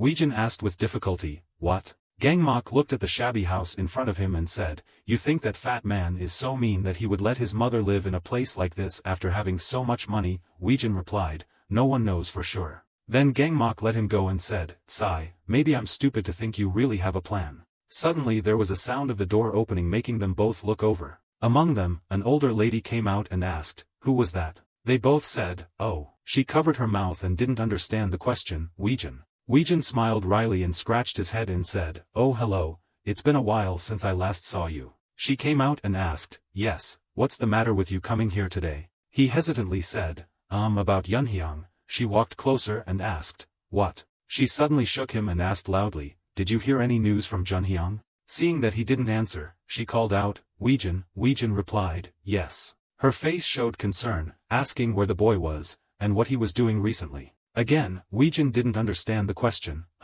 Then everyone went home. She brought out a pot of hot soup. She said, "There's not much to the house, so you two should just take it easy." She sat down and then realized that he stood up and said, "Oh, let me go get kimchi too." He replied, Yes." Gangmak leaned close to his ear and asked softly, "Hey, what the hell is going on? Why are we suddenly sitting here eating?" Weejin replied, "I'm not sure anymore." Taking out the kimchi, the lady asked, "So this handsome boy is also Junhyang's friend?" Gangmak replied, Yes." She smiled and said, "Being as tall as you are, I'm afraid I won't have enough food.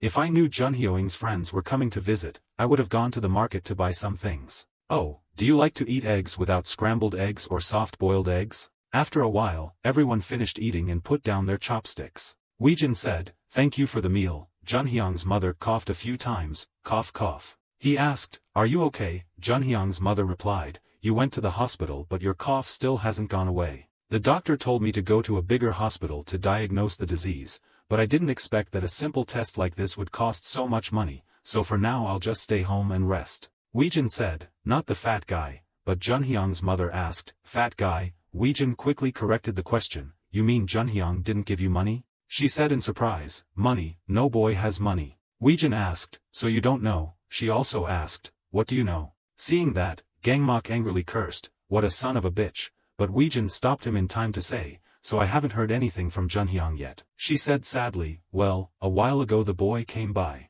Before that, Junhyang was still at home and he shouted loudly, 'I told you, don't call or try to find me again.'" Junhyang's mother stood at the door and asked, "Junhyang, what do you mean by that?"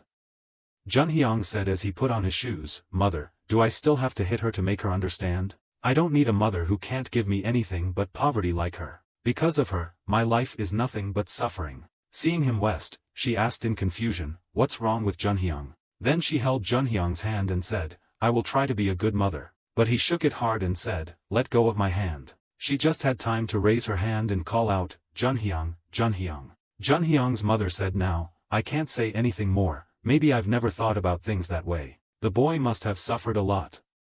I didn't fulfill my responsibilities as a mother and I felt extremely guilty." While she was talking, a fit of coughing made her cough, cough, and say, "I'll be right back." Gangmak took a deep breath and called, "Weejin." He looked over at me and said, "Let's go, the more I stay here, the more uncomfortable I become." After listening, he remained silent as if he was thinking about something. Suddenly he spoke, "Gangmak, before we go." Then everyone left and suddenly he called, "Uncle." Junhyang's mother asked, "Are you guys back?"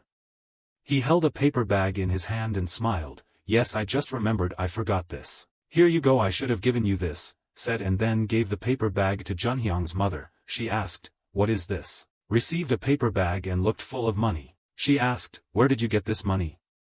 Weejin scratched his head and smiled and replied, "Well, I forgot to say it before, but Junhyang and I are running a small company to make money. He told me to come and take you here." Junhyang's mother asked why he didn't come back by himself. I replied, he said something he shouldn't have said to you. He didn't dare come back here to apologize." Hearing that, she lowered her eyes and said, "The boy doesn't need to apologize, his mother isn't going anywhere, so please tell him to come back to his uncle." Then she asked me, "Do you have his contact information?" I had to say, "Well, he said he'll come visit me soon." Gangmak looked at his actions just now without saying anything. Then the two went out. Weejin stood next to the car and smiled and said, "Don't worry about Junhyang, just rest assured and go see a doctor, hello." Junhyang's mother ran out and said, "Weejin, here, bring some burnt rice to eat with Junhyang. Before, the two of us really liked to eat this dish, do you remember?" She even looked at Gangmak and said, "I'll eat with you too." You make delicious nuringji with Junhyung and Weijin as witnesses, Gangmak replied, oh yes. After giving the things, Junhyung's mother continued, Weijin, please tell Junhyung that he is truly sorry for everything. The two of them were silent after listening and then replied, yes. The car is running on the way home. Gangmak asked while driving, why did you give her money? Weijin immediately replied, he was kind to me, because I was his friend when I was in school. He recounted that Junhyung's father gambled and got into debt, his mother had to try hard to make ends meet. Their family background is also poor, but at least they don't abandon their children like my parents, they still try to take care of their children as much as possible. Then Weijin continued boredly, I can't believe I'm friends with such a scoundrel, maybe I'm no different, people always say that the cloud meets the wind, Gangmak countered, that I don't believe in those things. He smiled, glanced at him and said, I'm not a loser and I still play with you. Weijin put his hand on the window and replied, oh well okay. Gangmak took a piece of burnt rice from the bag that Junhyung's mother gave him. He put it in his mouth and said, this is delicious. Suddenly called, Weijin. Weijin was looking at the phone and asked, what? Gangmak was chewing rice and asked, do you remember where the gang's office is? He replied, yes. Gangmak continued, give me the address and I'll deal with them. Weijin turned around in panic and said, have you lost your mind? You're the one who said it was dangerous. Gangmak was eating burnt rice and asked, don't you remember what Junhyung's mother said? He cut a big piece and said, she said to give some to the fat guy to eat with him. Weijin was surprised, what? Gangmak said, let me tell you this Weijin, outside the apartment building. Inside, someone had his hands tied and was about to smoke when he heard someone calling, hey. Gangmak approached and asked, how's your hand? That guy said in fear, what the heck? Then the screams, spread throughout the building, the gangsters ran out to ask, what was that noise just now? Seeing that guy lying on the floor, they asked, who are you guys? Gangmak laughed, you don't have to listen to girls, but always have to listen to her mother, and Weijin said in fear, mother, I don't understand anything anymore. These are words to keep in mind. Gangmak walked up the stairs and said, Junhyung, I brought some nuringji for you. Just now, Weijin asked Gangmak if he really blamed the car for going there. He leisurely smoked and replied, why didn't he see that? Weijin became shocked and told him to risk his life like that. Gangmak didn't seem to care much, he thought it was his genius negotiation tactic. He couldn't just sit still and ignore that guy because if he dared to be ungrateful to his mother, he would have to be beaten to a pulp. Weijin tiredly advised again but Gangmak refused to listen. He stated his reason and told Weijin not to care. Gangmak wants you not to worry about him. Because Gangmak already has this superpower, huh? Weijin was not calm at all, he was worried about himself so he asked, what should I do? What? Weijin pointed straight at himself and said again, what should I do now? Gangmak simply said he would go there with him to get his virtual money back. He asked how much he had left and he honestly replied that he had about 2 billion won left. Gangmak happily told him to take out some money. Because that money would pay him, that made Weijin see the guy in front of him. It's more ridiculous than you think. Gangmak was rudely kicked by a guy on his shirt, he cursed like that. Gangmak became angry and grabbed this guy's leg, then threw it straight down the stairs. After a while, the two guys were easily dealt with by Gangmak. He looked at the other man with disdain but he did not respond. By the time his accomplices came out, he was now startled and told them to go on a mission, and it turned out that this guy was the big brother of this social group. Gangmak was not afraid at all but seemed excited. He asked Weijin about the money he confirmed after killing all these people. At that time, the thugs held sticks under the direction of their big brother and began to attack the two people. Gangmak turned around and kicked a guy away. When I turned around, I saw several guys approaching me. He rushed forward fearlessly, knocked down one guy in front to break the siege. The two guys next to me felt extremely angry. They rushed straight towards Gangmak. After consecutive attacks, they realized that our Gangmak had taken their accomplices to shield us. Gangmak laughed coldly, do you guys hate what this guy did? Then he threw that guy towards the thugs. An angry man rushed forward to attack. Then Gangmak picked up the stick from the guy who was beaten earlier and swung it to hit that guy in the neck. He felt extremely excited. As for Weijin, observing the first match, he just stood there dumbfounded, not knowing what to say. Gangmak delivered to the front. One punch and one stick to the head was done. Gangmak walked towards the big brother. He asked for the boss's name. Is this the boss here or not? The gangster boss cursed bitterly and then swung his stab at him. Before he could finish his porridge, his face was distorted by a stick. This guy fell down in pain, clutching his face and screaming. When Weijin saw this scene, he couldn't help but sweat. He stood there stunned. The guy who had been beaten earlier came forward and hugged his leg, causing the Weijin to stomp on him. So I and the group of gangsters were arrested. The two fathers asked the big brother's name and found out that he was just the big brother of this group, not a gangster. Weijin told Gangmok his thoughts. He thought they might not be here. Gangmok asked the boss about Junhyang's whereabouts, and this guy confessed that he was also looking for the fat guy. He said the fat guy has been ignoring his phone calls. Suddenly there was a swearing sound from behind. Turning around, he saw the leader kicking behind him. He bitterly asked why Weijin and Gangmok were here. Weijin recognized this right away. He was the ringleader that Junhyang hired. Suddenly, a familiar yet strange voice came out. Please, I swear I won't run away again. Junhyang walked in wearing only a pair of pants with an ancient book on it. Weijin saw that it was Junhyang and was surprised. When Junhyang saw it was him, he was speechless, screaming in desperation for Weijin to save him. This made him a little confused beyond expectations. The leader suddenly talked about Gangmok's background. Gangmok Choi, 25 years old, worked as a bodyguard when he was 20, beat him like a 23-year-old politician and had to go to jail for 1 year. The leader sarcastically mocks the Gangmok's background. Well, Gangmok is not that easy to bully. He happily said that the leader really investigated very carefully. Weijin turned around and couldn't believe his ears. He thought about what the other guy said about Gangmok's background. But Weijin realized something was wrong. He was shocked about the fact that Gangmok was 25 years old and the same age as him. So what? Gangmok feels there's nothing wrong. He got angry and told Weijin to shut up or he would beat you to death. Weijin was angry. What I mean is ... Before he could finish his sentence, he was interrupted by the worm. This damned bunch. Do you guys think this is a comedy stage or something?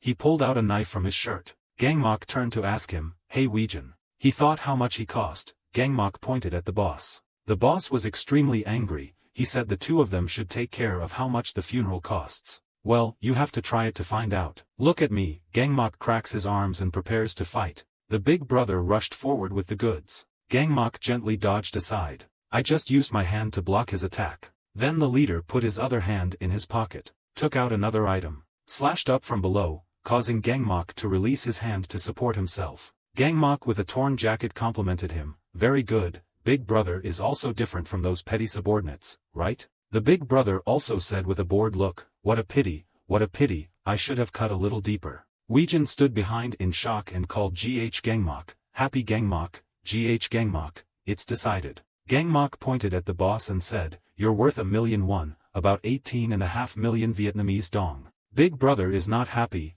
still acting like he's dangerous, I know that cheap trick. Gangmok also responded, swinging his knife wildly to try to appear cool and strong, but his mouth was too strong. After the martial arts appetizer, the two of them got into position to play the physical system. The dragon attacked first, aiming for the face, but Gangmok promptly ducked and dodged. While the leader revealed his vulnerability, Gangmok tried to attack. Big brother also recognized that move. So an elbow to the face. Gangmok was able to stand up again when Big brother fell to the side. But I don't know if it was lucky or not, the leader was able to use his feet to keep himself from falling. I can still stand, but my elbow in my mouth still hurts. Seeing that, Gangmok was ready to make the second attack. He fired another shot at the big brother's head. Successfully knocked someone unconscious. Juniors and Junhyang could only scream. Big brother and Gangmok exclaimed, wow, that punch was pretty good. The two juniors were about to rush in to avenge their big brother.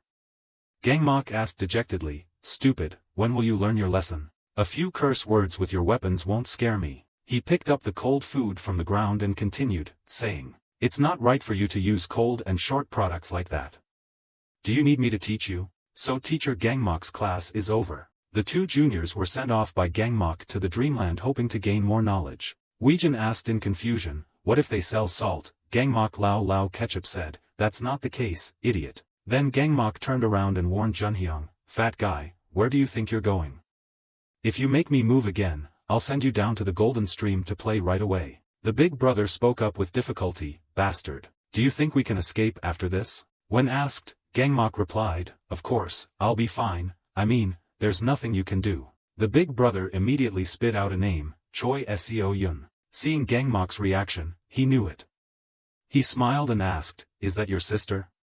I heard she's in a coma. If you like it, she will never wake up again. Weijin wonders why Gangmok suddenly became so quiet. Then Gangmok grabbed the leader's head and cursed 2 words. So you're still digging up my family? The leader innocently asked again, what, are you scared? Touching the family is already stressful, Gmach replied. Try it, I dare you to do it, let's see what happens. Big brother was still very excited. He asked in a teasing tone, what can you do? Invite me to have tea with Dian Vong. Have you ever packed a styrofoam box? Gmach called Weijin. Weijin also asked, why? Gmach gave you a promotion, you don't have to pay me for this bitch, this is my personal business. Gmach starts his hands again and tells Big Brother, there is something more humiliating than losing your life, and now I will let you experience it right away. Gmach started and it seemed like Big Brother didn't expect this. The sound of a meat pestle keeps resounding, and Weijin can be viewed in full HD. Meanwhile, Junhyang was about to play cards and sneak out the door. Weijin jumped forward, grabbed Junhyang's head and shouted, where do you think you are going?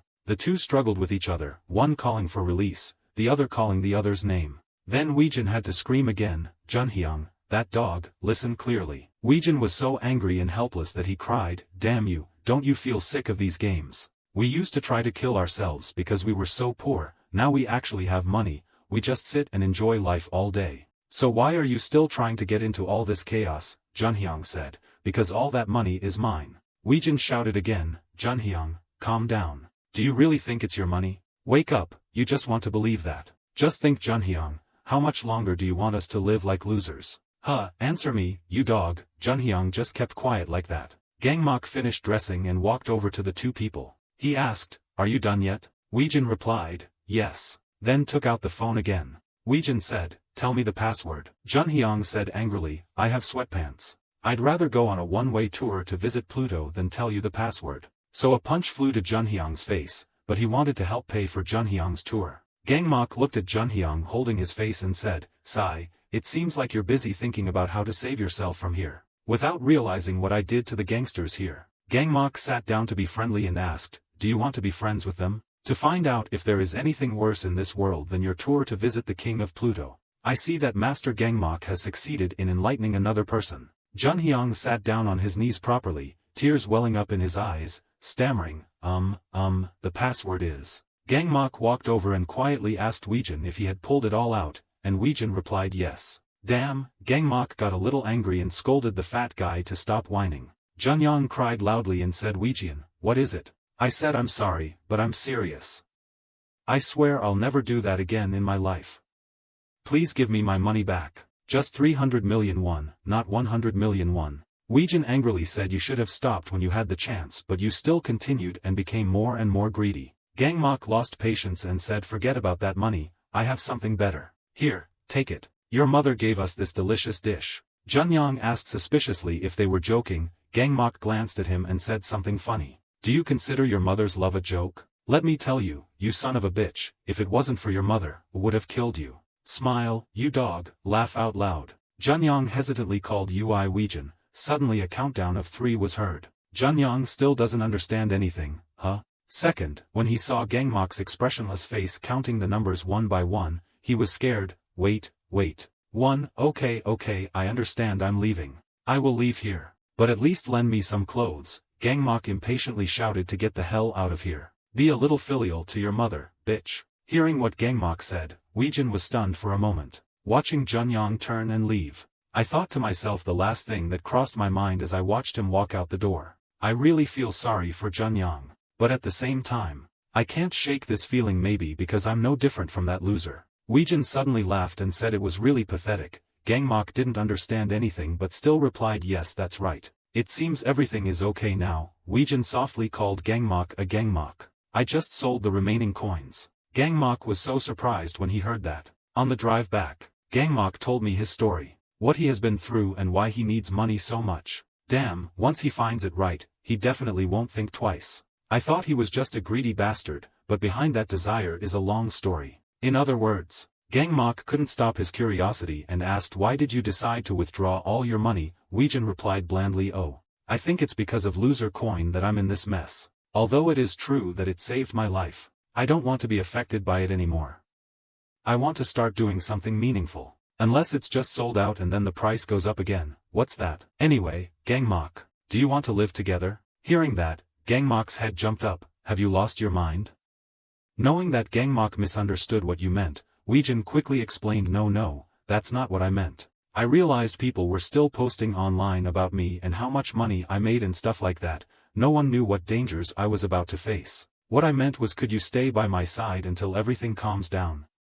Hearing that, Gmach immediately agreed without hesitation. How can I refuse the dog who wants to pay me? You just said dog. Weijin rolled his eyes and said if he could stop by the hospital for a bit. Gmach asked the hospital suspiciously. Weijin smiled and said you risked your life and worked for me until I had to pay you. At the hospital, the nurse was suspicious and asked if it was the whole thing. Weijin replied that it must include the overdue fee, and all remaining hospital fees. Thank God. I was so relieved to know that she was about to wake up. Gmach smiled softly and replied that I didn't spend all that money on stupid things. Last month I even saw her fingers move. With the, I can't give up on her even though she looks like she'll never wake up again. That's what family is like. Weijin, thank you. Lonely Weijin thinks of never giving up on family members. Family. Weijin soon found it. An apartment near the hospital where Gmach's sister is being treated. While Gmach hired Weijin's service to remove digital backups and delete all personal information released online. So on. Everything is resolved. The two of them ate and lived together very happily. Or at least they thought so. Fuck. Hearing Gmach scream, Weijin came into his room and asked why he lost the game. Gmach got upset and said, "You're joking too much. I'm talking about leaking your personal information. I found it in a group for middle-aged women." Weijin sounds a bit suspicious of middle-aged women, right? I found your information in a group. The post criticizes young people for making money through virtual currency. But what about this bitch whose account name is YongSunnyOM? She keeps re-uploading that article. Look at it. Life page. Does anyone know this person? I have proof that I make money from virtual currency. I will definitely share a portion of the profits. I called him a few times but couldn't get through. Maybe he has a new contact number. Does anybody know? Gmach frowned while erasing his digital signature and said I should sue this person, but why does he keep posting the same post over and over again? Even the account name is weird. Weijin mumbled softly YongSunnyOM. Gmach grumbled softly, yeah, what kind of name is that? Weijin stupidly replied that was my mother's name. Gmach also ignored me and said F***ck my fault. Oh, in the dark room, Gmach let out a surprised sound. Gmach immediately turned back to look at Weijin and said, "What is such a beautiful and poetic name?" Weijin immediately replied, "Don't worry about it, it's most likely someone with the same name." The two of them checked more about that account. Did that person post anything else? Weijin asked further. Gmach immediately replied, "Actually yes. Looking at the recent post, what about Wajong Park?" The other account immediately posted with the status line, "I think this is my son, I lost my son when he was young at Wajong Park." Weijin immediately replied, "So it must be my mother." Hearing from here, Gmach immediately turned around and shouted, "What? Then go see her." You. Suddenly Weijin choked his teeth and was extremely angry and speechless, surprising Gmach. "You damn old slut." Now Weijin's husband is extremely angry. Gmach then stood up in surprise and said, "What did you just say? That's your mother, Weijin." Weijin immediately replied, "It was she who left me and now she's looking for me again just because I have some money." After her parents left, Weijin then frowned and said in an extremely helpless voice. Then he glanced over and said, "Gmach, if you see posts like this in the future, just sue her." Are you serious? Gmach's face is also very serious now. Weijin immediately put the coffee cup on the table and replied, "Yes, if she really wanted to see me, she would have found me before." Then Weijin turned around and left and added, "Too, I thought there was finally peace when she appeared, that shameless woman." Seeing that, Gmach didn't say anything more but quietly watched Weijin leave. After a while, Gmach brought a plastic bag full of alcohol and drinks and said, "Let's just make a few bottles, Weijin." Weijin sat on the sofa with a bit of surprise and replied, Why is it suddenly like that?" Gmach immediately replied, "There's nothing like a little alcohol when you feel like life is terrible." Finally, alcohol and snacks are okay now. While drinking, Gmach said, "Weijin, are you sure you don't want them?" Hearing that question, Weijin frowned and thought for a while. Weijin immediately put the wine cup on the table and replied, "Gmach, it's not even worth talking about her, especially when we're drinking and having a good time like this, just drink." Gmach immediately replied a bit annoyed, "Hey, think carefully, if anything happens to you, I have to be the first to know so I can protect you." Weijin remained silent and didn't say anything. Seeing that, Gmach immediately confided, "Let me tell you this, when I was young I also hated my parents. Why did I have to be born into such a poor family? Why did I have to live such a bad life? Why did they let me out even though they knew my family was poor? Gangmak just like that raises questions that are difficult to answer. Looking at Weejin's sad face, Gangmak continued, I always asked myself those questions, but as I grew up I gradually understood them little by little, and now, I miss my mother and father very much, Gangmak said, looking down and extremely sad. Gangmak, Weejin immediately called his name, poured him a full cup of wine and continued, your parents and my parents are completely different. Weejin said, have you ever been beaten to a pulp by your father even though you did nothing wrong? Gangmak immediately replied, if he did that, I would fight back. Weejin immediately replied, that's because you're a barbarian. Anyway, sometimes he would drag me out and beat me for no reason. At this point, Gangmak became a little thoughtful. There's actually a reason.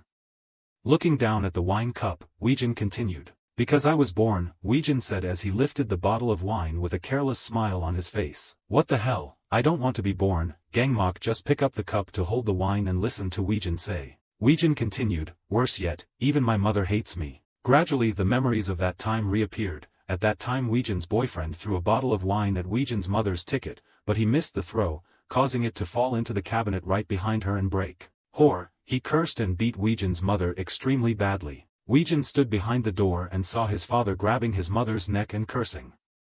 I obviously told you not to hide the alcohol. Today you die with me, she said, then grabbed his neck with one hand and raised her fist. The mother immediately said, I didn't hide it. Even though Weejin was scared and crying, the old man shouted loudly, and do you think I would believe you, bitch, mother? Weejin was still very young, he sobbed and called for his mother in vain. Suddenly the other two stopped, the mother pointed at Weejin and said something. And then everything in front of the boy completely collapsed. What Weejin's mother said at that time was to put the blame on him. The boy ran around the house, and broke all the bottles and bags that took all day to clean up. So in the end, the father changed the target of the attack. Oh, Weejin was extremely scared and didn't understand what was going on. In front of you now is no longer mine, but a monster.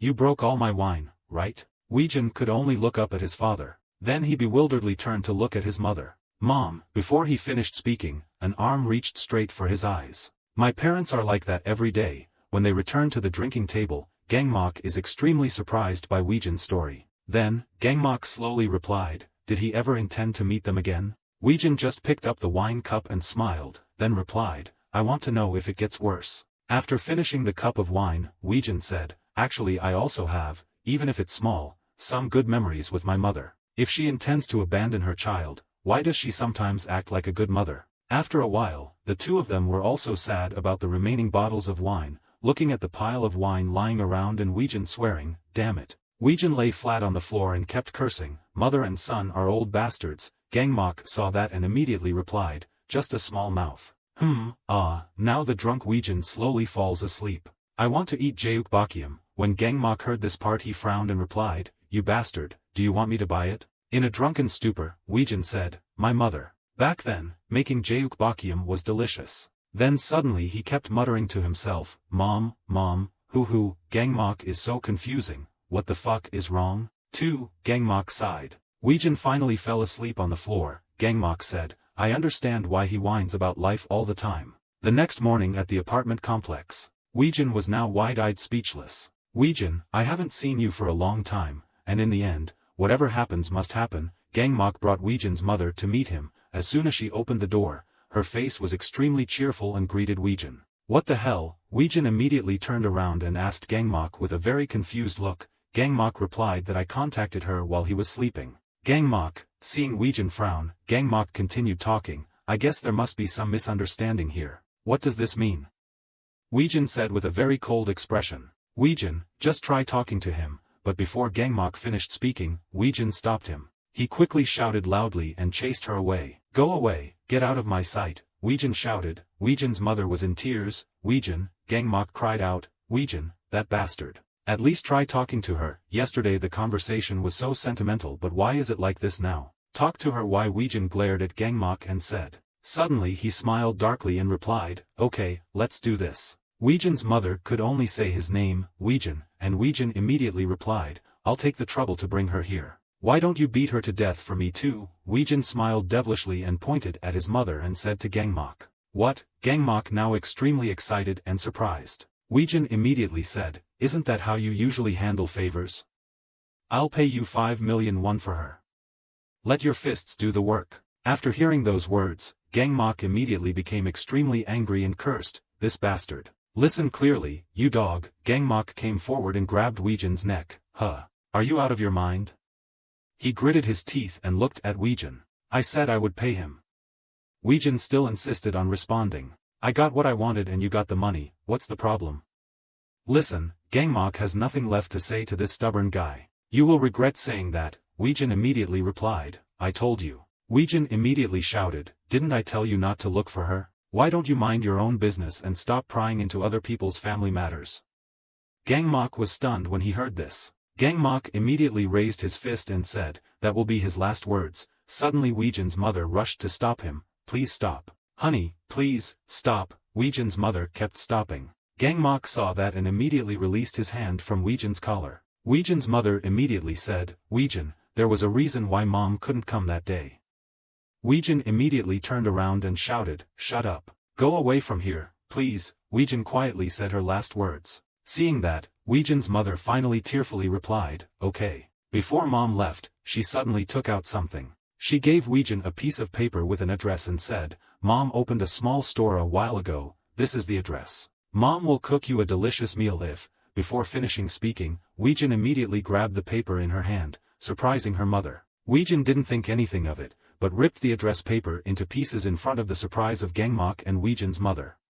Seeing that, Gmach immediately replied in annoyance, Mother, this cheeky guy, deserves to be beaten up. Weijin immediately looked over at his mother and said, get out of my sight. Looking at each piece of paper falling, the mother's eyes were a bit shocked. Okay, Weijin, goodbye, she said. I was very happy to see that my child was still healthy, the mother immediately said with a smile. Weijin just frowned and looked away and didn't reply. She finally left and disappeared from Weijin's sight. After finishing work, Weijin turned around and went into the room. And Gmach was extremely angry at that time. After entering the room, Gmach immediately left, sitting in front of the door wearing his shoes and saying, I'm leaving. Where are you going? Weijin was a little confused. Gmach immediately replied, fuck, I can't believe I spent so much time with a bastard like you. Weijin immediately explained, that's because, Gmach immediately interrupted, he was no different from that fat guy. Gmach stood up and continued, she was the one who asked you to come out and raised you, don't call yourself human if you don't appreciate your parents' efforts.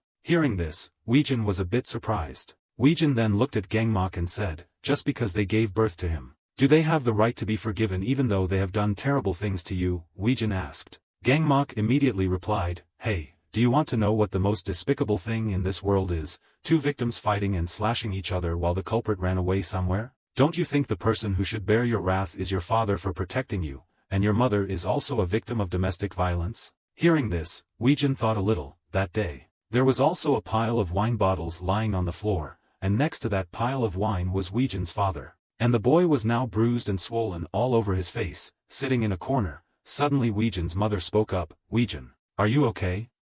My parents immediately hugged their stomachs and approached to ask. She then added, Mom, I'm very sorry, but I think, if I get beaten again, my mother will die, she said with tears in her eyes. At that time, Weijin was just a boy. Hearing these words, he couldn't blame his mother. Mom. Weijin immediately asked, have you ever regretted giving birth to me? The mother immediately replied in surprise, what are you talking about? Dad told me, he said he has older siblings but mom isn't as pretty as older siblings, Weijin said as tears fell from her eyes. But gave birth to a child because if the mother had another surgery, looking at the father lying very large on the floor, the boy continued, the mother would be very, very sick. His father would be very happy if I didn't exist.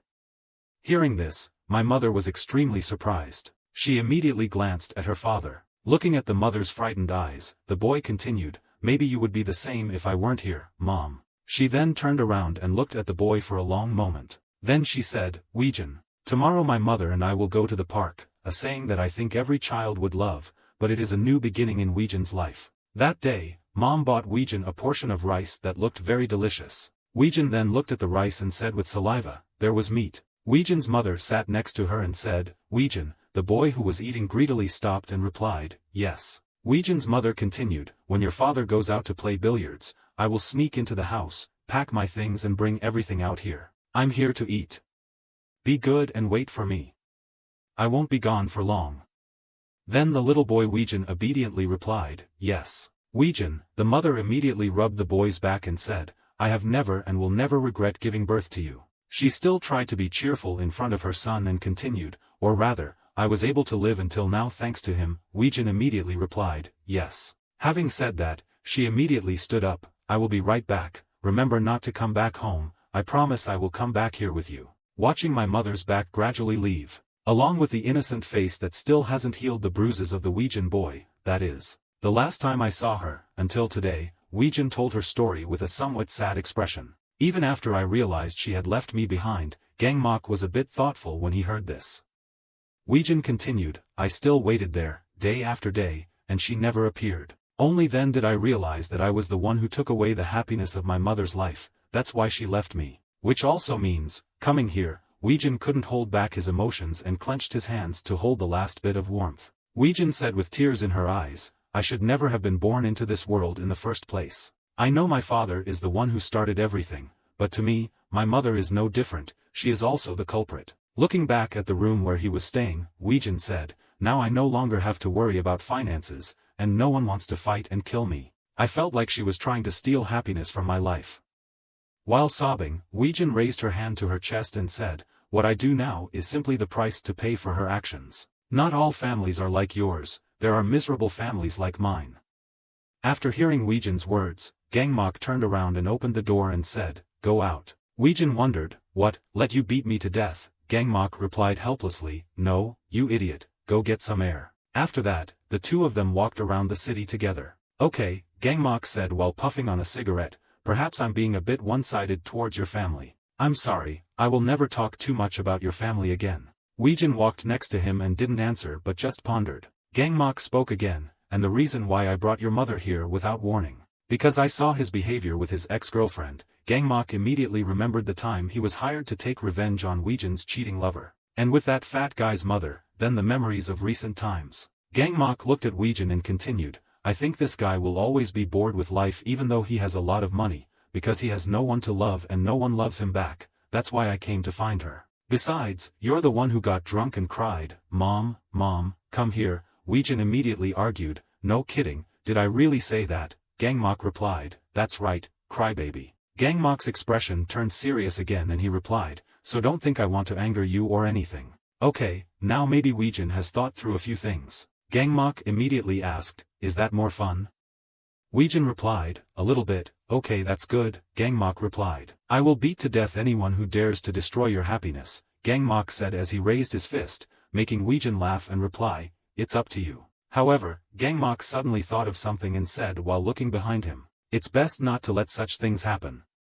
Sure enough, there was someone secretly following them. That person is constantly following and monitoring the situation, Weijin. Inside a club there are many bottles of alcohol placed on shelves. The wine was poured into a glass, with a soft groan, I swear. Why do people drink this heavy wine? Weijin wondered. Gmach sitting next to him took a sip of wine and said, probably to look cool and stiffer. Weijin glanced at the happy couple behind him and said, that's how my parents met. My father often goes to clubs and bars, pretends he has money and buys expensive drinks, my mother sees that and passes immediately, you know the rest. She only realized he was an alcoholic thug after they got married. They only care about having fun without thinking about the consequences, and in the end they abdicate responsibility. Gmach wondered, how did you meet your ex-girlfriend? Weijin looked sad, drinking and talking, she probably only came with me to take advantage of me, then she got bored of me and had an affair. Who would want to be friends with someone who has no useful value? Think about it, even you and I are in a money relationship. My life has been like this since birth, and so has my mother, and also my ex-girlfriend. And, at this moment, the two of them were talking when they heard two girls' voices behind them. Hey, how was your day today? Want to have a few drinks with us? A shy and beautiful girl with short hair and long hair asked. The two gradually approached where Gmach and Weijin were sitting. Weijin knew that his mother and ex-girlfriend, even those girls, were all the same. As soon as short hair arrived, he immediately suggested that we should go out together. Weijin looked impatient and said frankly, let's play together monkeys, what she just means is, you drink and we pay. Not interested, goodbye. Seeing the two girls standing awkwardly behind, Gmach spoke up, ladies, we are discussing important business. The long hair hasn't given up yet but the thick face comes to pat Weijin on the shoulder, come on honey, come with us for a bit. Weijin angrily pushed her hand away, you said I'm not interested, don't touch me. His long hair was rejected and his face was embarrassed, his teeth were gritted and he scolded him, what? She and her friend left in frustration, glaring at the two of them, those bastards have no manners at all. Gmach smiled with interest and asked Weijin, are you no longer infatuated with that type of girl? Weijin replied in a low voice, why do you think they approached me first, just because I was drinking something expensive? I can't stand the type of person who is friendly and only talks about my wealth. Hearing that, Gmach felt his ears itch a little, frowned and asked, you're not kidding me, are you? The two sat and talked for a while, not knowing that the atmosphere around them was a bit gloomy. The two girls who had just been rejected looked at the two men with angry eyes. A full glass of wine can be drunk in no time at all. Weijin's face was red, he stood up drunk and said, I'm going to the bathroom. Gmach nodded, okay. A few minutes later, in the men's restroom, Weijin had just finished dealing with her sadness, closed her eyes and walked out of the bathroom, mumbling, Mom is too much, that should be enough to drink. Suddenly he glanced, saw something. The two girls just standing in front of him stopped him, looking extremely uncomfortable. Weijin not so patiently asked directly, what do you two want? The short-haired boy gently bit his lip and snorted. Then suddenly clutching his chest and shouting loudly to Weijin's surprise. She suddenly shouted and pointed at Weijin accusingly, he insulted me. Weijin didn't have time to understand what happened, his eyes widened in bewilderment, what? I never did that, but her scream successfully attracted the attention of many people. Weijin was troubled and asked urgently, are you out of your mind? As soon as he finished speaking, a hand reached out and grabbed his neck. Bomber Jacket looked at Weijin with disdain and asked, what are you doing, that guy? Weijin tried to explain, what did I do? Bomber looked at Short Hair with tears in her eyes, angrily asked Weijin, she said you attacked her. And that girl was also very absorbed, wiping her tears and sobbing, oh, I had just come out of the bathroom when Bomber Jacket saw my daughter crying and was so heartbroken, I quickly comforted her, oh God, let me teach him a lesson, he mentally scolded, this opportunistic bee-slut. Then he cleared his throat and threatened Weijin, listen clearly you pervert, it's because of scumbags like you that men are looked down upon, you trash. At this time, Weijin's man Gmach came and gritted his teeth and offered the Bomber Jacket, let go. Bomber Jacket was held by Gmach's arm, frowning and asking, are you his friend?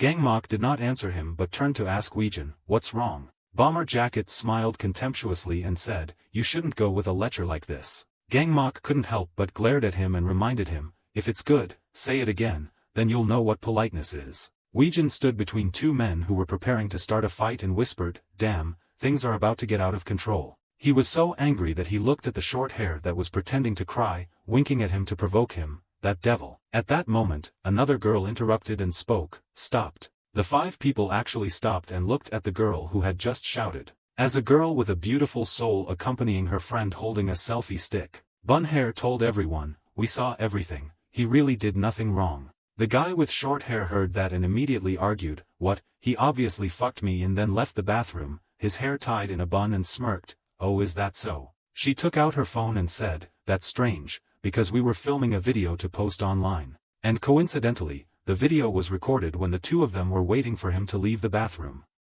Short Hair was startled when he heard that. With hair in a bun, holding the phone horizontally in front of the Bomber Jacket, do you want to see it? I didn't lie, right, Bomber Jacket, only after seeing the video did I know the truth, you're right. He scratched his head embarrassedly, said to Weijin, I'm sorry guys. Weijin also knew that it was out of kindness so he let it go, okay, it's nothing. Seeing Short Hair standing there embarrassed, with her hair tied in a bun, she smirked provocatively, just because of you idiots, girls are treated cheaply. Short Hair had her plans disrupted and was humiliated, so she gritted her teeth in frustration. This demon, she immediately rushed over to interact with her bun. Who would have thought that before even touching a hair of someone, he would be hit in the face with a stick? The bun reminds the gray-brown hair of holding a curved selfie stick in her hand. Hey, that selfie stick is more expensive than her. The gray-brown hair nods, oh sorry. The two men stood watching and didn't know what to say. After a while, they left the shop and walked down the street. What was that? Weijin frowned and lamented, I almost got beaten to a pulp if it wasn't for those kind girls. Gmach looked at him and reminded him, and I'm here, that can't happen, man. Weijin is still feeling I feel uncomfortable, nothing good comes from touching gold diggers like that. Let's go eat some hot soup, I'm very drunk, Gmach suggested, I recently noticed this restaurant. The two quickly pulled into a nearby restaurant, food was quickly served. Weijin poured the kimchi juice in the bowl and asked Gangmak, "Do you want some kimchi juice?" Gangmak looked disdainful and said, "Get out." Weijin continued, "Hey, it's good to tell you this, while I was talking, someone just put a bowl of soup on the table." Weijin was a bit surprised when he saw that person. It was the bun that helped him in the bar just now. She smiled and said, "What a surprise. Can I sit next to you, please?" Weijin was a bit shy but still tried to act calmly and replied, "Please." As soon as the girl sat down, she immediately praised, "Wow, you really know how to eat." At this time, the gray-brown hair also pulled out the chair next to Gangmak, asking permission to bother. With her hair tied in a bun, she said to Weijin, "There's nothing better than Vietnamese with kimchi juice in the soup." Gangmak and gray-brown hair heard that and looked shy. "What is that, terrible?" Bun hair and smilingly said to Weijin, "It seems we have the same taste." Then she smiled at him one more time. Weijin, who had been lonely for a long time, saw a girl smiling at him and gave him a forced smile. Sure." Very quickly the rice and soup on the table were depleted. Weijin stopped her hair in a bun in front of the counter and asked, "I'll pay for it, you helped me last time." Her hair in a bun smiled, "Oh really?" But then he refused, "No need. Let me pay." She smiled happily as she took out her card. Weijin rolled his eyes in disbelief and groaned, "Damn her. Truly an angel." Seeing him with a flirtatious look on his face, Gangmak stood behind him, frowning and cursing, "This Weijin bastard." After finishing the meal, the four of them went out together. Gangmak stood on the other side smoking and asked the person next to him, "Do you smoke too?" The gray-brown hair nodded and held out the cigarette. "Hey, how about some light?" The two people Weijin and her bun stood next to her. She happily said to Weijin, "You just go over there and smoke with your friends." Weijin said, "I don't smoke." After that, the two didn't know what to say to each other.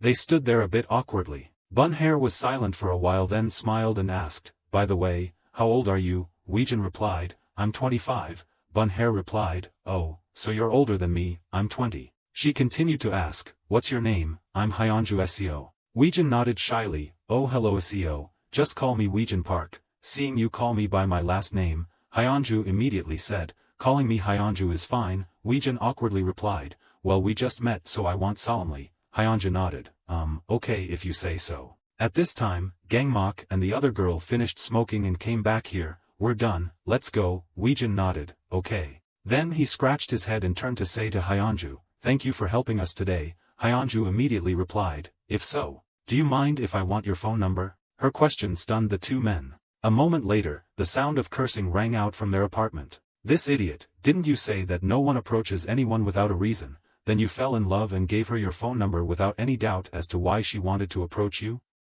You too. What if she was the same Juok as the group chasing you?" Gangmak asked angrily. Weijin bowed his head hesitantly. "I was probably confused because I had never encountered this before. Now that I think about it, what you said is somewhat true. How the hell could an attractive girl like her be interested in me?" Gangmak comforted him when he said that. Maybe her type is losers. Weijin crossed her arms in frustration. What to do? What girl would choose the loser first? Gangmak immediately replied, "No, I just made it up." Weijin sprawled on the chair, yawning and complaining, "Damn, I heard that both my parents used to look good when they were young. Why am I like this? They should have given me looks instead of being afraid of poverty." Gangmak frowned. "You shouldn't always like people just because of their appearance." Weijin glanced and asked, "Why not? Isn't everyone like that?" Gangmak tells him that, "My mother married my father because she thought, who will marry this bastard? Luckily both me and my sister are more like my mother than my father." Weijin heard that and asked curiously, "So his father is a rich boy or something like that?" Gangmak shook his head, "No, my mother's side is richer than my father's side." Weijin suddenly stood up, "Is it real? Why does it sound so fake?" Gangmak suddenly got a little annoyed and asked, "Are you criticizing my parents now?" Weijin immediately shook his head, "No, not at all." Gangmak looked tired. "Oh God, talking about my mother makes me crave home-cooked food." Weijin spoke up, he said so. "We can go tomorrow." Gangmak immediately agreed, "So that's it." The next day, at a rundown house, "Oh my God, it's Weijin and Gangmak." Junhyung's mother came out to greet the two. Weijin smiled, "Are you still healthy? Have you gone to the doctor yet?" Mrs. Go said, "The doctor said there was no need to worry." Weijin shook the door. "How about the door?" Mrs. Go replied, "It's still in good condition since you guys fixed it for me. Thank you both. It opens and closes so softly that sometimes I even worry that some thieves will sneak in. Have you guys eaten anything yet? Let me make something for you too." Weijin and Gangmak immediately looked happy. "Thank you very much." The rice bowl on the table was quickly cleaned. The two politely thanked Mrs. Go. The meal was delicious. Mrs. Go smiled kindly. I'm glad you liked it. How is Junhyung these days? Weijin quickly made up. He told me that he really wanted to go home, but he probably hasn't come home yet. Mrs. Go nodded. She must have been very busy with work. I'm very proud of him, because his father wasted all his money on gambling, so we couldn't do anything for him like parents, but he's still determined to start his own business and earn a lot of money. Don't you two ever get involved in gambling? Have you heard anything about coins? That's not the same thing as gambling. Don't get involved in it. She guessed right away, so you two you can force a smile. Haha, I understand. After a while, the two of them got in the car and returned, not forgetting to say, thank you for the meal, sir. Mrs. Go ran from the house and called Gangmach. Here you go. She held out the bag in her hand. Gangmach happily accepted it. Oh my god, I almost regret it. Mrs. Go laughed. How could I forget to give this to you too? Next time, invite Junhyung back with you too. Her words made the two of them a bit uncomfortable, but Weijin still answered her happily, yes. The luxury car rolls on the road. Gangmach took a bite of the cake and suggested that, maybe we just kill that wretched pig. Look at your brazen face. Weijin sweat dropped and reminded, calm down Gangmach, you're scaring me. Gangmach was angry for a while, then asked, whose fault do you think it was? I mean, why did that guy become like that? He had a mother who loved him so much, who or what made him such a trash bag? Weijin pursed his lips and speculated, maybe that guy's love language is the money his parents gave him. What a lucky bastard, except he didn't realize he was receiving so much love from the people around him. At this moment, the phone in Weijin's hand suddenly vibrated. He glanced at the name that appeared on the screen, Hyunju Seo. He quickly shouted, it's a call from that girl. Gangmach coldly replied, I don't care, pick up the phone or refuse, you bastard. So Weijin picked up the phone, with a stupid look on his face and said, hello. Gangmach sitting next to him silently despised, the loser whore. Then seeing Weijin turn off the phone with a strange expression, Gangmach asked curiously, what did she say? Weijin immediately said, she wants to go out with me. Gangmach didn't look at the shyness. Oh my god, look at that guy's face. Weijin blushed and stammered, why would she want to go out with me? Maybe she's really interested in me. No, that's impossible. No girl would like a guy like me. Is it because I look rich? I didn't even wear expensive clothes that day, or did she see the glass of water I drank? Why is that? He keeps muttering like that and Gangmach gets annoyed and screams, oh my god, stop being a loser, this idiot. All she asked was if you wanted to go out. Stop being so delusional, loser. Weijin angrily replied, I'm not a loser.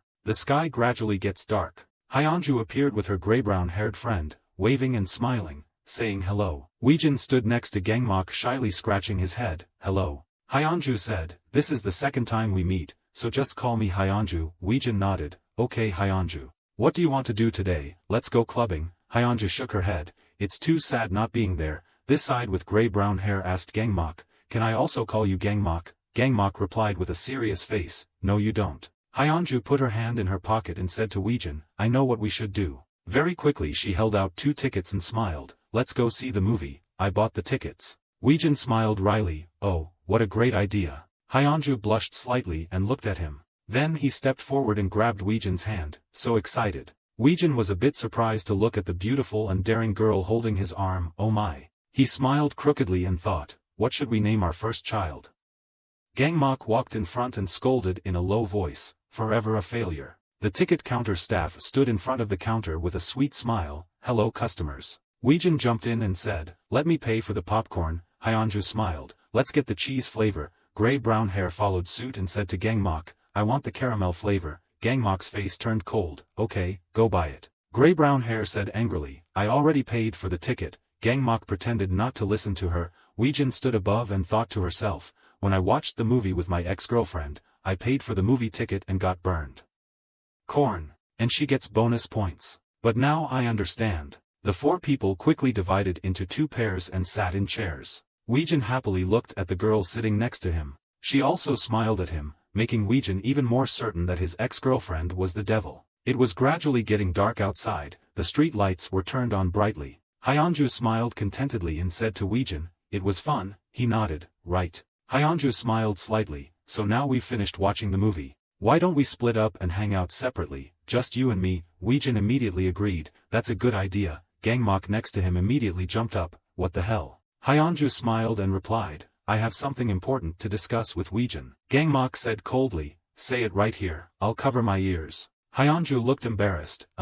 It's embarrassing to talk about it here. Seeing that, Weijin blushed and stepped forward to block her. Gangmok. He held out the card and said, "This is my credit card, you two should go somewhere for fun, okay? I'll meet you at home later." After saying that, I turned around with Hyunju. Gangmok held the card in his hand and thought, I won't refuse, but he's too caught off guard, whatever, at least a girl can't defeat him. At a nearby river, Hyunju happily stretched out. The scenery here is so beautiful. Weijin smiled and acknowledged. Hyunju, by the way, what do you want to talk about?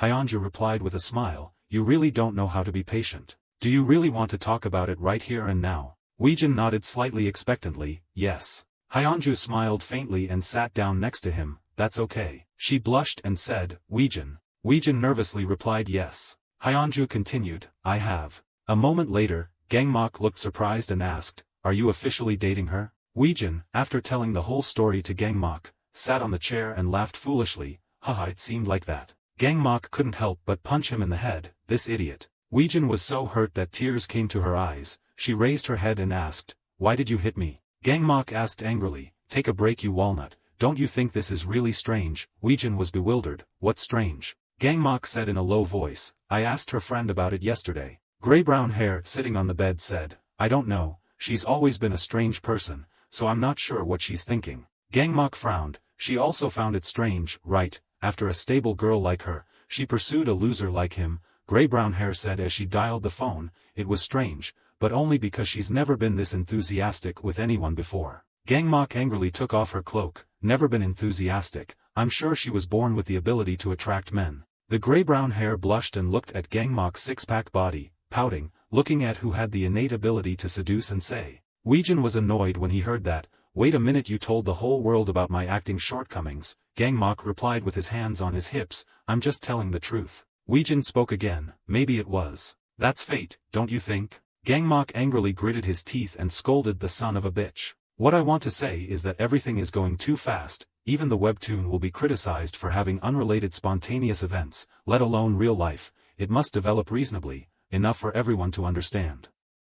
Unacceptable. Weijin frowned and sat back in the chair. What? I can't even accept real life, don't worry. The fact that I was born into a very poor family, for example, is not something I accept. Just like my appearance, I am sure that no ugly person would feel that it is acceptable for them to be ugly.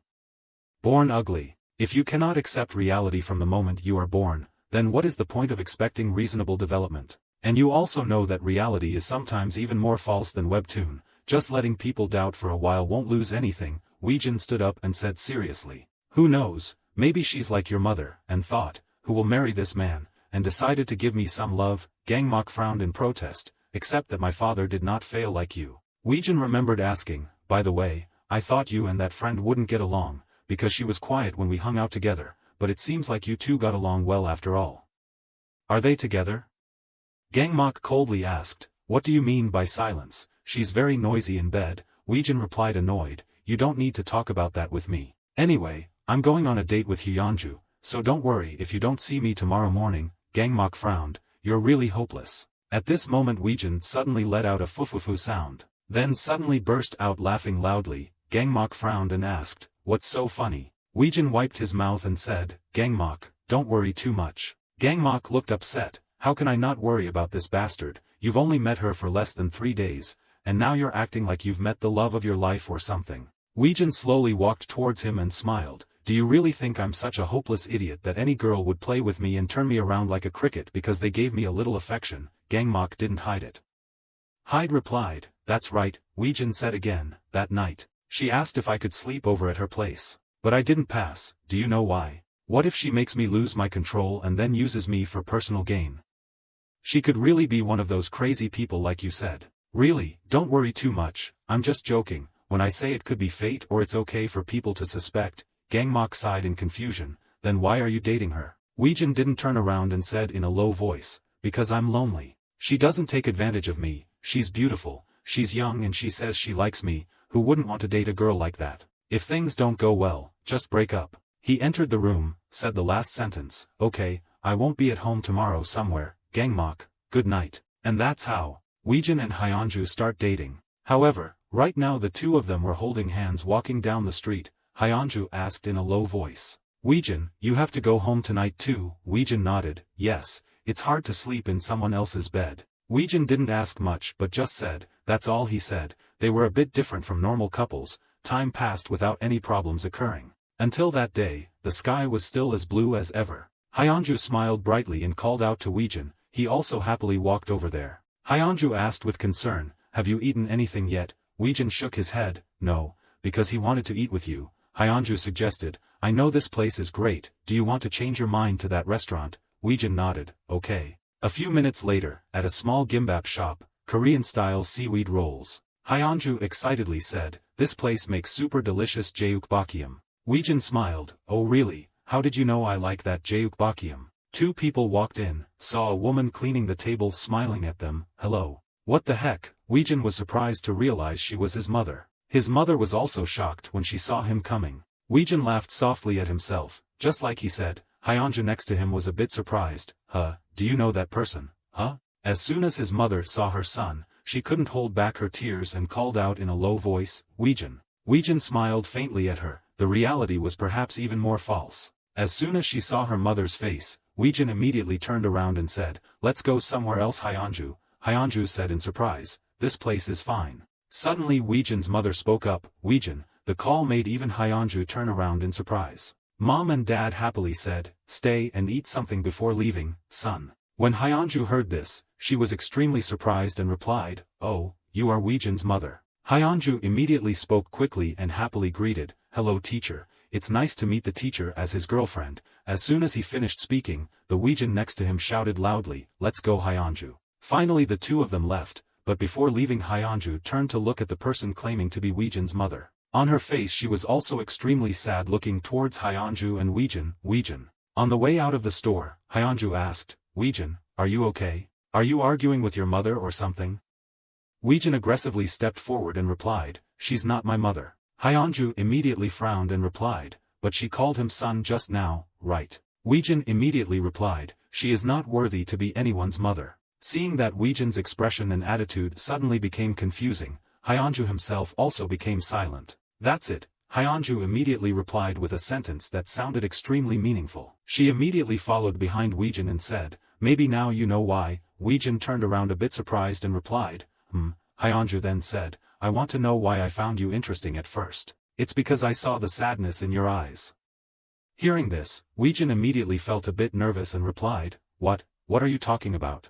Hyunju also replied with a bright face, actually I also told my parents, that's probably the natural reason why I was attracted to you. The two of them finally went near a bridge to watch the sunset. Along with a can of beer, the friend next to Hyunju immediately said, my mother, she passed away after giving birth to me. As soon as she heard this, Weejin couldn't help but pay attention. Dad raised me alone from then on. As he listened, Weejin's eyes never left Hyunju for a second. She continued, but he thought that my mother's departure was my fault or something, so he just abandoned me, so my grandfather raised me. Some time later, he passed away from old age, and my father took me back, Hyunju said while looking into the distance. Chae-yun, a voice called out and young Hyunju appeared. Chae-yun, why did you leave me like that? Little Hyunju always had to see her father constantly saddened by her mother's last photo. I said you were more important to me than the child. If only, just because of those words, she suddenly gradually realized something. At that moment, the father immediately approached Hyunju, looked down at her and said, if only you had never been born. It's all your fault. He then moved his hands to Hyunju's side. After growing a bit, the image of a broken photo appeared. I left the house because I couldn't stand being under warranty anymore, and the picture of little Hyunju at that time was much older with wounds and bruises on her face sitting on a park bench. When I became an adult, I worked many jobs with low salaries to support myself. But for some strange reason, there were nights when Hyunju lay in bed looking at her phone and she said, I couldn't stop thinking about my dad. Looking at her father's blocked phone number in Hyunju's phone book, she said, what he did to me was completely wrong, but is it okay to deny him when that person is still my father? Is it really okay? People say, a drop of blood is thicker than water, and I see that's true. When Hyunju suddenly looked at his father's phone number, Hyunju continued, so I searched a bit and found my dad was still in contact with him. And the image of her father appeared to her with a depressed face but still showed surprise when seeing Hyunju. He tried to hold back and tried to appear happy to talk to Hyunju. you have become a beautiful young woman, daughter. As he spoke he reached his hand towards Hyunju's hand. Chaeyeon once again sat in front of her father, now his face began to show its true form with his words and expression being extremely lewd and disgusting. He continued to say thank you for coming back to dad and his hand kept rubbing Hyunju's hand, then Hyunju thought, that's when I realized. Denying him was the best choice ever, her eyes at that time were extremely cold, that I was not wrong to run away from him and live my own life. Back to reality, Hyunju said, since then I stopped thinking about him, I don't care about that person anymore. Hearing this, Weijin immediately replied, I don't know. You're always optimistic about everything so I didn't know your growing up process was so difficult. Hyunju immediately replied, well, it was really difficult, but that's the past. Hyunju turned back to Weijin, grabbed her hand and said, you have to move on and find your own happiness. Immersing yourself in a sad past will make you sadder, right? For me, I can't let the past stop me from living my life. Time only moves forward. It's meaningless to keep thinking about the past when there is a bright future ahead. I don't mean we should all act like nothing ever happened. Looking at Weijin's face at that time, Hyunju continued, I just want to say we shouldn't let the past haunt us anymore. I feel like it's been bothering you for a while. Honestly, it's all on your face. Why don't you try talking to your mother and resolve the conflict the way I talked to my father and completely disowned him? After finishing speaking, Hyunju immediately handed me the can of Lin beer and took a sip. Maybe it would end something. She raised her hand to wipe away the beer foam from her mouth. Luckily we talked about this. Now maybe Hyunju is a bit drunk. She sat close to Weijin and took his arm, making him a bit shy. At least it might help us understand some of each other's sadness. Maybe that's a good sign, don't you think? Hyunju raised her face and looked at Weijin. Instead, Weijin still didn't react, but just turned away and pondered. That evening at the Weijin district apartment complex, he finally returned to his apartment room, took off his shoes, left them scattered in front of the door, and said, I'm home. Welcome home, hello, how are you? In front of Weijin is a couple of Gmach and gray-brown hair intently playing a game. Weijin looked at the two of them happily and thought, what is this, a newlywed couple or something? Gmach, do you want to visit Junhyung's mother for a moment? Right now, Gmach looked up at Weijin and said, meaning as long as he doesn't sleep, it's okay. Gmach immediately stood up and put on his coat. Seeing that, the gray-brown-haired man grumbled, but I just got here. Gmach immediately replied, wait here for us, it won't be long. The two of them finally arrived at Junhyung's mother's house. After hearing what happened, she said, have you met your mother? Isn't that a good thing?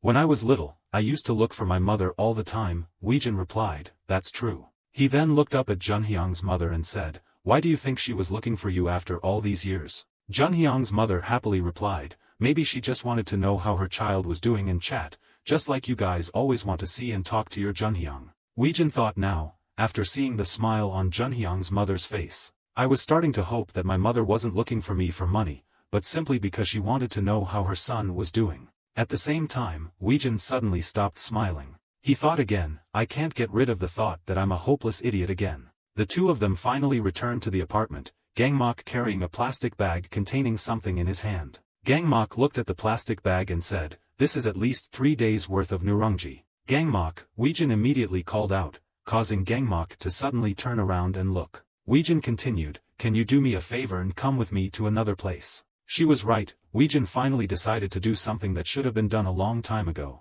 Are you sure you can do it? Gmach said. Weijin standing in front of the store replied, yes. I should at least hear what she wants to say. Weijin boldly walked into the store. Inside, Weijin's mother saw someone entering and suddenly turned around and said, I'm sorry, but I'm about to close the door. Weijin immediately thought about it, then decided what to do with her. Oh, Weijin's mother was a bit surprised because it was her son. Are you free?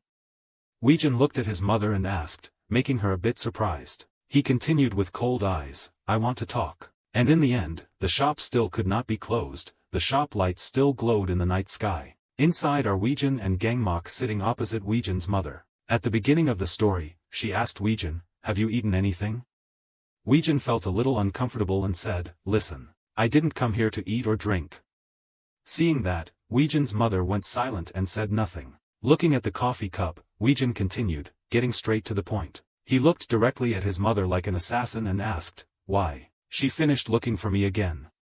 Hearing this, Weijin's mother frowned and looked a little sad. Mom, I just want to see you again, she said a little hesitantly. Weijin immediately replied, do you want to see me again? He immediately frowned and questioned, nonsense, if so, she should have found me sooner. For money, right?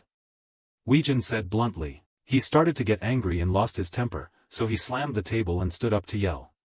She heard people saying I had made a lot of money from virtual money, so she appeared and claimed to be my mother. Am I wrong? Mei Weijin gradually lost his temper. Gmach immediately said, calm down Weijin. You said you came to hear what she had to say about the past, Gmach said slowly with a serious expression looking towards Weijin. At least give me a chance to explain. Hearing this, Weijin regained his composure and calmed down. Weijin took a deep breath. You're right, he replied, looking at his mother with indignant eyes. Explain to me because after that day she abandoned me. Weijin asked straight to the problem that he had always wanted to find the answer to for a long time. Suddenly, Weijin's mother looked down with an extremely sad face and said, okay. Looking in the direction of the steaming cup of coffee, Weijin's mother began the story. She was adopted. Someone adopted her when she was very young. Mother was always scolded and looked down upon, and never received love. Mom was very desperate and always wanted to be loved until she met her father and he gave her the first feelings of her life. Weijin always listened attentively to her mother's every word. But my mother was too naive, her expression became sad every time. Suddenly Weijin shouted angrily, I don't care about your life story, what does it have to do with you abandoning me? I have to forgive her, did she also have an unhappy childhood? That's what she was trying to get at. Weijin kept attacking her mother. He continued, that day she said she would come back to get the money and then she ran away alone. Weijin, his mother immediately said. Mom tried to carry her child with her, her hands holding the coffee cup were gradually shaking. Hearing this, Weijin smirked and said, if you had a plan to run away with me, why didn't you bring that money with you when you went to the park? The mother immediately replied, your father is the only one who knows the PIN code, so I have to get it. Thinking back to the past as she was about to leave, she continued, I knew there would always be arguments, so I couldn't leave you at home. When your father returned home, his image immediately appeared with the words, what are you talking about, whore? I want a divorce. As expected, Weijin's mother said very decisively at that time. I'm the only one making money in this house. Quickly give me the PIN code, but instead, the father immediately replied, you must be out of your mind, you devil. Shut your mouth and go see the owner of the billiards shop, I owe him some money, he said he wanted to meet you. Hearing this, Weijin's mother was really helpless at that time. But she still tried to answer, either you tell me the PIN code or I sue you. At that time, Weijin's father was extremely angry and shouted, are you threatening to sue your husband, you bastard who doesn't know how to obey? After that, he looked around and asked, where is the boy? The mother immediately replied, I will bring Weijin with me. Hearing that, he immediately said angrily, I feel angry. He continued, do you think leaving me will make you happy? There was no happiness left in the room. The mother replied, I don't know, but I'm sure. She said with steady eyes, Weijin would definitely be happier without a bad father like you. Hearing this, he immediately said, what do you say? Stop pretending to be a good mother, you hypocrite. He picked up the bottle of wine and looked at Weijin's mother and scoffed, you make me laugh so much, and you're also using the kid as a substitute so you don't get beaten up.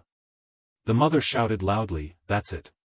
That's the reason. I decided to be a good mother to him from now on. Nonsense like this needs to stop, I don't want him to suffer another minute. Instead of those serious words, the old man immediately gulped down the bottle of wine in his hand. After taking a sip of wine, he challenged with an extremely scary expression, oh shit, then hide, I will find you, and you will regret it. Every child needs a father, the mother immediately replied, I dare you. And don't even dream of spending a penny from your bank account, the bottle of wine said as it flew towards Weijin's mother's face. There was a cracking sound and drops of blood falling.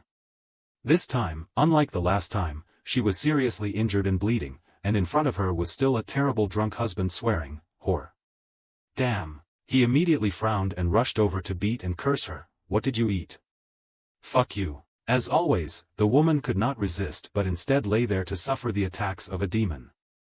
Hide, where are you? I was too easygoing with you so you rebelled. He kept beating me non-stop, until I felt tired and stopped and said, where the hell is that kid? Is it outside?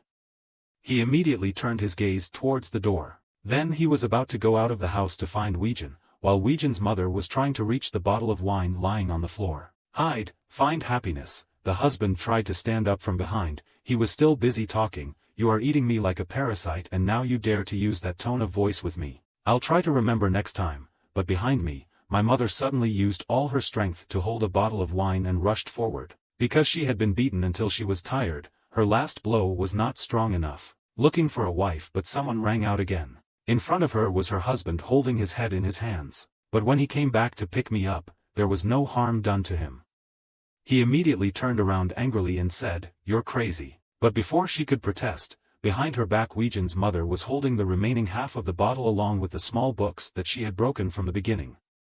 Now she would probably have turned into a demon because if otherwise, it would be impossible to escape a demon. At the same time, the Weejan boy also ate the last bite. Just now, the sky had finally fallen into darkness. Looking at his entire portion of rice, he thought, "I'm so full." When his mother came here, the boy began to think of his mother. Returning to the room, it suddenly became strangely quiet. People's image of Weejan's mother appeared as she was collapsing, so the house was panting. She finally defeated the monster that had destroyed her happiness for so long. With her almost exhausted body still trying to keep the last bit of sanity for herself, the mother immediately held her head and looked towards the door. Unconsciously she said, I have to go back to pick up Weejan." Look at the door, her consciousness is gradually disappearing. The mother tried to stand up Weejan, waiting for her. "I will come, I promise." Her eyes are dull, and her steps are wobbly, she is reaching for the doorknob, "I promise." And finally the exhausted mother collapsed right in front of the room door. Weejan has been waiting for Mom. The sky has now become darker and the street lights have been turned on. Inside the park now there is only the sobbing sound of a child. And it is none other than Weejan. The little boy, now with tears and runny nose, is still trying to sit still with his own thoughts, waiting for his mother to take him home. And remained there until the next day. Weejan still tried to sit and wait, but mother never came. Weejan angrily shouted, "Nonsense. Don't lie anymore," Weejan's mother said in a painful voice. She was just telling the truth. "Weejan, look here. Mom even had to get stitches because the wound was too deep. When I woke up, my mother found herself in the hospital. And some time later my mother had to go to jail." Weejan calmed down and asked when she was released. Weejan's mother slowly replied, "Last year." When Weejan heard that, she got angry and questioned, "So why didn't you go look for me at that time?" Weejan's mother was a little nervous and replied she couldn't because, "I don't dare tell you the truth that my mother was planning to commit suicide. While in prison, my mother always wondered,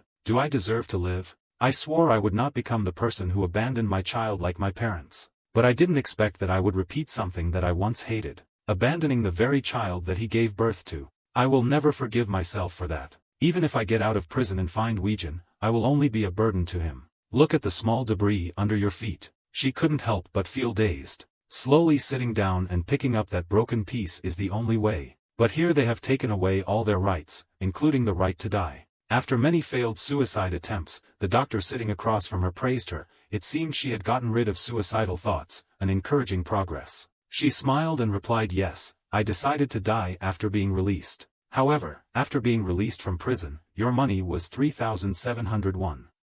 Do you need a bag when you're paying at the convenience store?" She heard laughter and talking behind her, couldn't help but turn to look. The store employee saw her blankly and gently reminded her, "I saw a mother playing with her son, and began to hope for a new life. More than that, more than anything in the world, I miss my Weejan very much." Weejan's mother was moved to wipe away her tears, knowing that her child was still alive and living very well. "So my mother started a small restaurant with the money she saved while in prison. She wanted to work hard to earn money and open a real restaurant. She told herself that if she lived kindly, maybe she could see you again. A year passed and I actually opened a restaurant. That's when I thought about finding you and accidentally read an article about you online. Weejan, I always want to say this when I meet you. My son, I'm very sorry. When you let me have a bad mother like you." Weejan boredly rubbed his head and sighed, "Hey, I need to go for a walk, I'll be right back." Outside the cigarette is lit. Gmach quietly smoked and stood next to Weejan, who was sitting there absent-mindedly. Gmach spoke up to break this stuffy atmosphere and said that the wound was really caused by being beaten. "You can believe me," Weejan replied softly. "Yes, I know." Seeing Weejan reply, Gmach continued speaking. It seemed like she was telling him the truth. That was also a problem if he thought about it carefully. Gmach didn't understand what Weejan meant. Quietly, Weejan curled up and said, "Alone because I also tried to commit suicide not long ago and also because the reason was the same as hers." He couldn't help but laugh to himself. "Damn, I still can't believe this nonsense, but I understand how she feels." Gmach heard him say that and quietly asked what he was planning to do. Weejan replied blandly, "I still can't forgive her." Gmach asked confusedly what to do. Weejan slowly walked into the house. Weejan's mother saw him tense and called out, "Weejan, Weijin went in and asked her if her shop was closed today. His mother nodded and replied yes. He asked again, do you mind if I want to eat something?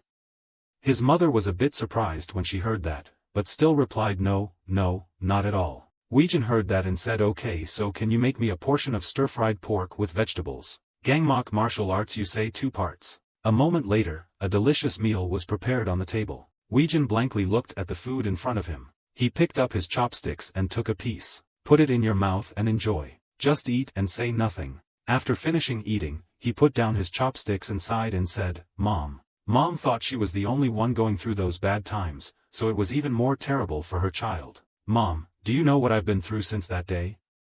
Mom, Weijin, hearing that, my heart is so sad that I can only say sorry, I'm sorry. Weijin's eyes and nose were filled with tears and he pitifully asked, Mom, will you promise me you'll never disappear like that again? Gangmach, while so emotional, stuck his mouth in. Normally, crying would be ugly. Moreover, Weijin angrily shouted at him to shut up. Hearing that, Weijin's mother was also moved to tears and said of course she will always be here to always cook your favorite dishes. I still can't forgive her. After all, such a deep wound cannot heal overnight. But I will try to understand you. Eat more, son. Gangmach glanced at Weijin, smiling softly like a calico cat. Well, there's another place to enjoy home-cooked meals. Then took the spoon to eat the soup. Because that is the meaning of family. Gangmach tasted it and said it was delicious. Hyunju listened to Weijin tell all the jokes and happily said, wow, that's a happy ending. See, I told you that you should at least talk to her before deciding to cut off contact, Weijin said with a stiff voice. It doesn't mean you've forgiven her completely. Hyunju smiled softly and said, I think you're almost there.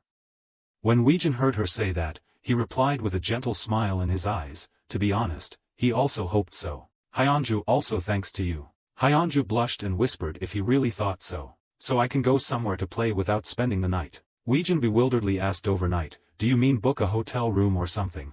Hyunju shyly said, I know exactly what you think, so don't make me say it out loud. Hearing that, Weijin smiled softly, okay, let's go somewhere for a change. Hyunju smiled with satisfaction and said with relief that I thought you were deliberately trying to avoid spending the night with me. When Weijin heard her say that, she curiously asked him why he had to do that. Hyunju blushed and replied that I thought you were avoiding me, but now that you've discovered my strange hobby. Weijin heard that and was even more curious about what hobby you were talking about. Mystical. Hyunju at Weijin. Do you like being tied up or handcuffed? I'm interested in those kinds of things. Weijin was dumbfounded for a moment when he heard that. I regained my composure and replied, oh yes.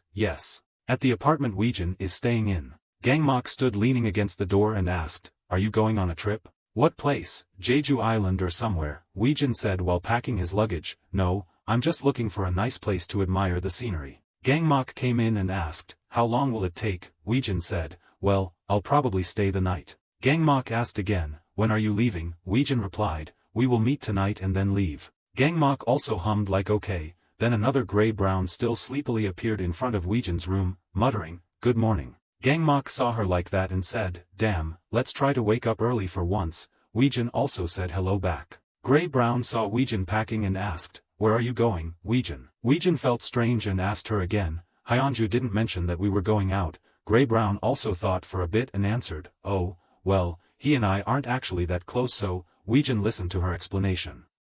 Also understand. Gray-brown sighed softly, I also want to go on a trip. Gangmach told her again, I will go out with Weijin, you can order your own food. Weijin was still thinking about what Gray-brown said. They weren't that close to each other. One more time around 12 o'clock noon. Weijin's mother happily greeted, you're here. Weijin went with Gangmach. He hesitated a bit. Yes.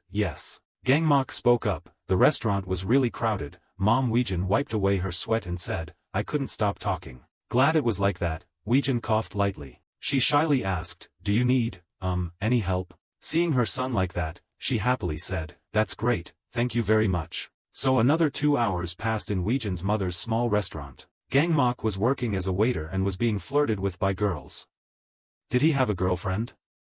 He was known for being picky, so Gangmach replied, shut up, eat and quail. Weijin's mother took out the tray of food and said to the two, you two should eat too. Weijin immediately replied to his mother. After work is done, the food at home tastes many times better. Everyone empties their bowls. They both changed clothes to go home. Gangmach happily said, thank you for the meal. She called Weijin back. Then said, thank you for helping at the shop today. please stop by if you can.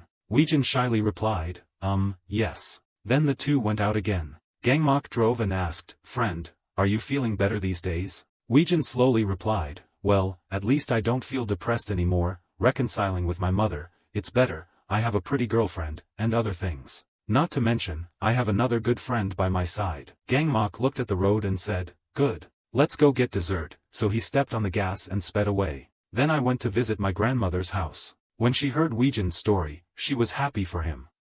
Having money, fame, or anything else would be nice, but without family, all of those things are meaningless. Weijin slowly replied, yes. Gangmak took a bite and asked her, are you upset about anything? Mrs. Go said, no, it's nothing, followed by a coughing fit. Weijin asked, are you okay? Mrs. Go sat up and said, I'm fine, I just choked on a piece of apple, and hey, I made siki, a traditional sweet drink made from rice, yes, do you guys want some? Gangmak happily replied, oh, I like siki very much. She went to ask more, how is Junhyang, is he still busy? Weijin also hesitantly replied, yes, there are some steps in the job that only he can do, so it will probably be a few days before he can go home. Mrs. Go was still standing by the refrigerator and answered him, is that so? Then she silently looked at the red liquid she had just coughed up in her hand. Well, then I guess I'll have to wait a little longer to see him. At the end of the journey to visit relatives, the two brought back siki for the grey-brown to drink together.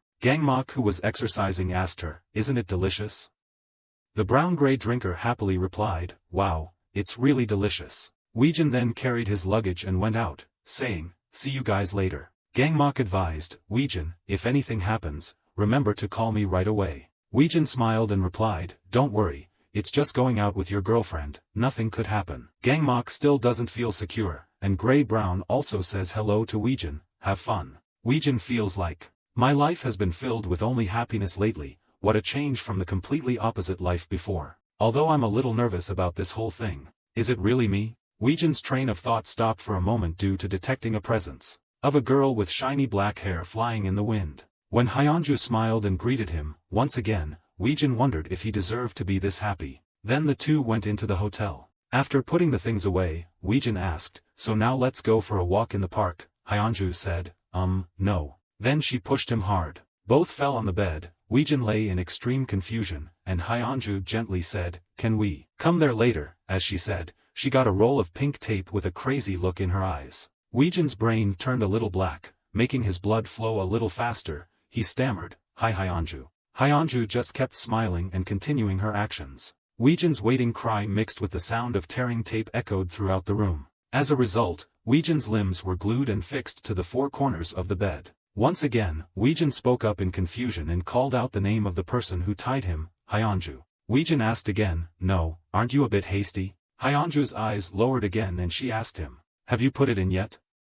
Weijin's brain turned off the light and asked, what, you're still wearing pants? Hyunju with his madness asked, no, I mean. At the same time, at Gangmak and Grey-Brown, two people were playing darts. Gangmak turned around and asked, what do you mean you don't get along with that old fox? Grey-Brown asked again, what's that old fox, are you talking about Hyunju?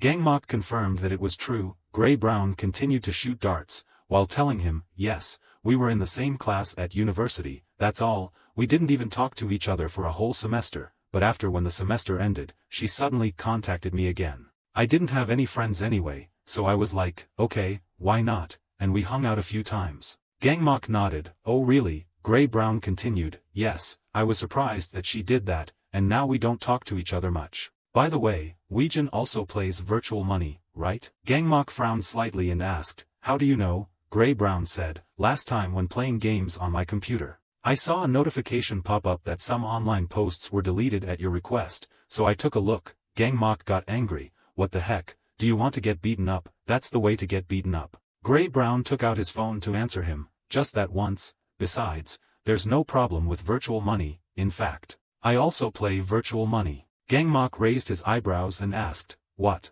She looked at the board for a bit and said, so Weijin earned about 3 billion won, about 55 billion in Vietnamese currency. I was surprised to learn that he is a pretty good investor, although not as good as me. Gangmak asked again, do you also play virtual money? Brown happily showed off, wanting to see how much you have earned. She held up her phone and said excitedly, here, see, I'm only showing it to you, not everyone has this special privilege, so don't think about other girls when the one worth cherishing is here. Right here. Then he pushed her against the wall, making her feel extremely embarrassed. Gmach seriously asked, do my friends at university know that I make money from virtual currency? Grey Brown was still a bit shy but still answered him, well, I think near the end of the semester they found out. Well, I had a hard time convincing them that it was a baseless rumor. Gmach continued asking, since when did that girl try to approach you? Grey Brown remembered to answer me, is it near the end of the semester? She asked me if I played virtual money, but I lied and said I didn't. Gmach but realized something. On this side, Weijin was faced with the question, have you put it in yet? Gmach put on his jacket. Grey Brown asked, what's wrong, where are you suddenly going? Gmach grumpily replied, where are the pants left? Weijin on this side was still tied up, asked Hyunju, what do you mean, you're lying on top? Hyunju replied, no. Gmach was cracking his arms and saying, of course he was hunting that fox. Hyunju now the main problem is, which virtual currency did you put your money into? What? Weijin was surprised so he asked again. Hyunju feels like he's really annoying right now. She said he made her wonder about her sexual orientation because he always refused to sleep with her. Weijin was a bit scared of those words. What are you saying, Hyunju? You left me, come closer and I'll talk again. What virtual currency did you invest in? Weijin tried to escape the ropes but it seemed hopeless. He tried his best but didn't give in, causing Hyunju to mock him. Weijin lay struggling. He felt like something was wrong because life would never be as happy as this. He told Hyunju to forgive him because he had a lot of money. Weijin looked towards Hyunju and asked if her friend was also joining. Huiju, strictly speaking, we are not friends at all. Actually, she got acquainted with Huiju because she invested virtual money. Above all, when he heard her talk about this matter, Huiju pretended not to know and changed the subject. Moreover, Huiju has started seeing some guy and doesn't bother to reply to her messages anymore. So, are you planning to ignore my question like her? Hyunju tells you to tell me and I will forgive you. Weijin answered honestly. Fellow loser. I invested in Dong loser, I'm satisfied and now give me a break and go. Hyunju showed her face after hearing that he had invested in this coin. Both looked at each other silently. Hyunju asked if he had a coin with a face similar to a famous person. Is that what I invested in? Stop for about 3 seconds. Hyunju suddenly got excited and grabbed his collar and shouted, stop talking nonsense, normal people wouldn't buy that stupid thing. Weijin most stop talking nonsense, I'm telling the truth. Hyunju turned away. Bow, do you think I'm an idiot or something? I can't believe you're still in the mood to tease people. After that, she opened her suitcase. Why don't people with experience investing in virtual currencies want to share secrets about their investment strategies? Why can't we share experiences and make money together? Don't you think so? Hyunju took out a whip from her suitcase. I asked one last time, which virtual currency do you play with? Hoo-hoo, Weijin shouted desperately, I told you I was a loser, I told the truth. Hyunju became even more impatient, she intended to rush into this guy's flying bricks. Then Weijin hastily raised her head, if she doesn't believe it, she can look at this transaction history. Saw Hyunju coming with whip in hand. Weijin became more desperate as he spoke, handed over the phone, and I opened it for him. Look at the Super VIP Pro coin in front of you. Hyunju looked at it dumbfounded. She confirmed that this was not his account, which made Weijin angry. Why would I lie? Nonsense, nonsense, nonsense, the important thing must be repeated 3 times. Please tell me how you bought virtual money, God untie me. Hyunju kneel down, please. I even borrowed 100 million won privately to invest in virtual currency, please, I just need to double the profit, not just enough to repay the debt. Weijin looked at her and felt she was overdoing it. Seeing that Weijin seemed unconvinced, Hyunju had to resort to cruel tactics. She grabbed the lamp next to her. With a gloomy face, he said, if you don't talk, I will kill you. Scattered with grapes, Weijin looked at the woman in front of him in fear. Not the gentle girl he once liked. Was about to explain one more time. I already told you. If you lie, you'll die right away, just listen to me, whatever sounds the dumbest will make the most profit. Seeing that she didn't seem to believe it, Weijin started using the mind-clearing technique. You started looking for tips from different places, didn't you? Of course, I want a ton of time to analyze this damn thing. Weijin suddenly shouted and confirmed it was wrong. He explained that investors who don't care about actual profits often make a lot of money. No matter how much time you spend researching how to earn virtual money, the ant next door will still earn more. According to that logic, you should invest in some stupid virtual currency like a loser. Hyunju heard that and said nothing. She got out of bed and turned away. I will believe your words for now, Weijin did not expect that this girl would believe those words. Hyunju turned around with some hope and said, "But if I lose money because of your presentation, I swear I will take your life." Weijin doesn't care much now, he asked her because of the past she told. Hyunju did not answer but opened the door and walked out of the room. No, it's true. After listening, he not only did not understand clearly, but I feel extremely angry, you bastard, let me untie him first. After a period of unconsciousness thinking about life, then Gmach and Hueju arrived here. Look at Weijin being blinded in such a perverted way. After untying him, Gmach quietly asked him if he was in pain anywhere. No physical pain. It hurts in a wounded heart. Gmach smacked his head once and told him to shut up and leave immediately. Hueju next to her asked, "Did you suggest virtual money to her?"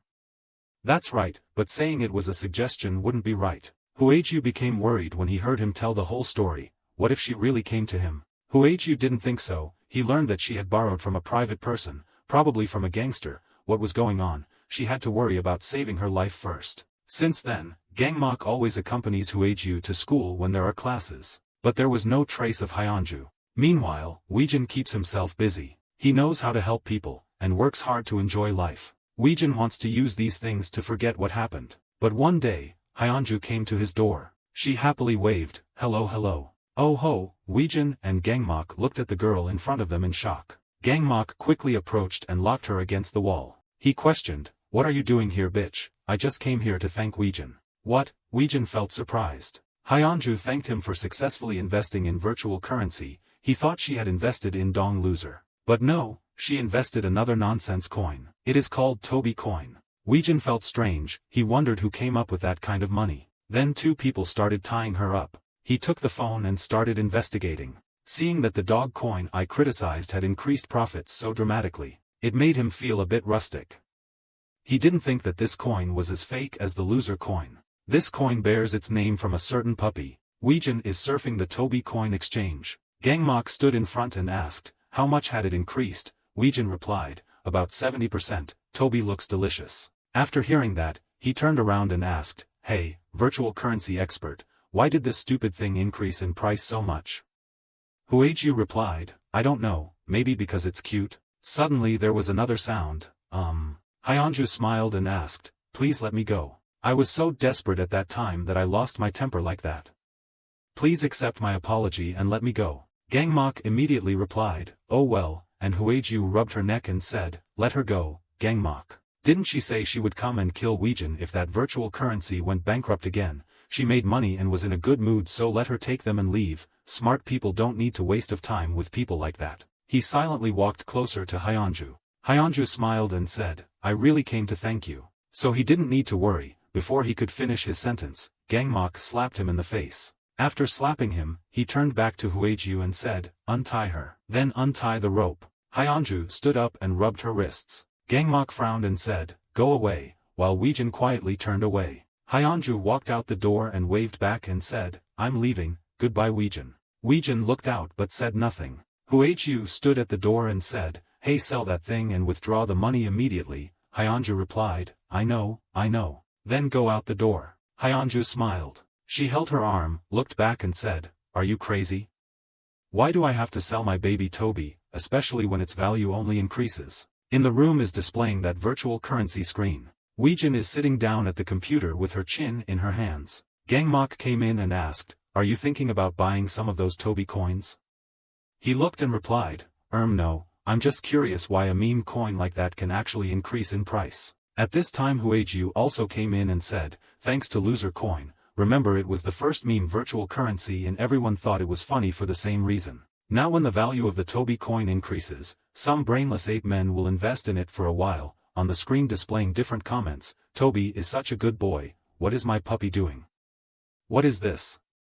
It should be made into virtual currency, why is this thing increasing? Like an ape holding a gold coin, all I do is buy this puppy coin and I'll be as rich as hacking infinite money." Weijin asked, "Is that how you invest too, Hueju?" Hueju laughed and said, "Haha, don't equate me with those ape men." Weijin looked over and asked, "Then how?" Hueju made a shady gesture and said, "That's a trading secret." Gmach looked at her and said, "Don't be so stingy, tell us." Hueju replied, "No way." Gmach grabbed his neck and asked loudly, "Oh, so why do you want to play like that, right?" Hueju said loudly, if I tell you you will kick me and go find another girl. Then Huiju lowered her voice tone. Now that I think about it I find it a bit strange, Gmach asked. What are you talking about?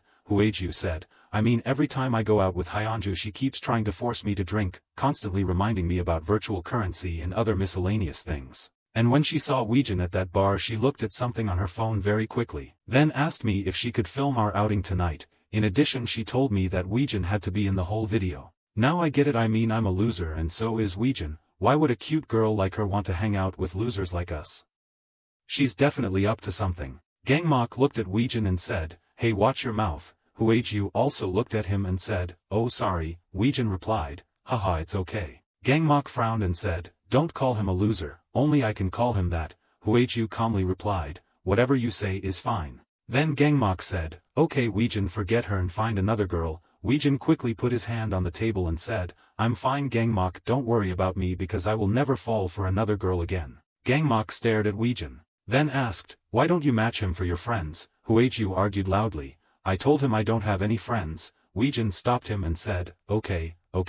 Weijin stopped the two and said, I learned a meaningful life lesson thanks to her, and I'm not hurt by what happened, so calm down. Then he said, and the new rule is not to talk about virtual currency in my house again. Gmach raised his hand and said, obey the order. Huiju also agreed, obey the order. Then Weijin covered his face with a book. Lying on the chair to sleep, Gmach looked at him, then slowly walked into the room. Seeing Huiju lying on the bed he said, hey, come over and take a look. Huiju asked in confusion, huh? Gmach sat next to the bed. He asked, what do you think about the Toby coin? Do you think it will continue to increase? Huiju replied, I told you not to share trading secrets with anyone. Gmach continued, that's not what I meant you idiot, remember what that bitch said? She said she would go after Weijin if that virtual currency goes bankrupt, we should be prepared. Huiju still steadfastly said, she will withdraw the money if she earns twice as much. Gmach said, no way. Do you really think that bitch will just stop at that level and withdraw her money?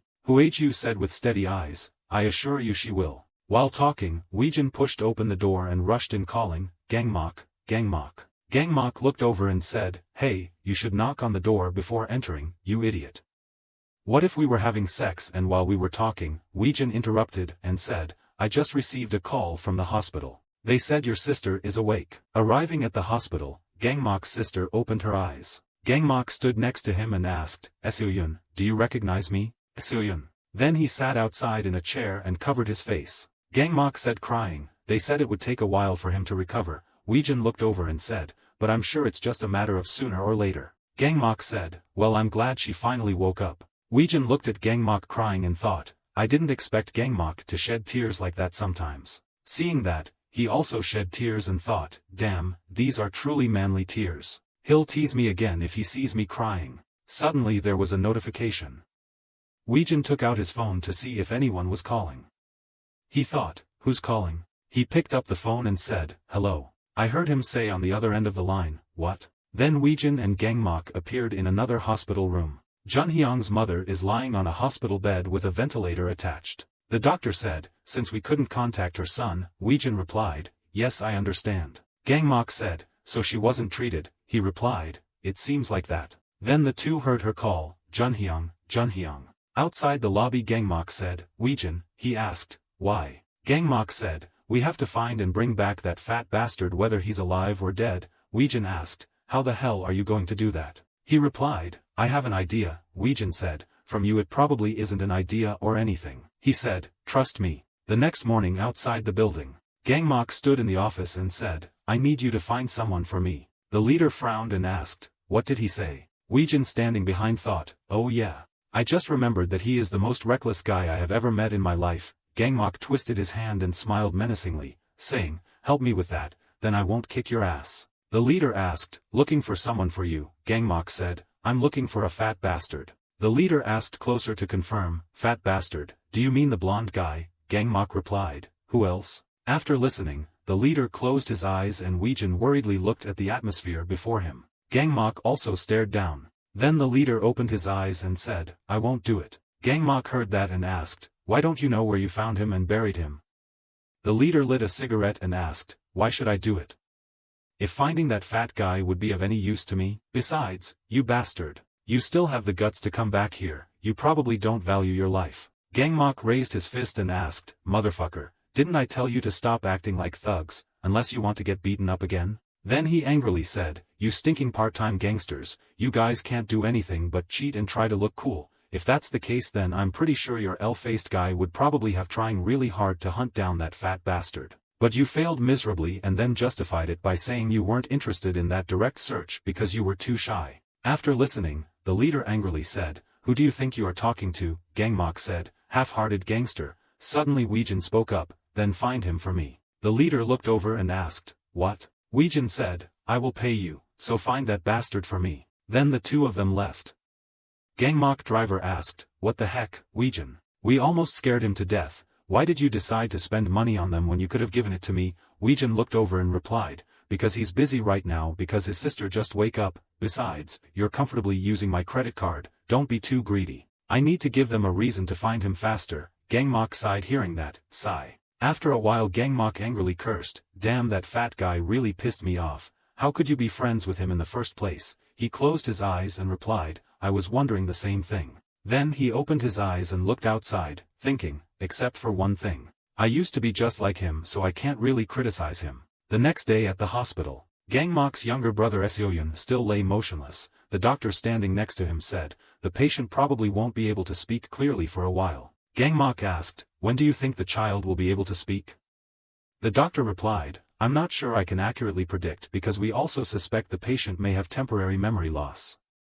What we do now is focus on the patient's recovery and do our best." Then the doctor left. Weijin said, "Today Gangmach I will visit Junhyang's mother." He agreed and said, "Okay, I will sleep here today." Weijin walked over and said, "If anything happens, let me know."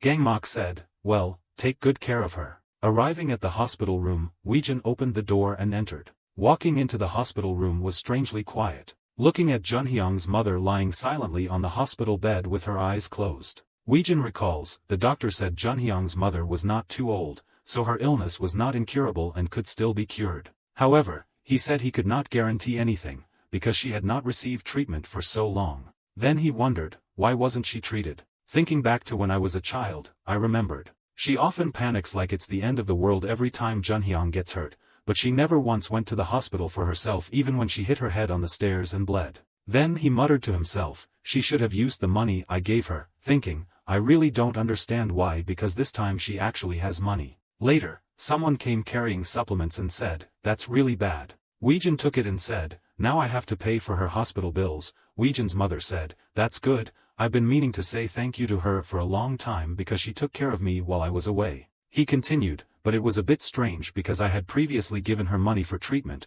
I also said it was money from Junhyang, but it seemed like she didn't use a penny. Weijin's mother said, she doesn't know what kind of life Junhyang's mother lived, but if it were her, she probably wouldn't have used that money out of guilt. Parents who feel that they have not given their children a full life will never use the money their children have worked hard to earn. Weijin calmly said, but I think Junhyang's mother gave Junhyang a full life. His mother said, every mother will feel that what she does for her children is never enough. She's a better mother than me, I hope everything goes well. Suddenly he hesitantly spoke up, her mother. Don't ever get sick, he said while turning his face the other way. Hearing that, his mother smiled and replied, thank you. Suddenly there was a phone notification.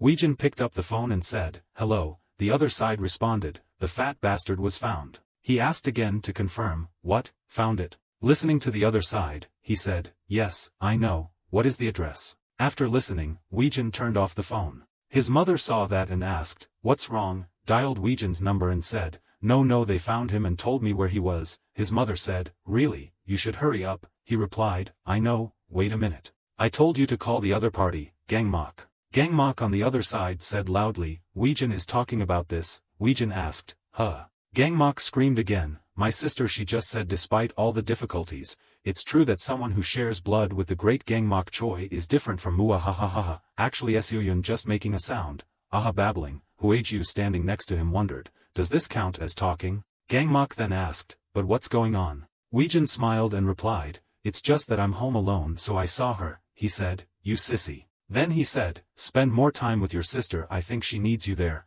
Gangmach replied, well thank you, also enjoy the time alone. Then the phone call went off. Weijin's eyes became determined and looked out. To a certain house. Weijin is slowly walking up the stairs. just arrived at the entrance to the house. There was a sound in the house. Please, why are you doing this to me? Please whatever, I'm sorry, just spare my life. Weijin slowly walked in. There's still the sound of begging inside. Please. The leader looked out and said, you're here. Junhyang saw him and asked, what? Weijin. Weijin looked down and said, long time no see. Junhyang widened his eyes and asked, why the hell are you? I also asked him, how have you been, you fat bastard? Junhyang sat kneeling on the floor, saw Weijin and scolded loudly, fuck. This bastard, you finally came to kill me. Weijin didn't care about him but picked up the phone and told the other person, I just sent money. Junhyang asked loudly, I returned all the money you asked for, so what now? The thug confirmed receiving the money to Weijin, then began to walk away. Junhyang saw that and stood up in fear. I'm sorry, Weijin, I shouldn't have yelled at you.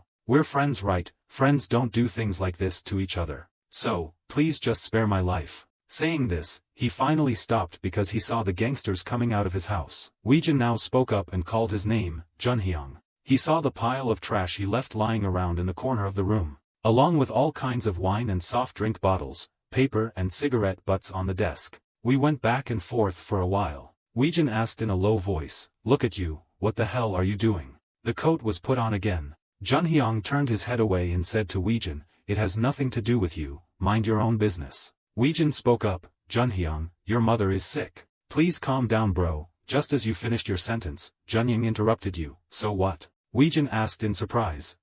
Junhyang turned around with a cold face and asked, what does that have to do with me? Weijin was quickly taken over by anger. He rushed over and shouted, it doesn't matter, you bastard, she's your mother, you're her child, come visit her once. Junhyang smiled coldly and replied, it sounds ridiculous when you say that, as if you are always grateful to your mother for what she has done for you. You're the one who taught me to look down on my parents, Weijin, don't you remember? Weijin was stunned for a few seconds, then sighed. He calmed down and said, listen, Junhyang, I recently saw my mother again and we have reconciled. I spent time talking to her and listening to her stories, and, while he was talking, suddenly Junhyang held his head and screamed, I don't care. What does it have to do with you making up with your mother? Get out of my house before I kill you. Go away, he shouted to chase away, but Weijin was paying attention to something else. The computer screen is shining on the table. Weijin said in a low voice, wait a moment. Hey, what the heck? On the screen shows the up and down chart of virtual currency. Weijin leaned closer to the screen and gritted his teeth and asked, are you playing virtual money again? Not only that. You're an incurable idiot. Weijin saw him investing in the puppy money that Hyunju also bought the other day. Junhyang's eyes showed excitement. He pounced, grabbed Weijin, slammed it against the wall and shouted, I said get out. Weijin suppressed the pain and asked, how much have you invested in it?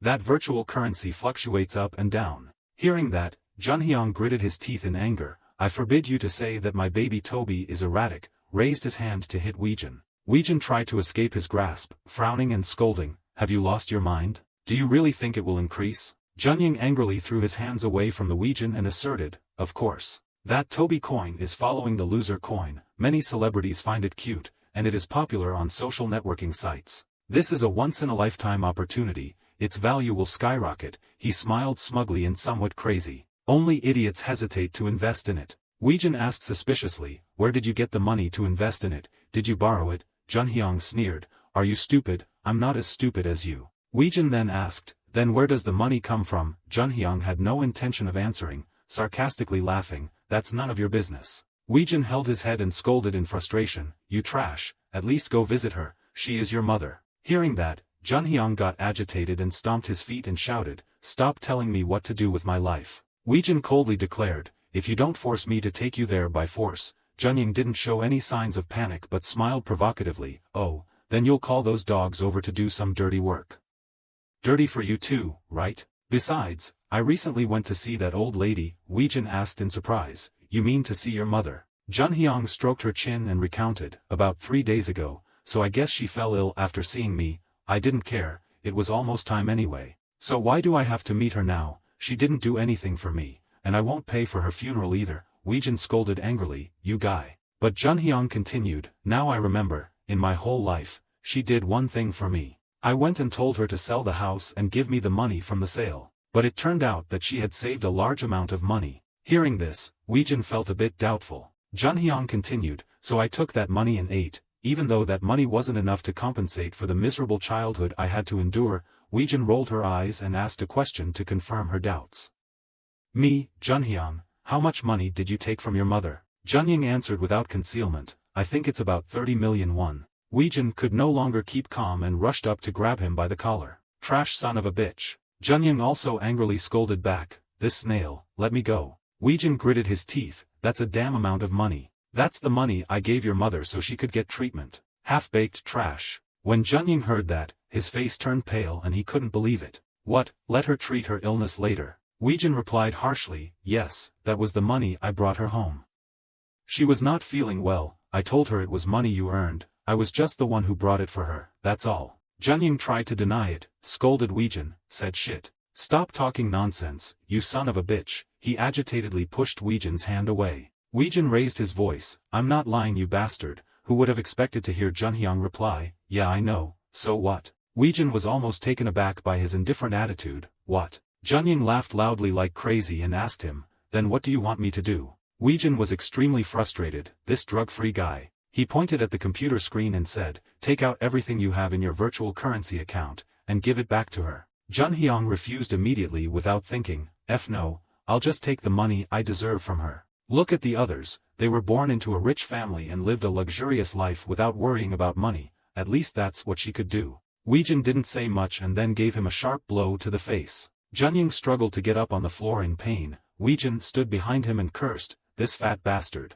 Stand up you bastard. Junying is still trying to deny it, it's not my fault, it was never my fault. It's all because of my mother. Weijin had almost no patience left, said with a serious face, listen to this, you're shit. Do you really believe that your mother did nothing for you, when she even risked her life to give you that money? Junying held her head and justified, I didn't do anything wrong. Weijin shouted loudly, don't you remember how much she cared and loved you, when we were children? Junying is still trying to justify himself, I didn't do anything wrong. At this moment, the phone in Weijin's hand vibrated. He quickly picked up the phone. Yes Gmach, on the other end of the line asked, Weijin, I heard that you found that fat guy with no cure. Why did you go there alone? I told you not to go out alone because it's dangerous you idiot.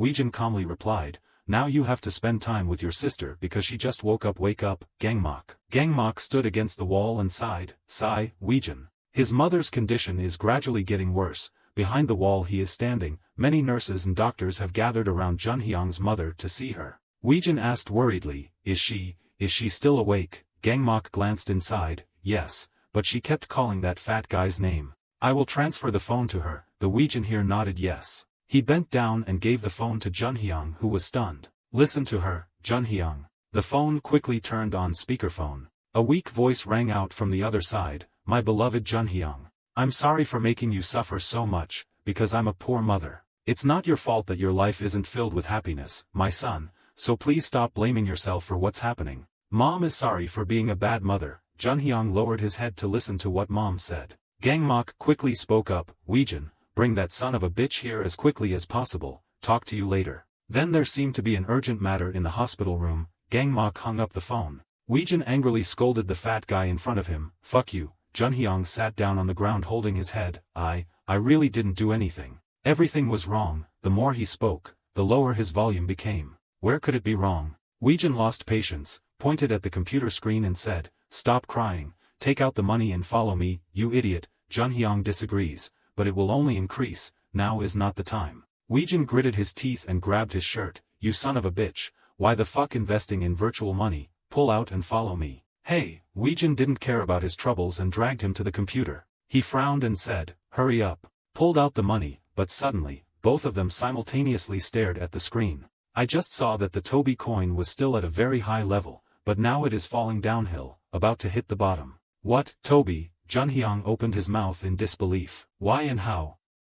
He's going crazy right now. Then he turned pale and looked for his phone in his pocket. Where is it, my phone? He blankly read the latest gossip on the internet. I knew right away that Toby's coin was a scam. Luckily I didn't follow the crowd. To be honest, I would have done the same if I were a programmer, holding that pile of money and saying far away, never to see yon era again. Impossible. I believe there are still people who firmly believe in these kinds of things. Wow, you won't be able to criticize anyone but yourself if you buy this shit. If you commit suicide after this, it can be considered a part of natural selection. Junhyang's face had no blood left. Toby didn't. Weijin scratched his head in frustration. Oh God, why is this dog so important when your mother is so close to death? Hurry up and follow me. Who would have thought to hear the fat guy say, no, I'm fine? Weijin was surprised. What? Junying now stood with his back to him, calmly said, I said I'm fine. Weijin feels strange. You've lost your mind. Junhyang continued hoarsely, everything will be fine. A sharp pencil tip came out. Junhyang laughed like crazy and pointed that sharp tip at his neck. Everything would be okay if I died. Tiny drops of blood fell to the floor. Weijin tried to push his head away and scolded, are you really crazy, you damn pig? Junhyang gritted his teeth, let go of my bra, you stupid face. Leave me alone, just let me die. Weijin replied angrily, as if I care about your life very much. He quickly stretched out his leg. Then, when he wasn't alert, he knocked him down to the floor. The bloody pencil was also let go. Weijin immediately raised his foot and kicked it away before the fat man could react. The pen fell far out of his reach. He angrily said, if you're going to die, then at least go see your mother first. Junying sat on the ground lifelessly and said, damn, I'm so tired of everything. I hate myself and this life. You're not helping much, you just pushed me to the end and now this is it. Weijin looked serious. Junying, accept it, you know better than anyone else. No matter how many times you blame others or complain about the situation, nothing will change. We're just making excuses for a failure mindset. But deep inside, I'm sure we both know. This is because of myself. It's not like I found my problem, then fixed it and moved on. But I know one thing for sure. That your mother was and will always be the person who will always love you unconditionally, no matter what you are. And that person really needs you by his side right now. So raise your ass, you damn pig, he said while holding out his hand. I don't care if you commit suicide after that, but for now, be strong and do what any decent person would do before dying. Don't die like a wild animal, okay? Once you go visit her, I won't stop you anymore. Let's go so you can comfortably kill yourself. Hurry up. I don't know how much time passed when Weijin opened the hospital room door. Gmach was sitting next to Mrs. Go's hospital bed, speaking in a low voice, so slowly. But where is that fat bastard? Weijin slowly looked towards the door. Sao pointed behind him, right here. Seeing Junhyang still standing outside, Gmach angrily scolded, what the hell are you still doing there? He turned around and said to Mrs. Go, hey you fat bastard. Ah, Junhyang is here. Mrs. Go was weak and surprised. What? She turned to look at her child. Is it really you? You don't need to come all the way here, you have many things to do. Junhyang remained silent, but Mrs. Go continued, anyway. She weakly smiled gently. It's good to meet you, son. Junying stood next to her and raised her voice. Are you satisfied? You wanted to see me and now you're satisfied. I'm done here, hello. Gmach angrily rushed to scold the guy, but Weijin raised his hand to stop him. He asked annoyed, what now? Weijin advised him, leave him alone. He said he would kill himself. Gmach agreed, really? Then the world will be better. When Junhyang was almost at the door, Mrs. Go's voice rang out again, Junhyang. Don't worry about me, if you miss work because you're worried about me. I'll feel much worse than not being able to see you much, so just focus on your work, okay? And enjoy your life, as happily as possible, son. Junhyang pursed his lips, He turned his head and scolded him, looked at his mother, tears of regret rolling down his cheeks. Junhyang's hands were placed on the ground. He knelt in front of Weijin and begged, Weijin, please lend me some money. I swear I will return it at all costs, even if I have to sell my organs or whatever. Gmach stood to the side sulking, who wants to buy your organs? Junhyang bowed his head and begged, please save his mother. Just this time, Weijin told him in a low voice that I had already paid everything. Junhyang was extremely surprised. What? He asked incredulously, how much money did it cost? Weijin coldly replied, it's none of your business, anyway, you probably won't be able to pay it back, now everything is over, go and commit suicide. At this moment, the person lying on the bed behind him moved. She weakly asked them, what are you talking about? Junhyang froze, not knowing how to answer. Then he said in a low voice, Mom, don't worry. I'll come back to see you later, Mom. He quickly stood up. Gmach quipped, what the hell, I thought he was going to commit suicide. Weijin didn't know what to say so he sighed. After that, we spent 3 days at the hospital, so Gmach could take care of his sister, and I took care of Junhyang's mother. The positive outcome from all of this was that I saw signs of change for the better. Junhyang actually visited his mother over and over again, and I was there to witness it all. Furthermore, Junhyang always thanks me every time he comes to visit. I also wonder, how can she still love her child despite the bad things he has done? Mothers are so difficult to understand. Inside the coffee shop, there were scolding sounds. In a daze, the girl sitting in front of the screen kept mumbling. Hyunju raised her voice. No, Toby, wake up, don't die like that please. The waitress saw her excited and scared and reminded her, please stop shaking the screen. Hyunju is very angry right now. Where the hell is Weejin when I need him? The house is empty. Or has he moved away? How am I supposed to find this bastard now? Looking around absent-mindedly, she saw someone else's plate of rice placed on the table. Hyunju's eyes suddenly flashed. Looking at the plate of rice for a long time, she suddenly smiled extremely sinisterly. Oh right, the door was opened by someone. Weejin's mother turned around to look at the person who had just entered, asking a familiar question. Hello, how can I help you? She was a bit surprised to see the person wearing a hat and a tight mask. The girl pulled down her hat and said, give me some jaeuk. It turns out she was looking at the plate of rice next to her and thought, I know exactly where to go. What the heck? Looking at the glass of water on the table, Hyunju thought angrily. Where is Weejin? I thought he had reconciled with his mother. At this time Weejin's mother looked at her and asked again, part of jaeuk, right? Would you like any more drinks? Hyunju replied, give me some water. The mother went over to get water. Yes. Hyunju rested her chin and thought in boredom, when will that bastard come here? At this time, the glass of water was placed on the table by Weejin's mother. She smiled friendly and asked, are you Weejin's ex-girlfriend? Hyunju didn't expect to be recognized, so she unconsciously pulled her hat down, not daring to look at her and replied, no, I wouldn't know where you are. Who would have thought that she hadn't finished her sentence yet? Weejin's mother already confirmed that it was you. I'm Weejin's ex-lover. Hyunju suddenly felt scared. Weejin's mother was no longer as gentle as before. Her cold light was close to her and asked, why are you here? Hyunju was so scared. Damn it, what the hell is wrong with this old woman? At the same time, at the hospital medical center, Weejin and Junhyung are standing in front of Mrs. Go's hospital bed. Weejin knew that her condition was much better, scratched his head and turned away saying, I have to go home early today. Junhyung remained silent and did not speak, nor did he turn to look at Weejin. Unexpectedly, when Weejin was approaching the door, he heard him calling his name. Weejin, thank you. Maybe Junhyung tried to throw away his pride to say goodbye to the benefactor who saved his mother. The elevator door opened. Weejin absent-mindedly walked out of the hospital, lost in thought. Thank you. When was the last time he said that to me? Has he really reformed? Can I do that? While walking, he suddenly stopped, looked up to the sky and thought to himself, I should probably go see my mother. Very quickly, Weejin looked surprised at the situation in front of him. A staff member was holding back the mother holding a knife in her hand, shouting, please calm down. In front of her was a girl kneeling and crying, please don't kill me. Weejin's mother angrily said, calm down, have you lost your mind? This bitch is carrying a knife in her pocket. She asked Hyunju, what the hell are you planning to do to my son? You came to bother him, right? Hyunju was scared and justified, no, that's not it. Of course Weejin's mother didn't believe her words, not the monkey. She raised her knife and said, F*** you damned bitch,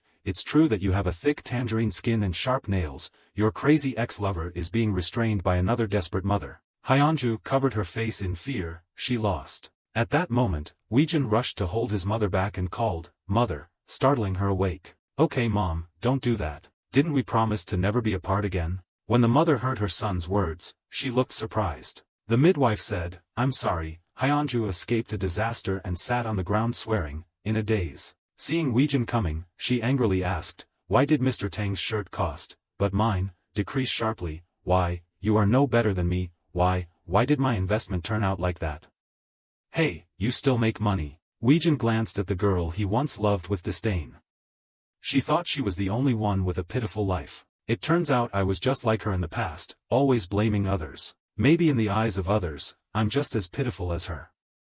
Some time later, Hyunju sued my mother for trying to murder her. The majestic knock of the court rang out. My mother is afraid that she will go to jail, the judge announced. The trial is adjourned here. Gmach and Weejin were both present in court that day. Weejin's mother is sitting in the defendant's position, next to a professional lawyer. But her biggest fear didn't come true. Hyunju on the other side was like crazy screaming, what is she not guilty? Weejin smiled faintly, anyway, we have enough money to hire the best lawyer, it turns out money is really useful. And after that incident, Hyunju never came to find me again. Junhyung's mother's condition gradually improved day by day, now Junhyung goes there every day so I don't need to visit her too often anymore. Last but not least, Gmach's sister was able to speak again. Gmach pushed her wheelchair towards Weejin and introduced, SEO done, this is my good friend, Weejin, say hello to him. Showdown not very enthusiastically said hello, hello how are you, Weijin smiled, hello. Gmach smiled smugly and boasted, she recovered quickly in just a few weeks,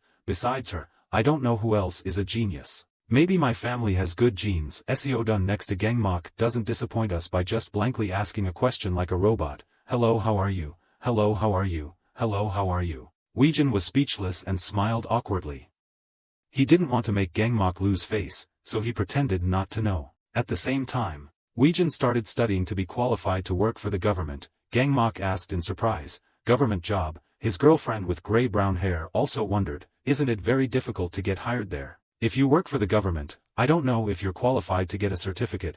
Weijin glanced at the two of you, that's why I have to study harder than other people, Gmach said sarcastically, oh my god, poor government. Anyway, good luck, what are you planning to do for the government? Weijin said honestly, police. Gmach couldn't help but exclaim, we're done. Weijin asked him with concern, what are you planning to do? Gmach replied with a serious face, well, I guess I should start preparing too. The gray-brown hair behind him looked bewildered, what? You're not ready to get married yet? Gmach glanced at her, are you crazy? A long time later, one day at the hospital, someone asked, hey Weijin, why don't you have a girlfriend?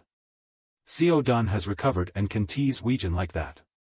Weijin coldly replied, no. Showdown laughed teasingly, of course he didn't know, you idiot. Weijin couldn't bear to hear it, but he could only silently curse, this bitch. At this time Showdown said, well, it's probably because you spend too much time visiting me every day, don't you think so, you idiot? Weijin was so angry that he gritted his teeth, the genetics of these two brothers? Not continuing to talk, she changed the subject, what is Gmach doing lately? I haven't seen him for a long time. Weijin replied, well Gmach is very busy with work and all, he apologized to me. Showdown looked dissatisfied, oh, if that's the case then I guess you have to accept me as your replacement. Weijin looked away and thought, I said that so she wouldn't worry but, how pathetic. The sky quickly became dark. Weijin opened his door and said, I'm home. Gmach is doing push-ups and whispering, hello, take a shower. Weijin looked at him diligently practicing, thinking suspiciously, Gmach has been a bit strange lately, like he was about to leave somewhere and never come back. Sweaty Gmach urged Weijin,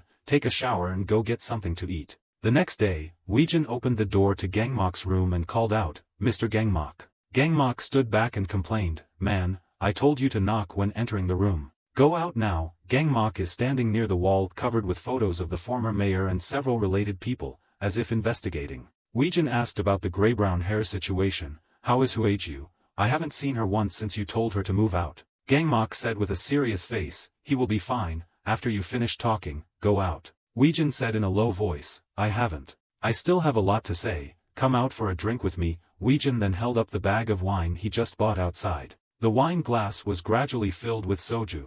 Weijin asked frankly, are you planning to leave? Gmach replied, I can't be with you forever, besides I quit drinking. Weijin felt puzzled, Huiju is rich, and she loves you too, why don't you make it official? Gmach closed his eyes and interrupted you, Weijin. Just say whatever you want, you know what I've been planning for the past few months. Weijin hesitated, well I mean, you should reconsider your plan, I find it ridiculous. Your sister is recovering and there have been no more threats lately, so why don't you? Before Weijin could finish speaking, Gmach spoke up, that's why I should go now. I don't have anyone to worry about or take care of anymore, Weijin said in disagreement, Gmach. But Gmach said, you know I have to avenge my parents. And then it's so cliché and informal and unclear, but it's actually quite simple. I just need to focus on finding and killing that guy, it's simpler than anything in my life. Weijin knew he couldn't stop this person, so he could only ask with concern, so where are you going and when are you going? Gmach replied, 3 months from now, to Southeast Asia.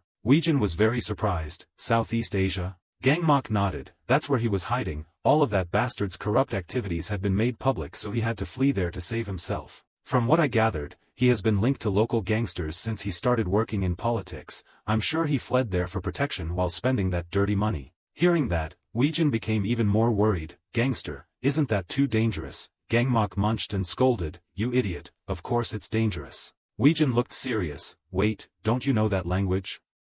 How can you communicate with the people there? Gmach confidently affirmed, of course I know. Weijin asked incredulously, so how did he say it was nice to meet you in their language? Ho ho como eta, tengo hammed, he just spoke the Spanish language he was planning to use in the southeast, hello, how are you, I'm hungry. Weijin was so excited that he stood up. Are you crazy? You didn't prepare anything, because it's obvious that you don't know what you're doing. Gmach wasn't worried about that and laughed. Why be so tense, idiot? Weijin's face turned pale with fear and said, I'm serious. Gmach angrily grabbed Weijin's neck and shouted, shut up, shut up, shut up. After venting your anger, relax your hands and call, Weijin. Please take good care of my sister while I'm gone. Weijin refused without hesitation, no. You're not going anywhere. Do you know what language the people there use? Gmach gritted his teeth and threatened, I told him to shut up. A month later, at Korea's international airport, Gmach is being scolded by someone by his collar. Are you kidding me? At first you let me out of the house, now where are you going? Why do you need to do that when I'm here? The gray-brown hair couldn't control his anger and asked while Gmach didn't object and avoided it. Avoid her eyes. But I still have a conscience and warn you, if I don't come back, just assume that you've been cheated on, just go find another man. Gray-brown hair rolled his eyes, my mother, where can I find it? Someone like me, Gmach nodded, reasonable. Gray-brown hair frowned and asked, do you have enough money? Gmach said the truth, Weijin gave me 1 million won. Gray-brown hair pouted, that's it, I'll give you 10 million. Gmach smiled, okay thank you. Weijin was speechless and endured the two people talking. A while later, they went deeper inside, to the boarding area. Gray-brown hair advised, Gmach, if you run out of money, just call me. Weijin was a bit absent-minded when he heard Gmach calling him, Weijin. Do whatever you want, but always have fun. The two men looked at each other for a moment. Then Gmach turned around, put his hands in his pockets and walked away. Weijin shouted indignantly, Gmach Choi, you bad guy. Gmach was angered by that attitude and turned around. He just said something. Weijin pointed at his face, trying to act like he was fine, but deep inside the tears was a wide ocean. Gmach was angry, I'm already fine than this bastard. The two bitterly began to argue, if I lose the game, hit me on the head, it's because you play too chicken. You punch me every time you're bored, I used to do that, beat me because I'm ugly, ahem, and punch me because I never washed the dishes, then that's your house. Gmach frowned, what do you want now here? Punch me, Weijin said in a low voice, what I want to say is, if you come back here, I'll take revenge later you idiot. Having said this, he couldn't help but start sniffling. Gmach laughed and scolded back, this guy, how many times have I told you not to call me that? While Anfai, the flight attendant behind her, spoke up to remind Gmach, sir, it's time to board the plane. Gmach said his last goodbye to Weijin, if I go back you'll definitely die. Weijin challenged more courageously than usual, take care of yourself first, you stupid bastard. Gmach held back and pointed at his face, Weijin Park. You're my next target, after this I'll take the bridgehead and then you have to go back. The plane took off very quickly and went to a faraway place. The two of them stayed and watched the plane for a long time, carrying away a stubborn person who did not know when he would return. They both said the same thing, you have to go back, Gmach, and a year later. The wall is covered with sticky notes. There are also many books on the table. Weijin was sitting with her chin on her desk, looking bored while doing her homework. At this moment, the sound of the door opening password from outside shocked him. He jumped up from his chair and ran out to confirm, I'm Gmach, but the answer was a girl's voice, hello Weijin. Congratulations, beautiful showdown, said waving. Weijin realized that it wasn't the person she was hoping for, so she was a bit disappointed, but still asked her, what did she congratulate her for? Showdown replied, because she failed the test.